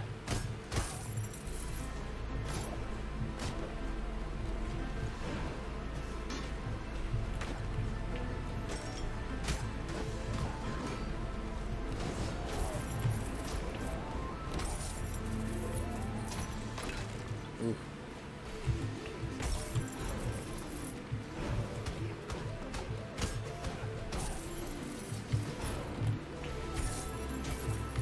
Just the ability to maneuver around, take them out when I need to take them out.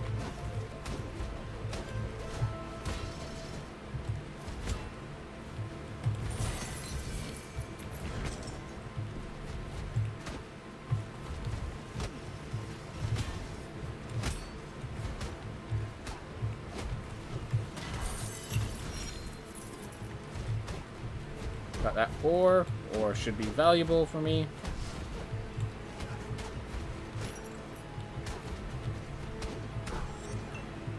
There we are.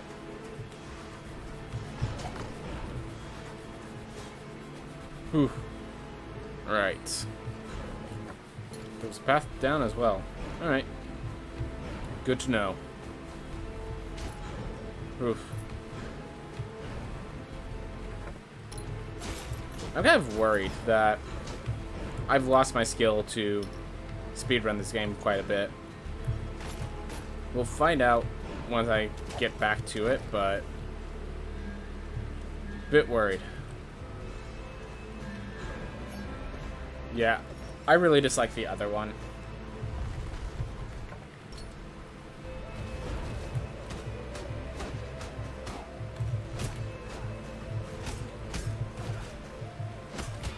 Oh my gosh.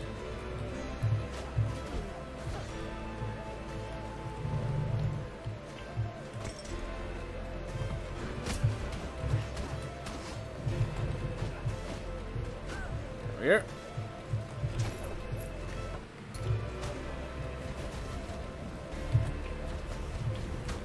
Missed.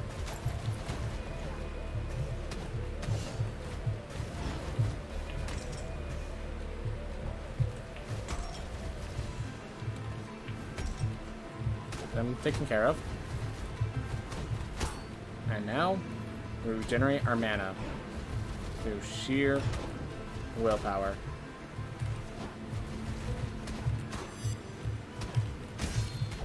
Whew.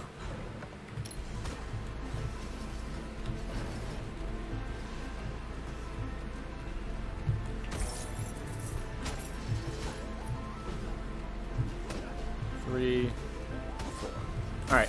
I do like, I have, because of the Siphon runes, I basically, finish gain all the mana I need one attack early. And if I spend for multiple, I get it, like, it has added benefits beyond that.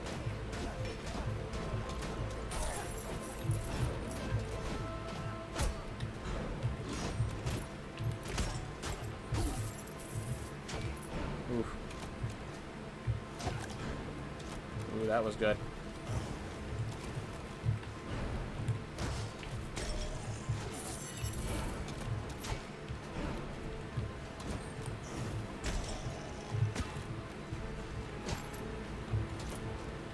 Alright. Whew. Just chilling out.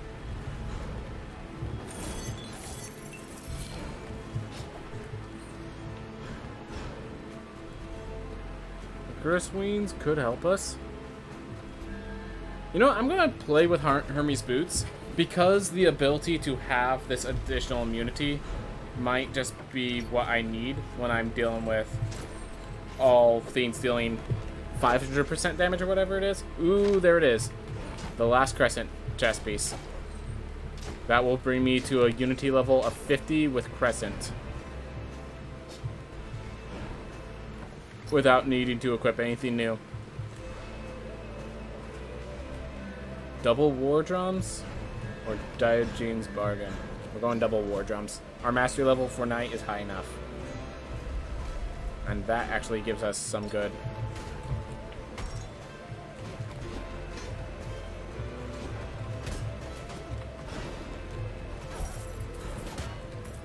Beautiful. I do need to find some potions to help regenerate my armor, but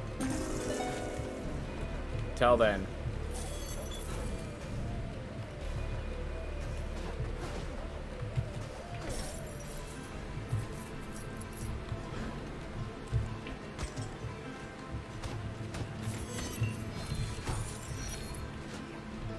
There we are. So we should have more than enough ore to make that crescent set.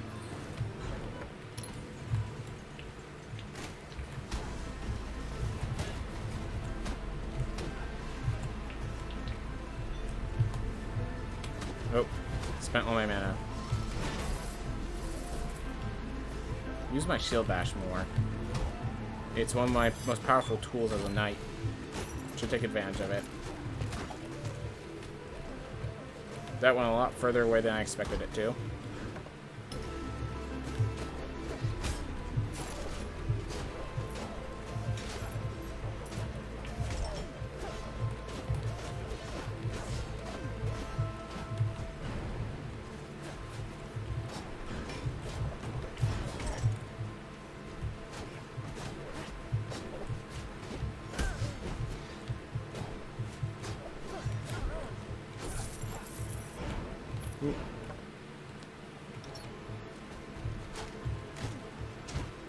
Alright.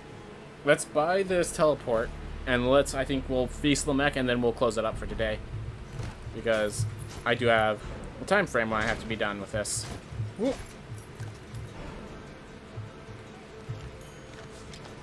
There you go.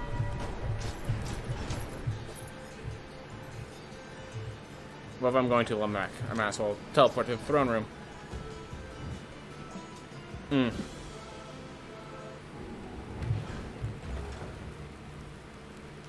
Let's do this. Hope for the best.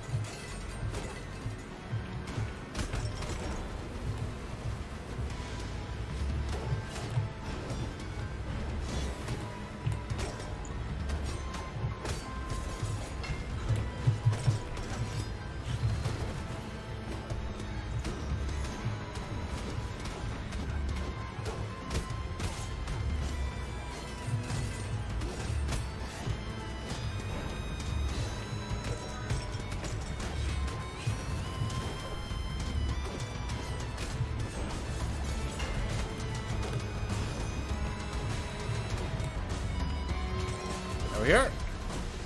That wasn't even that hard. I took like 2 hits. Ooh. That felt good. Could have even done better if I actually used my shield more properly. Oh well.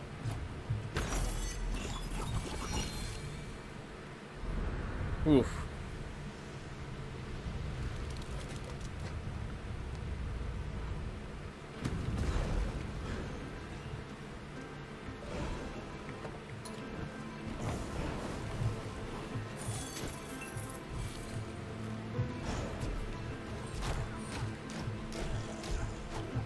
Awesome way to get my mana back. Just bash some people over in the corner. Oh. I didn't realize you had the height.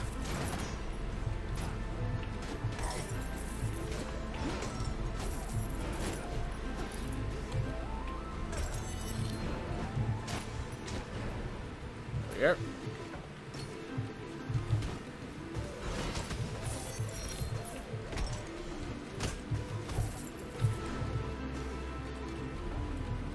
Oof. All right.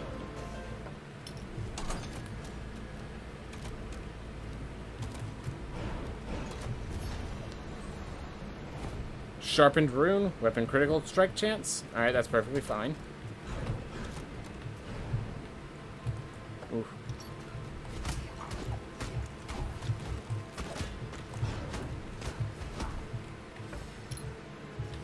Need the apple for healing right now.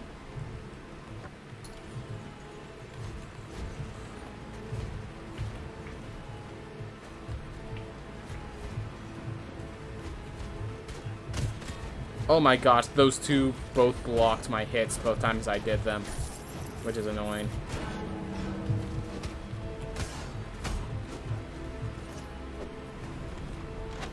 Obsidian chest 4, there we are. That's it. Oh, I'm not even using the obsidian chest. That's good to have anyways.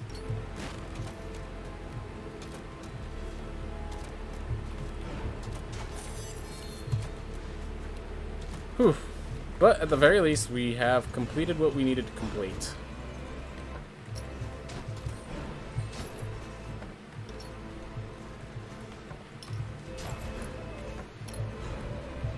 Oh my gosh, Frey's reward. I wish I had you sooner.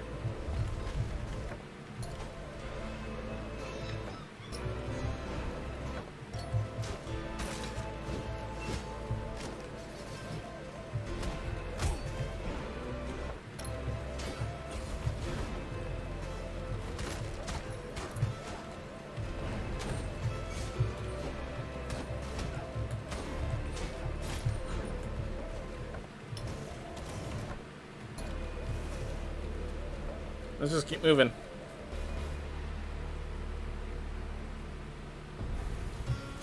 I just realized with that Frey's reward, I put myself to exactly 100 resolve. That feels good. Like I thought through it, even though I didn't, and I got rewarded for my thought. Which means the fact that I didn't think through is a little weird, but I'll accept it. Alright. Any chest we find is healing. Goodbye, blobfish. I hardly knew you.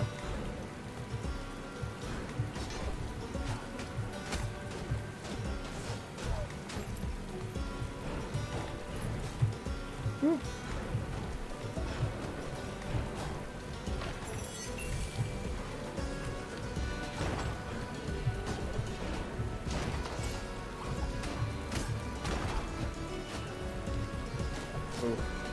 Alright.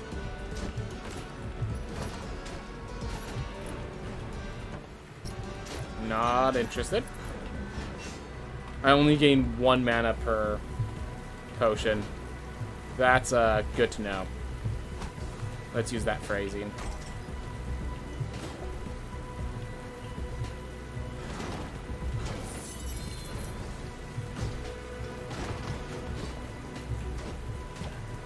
The angle was not correct.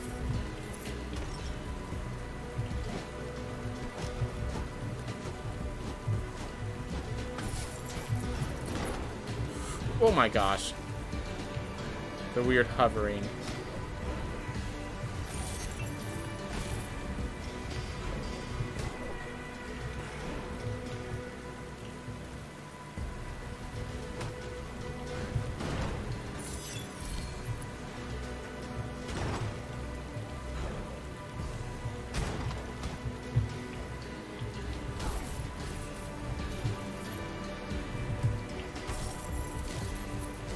Here.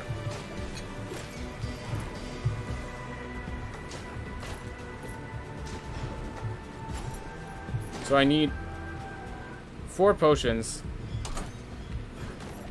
to ignore 1 attack, which is a little excessive. Hey, bounty rune. Really appreciate bounty runes right now, because we can't get enough gold. We cannot get, it's physically impossible for us to get enough gold. By the way, I just realized 100% clears. The fact that a lot of it is locked behind the soul.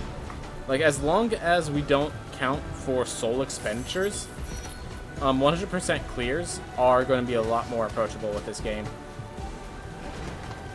Which is weird to say, but, like, legitimately something I think is worth noting since I've done that run before over on Rogue Legacy 1. Ooh. Let's buy our little teleport here at the Sun Tower. So we're getting our teleports down, even though it's number 7. This life's just doing too good.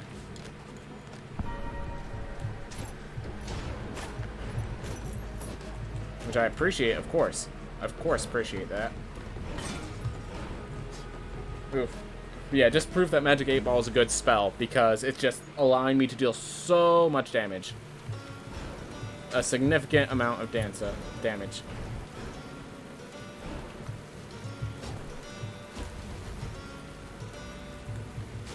What would 100% clear mean? That's a good question. I guess in the first one, it really just meant do everything, but everything in this game is just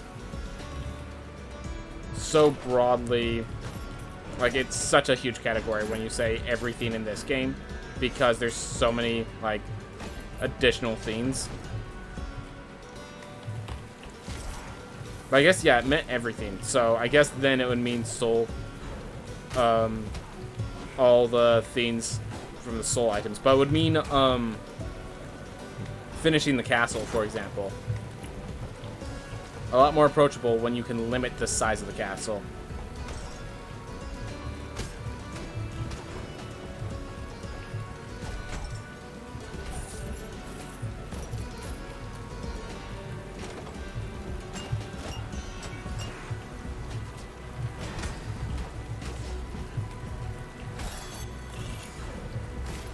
Oh, I didn't even see the chest. I knew there was one up here, but I didn't know where.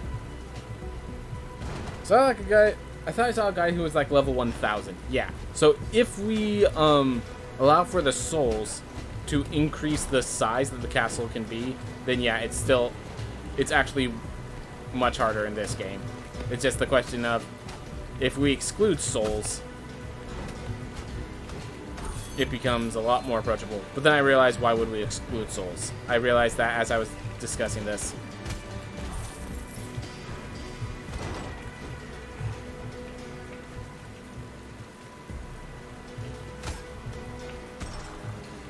Ooh.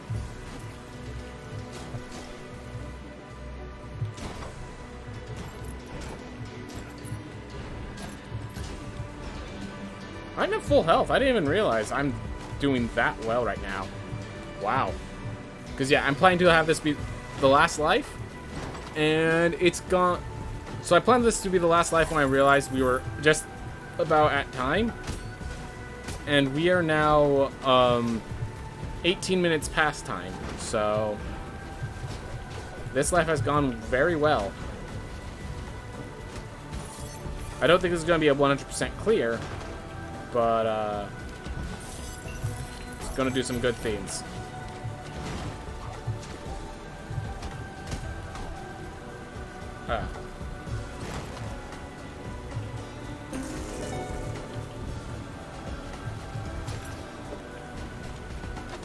Ammonite helm, 3.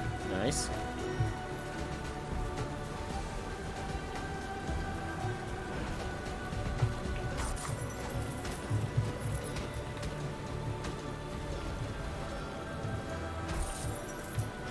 Go.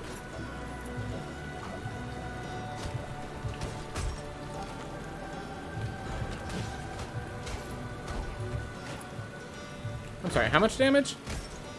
Okay, so a crit deals 2,000 damage. So it's a lot.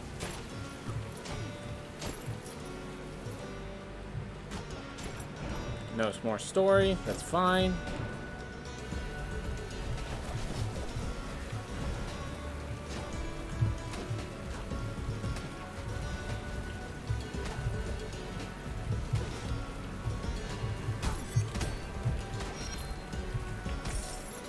Alright, 1,600 damage off of a single ball. Feels good.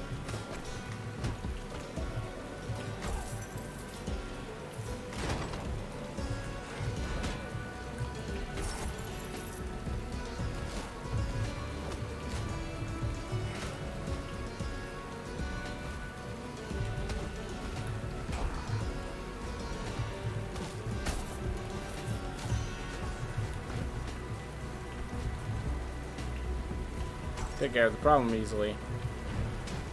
There we are.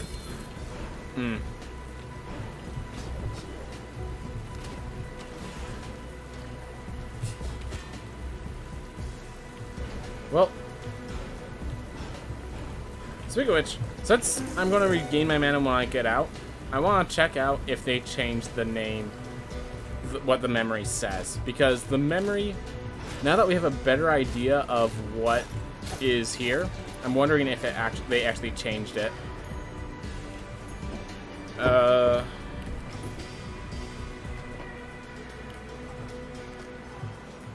Nope, they did not. Unfortunate.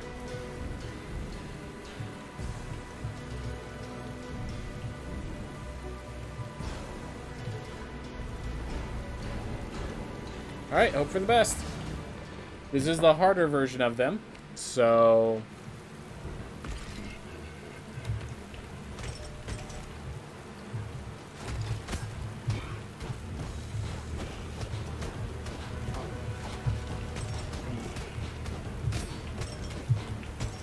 There we go. Split it like I was trying.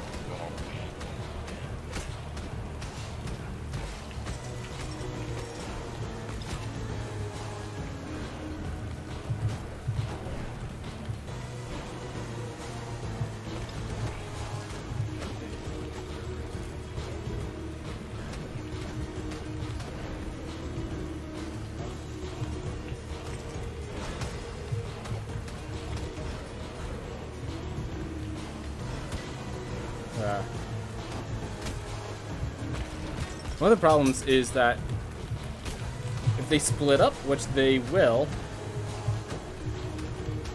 they are much harder to keep track of.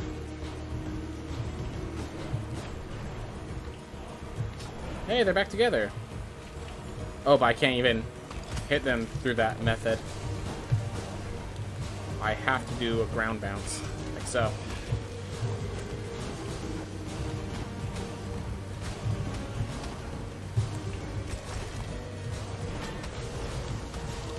Timed it.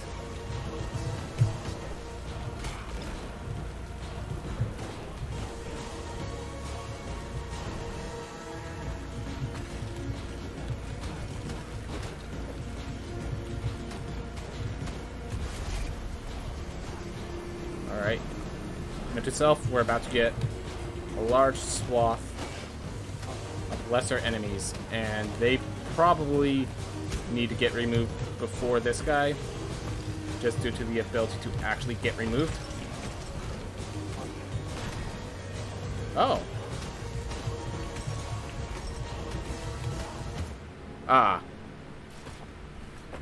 Well, we know the route. We know the route. We were able to do a lot. We're at rank 19 now. I think rank 20 is going to be my new max, the way I set it up. So that's all fine and dandy. Compulsive gambling with bag of spoons.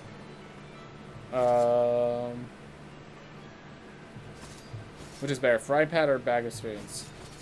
I'm gonna go with frying pan just for security measures. Just because all of the fabled weapons not having knockback is just too severe. That being said, we're not doing this today. The reason I came in here was so I could get some new rooms and such. Hey kid, just want to say thanks for listening to me ramble on all these days. I've grown a lot down here. Even though everything good in life came from here, I can't wait to leave. I've got some of the soul stones that you've been laying around, that I've had laying around for who knows how long. Always plan to make them into something, but I can never build up the heart to melt them down. I know you're trying your hardest, kid, but take it from me, everyone needs a helping hand. These stones, ain't never going to use them. You're not doing so great out there, so... Look, all I'm trying to say is, good luck, kid. We're rooting for you. Alright. So we do need to equip more quenching runes.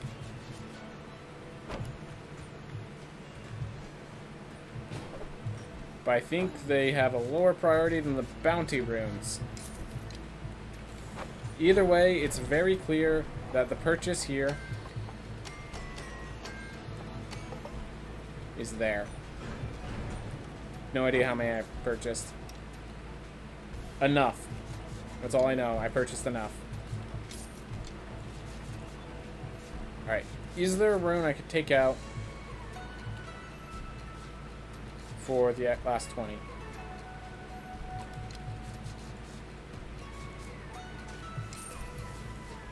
Well, no, I don't want that. I wanted... What did I want? Because I want a full quenching set? Yep, that makes sense. Oof.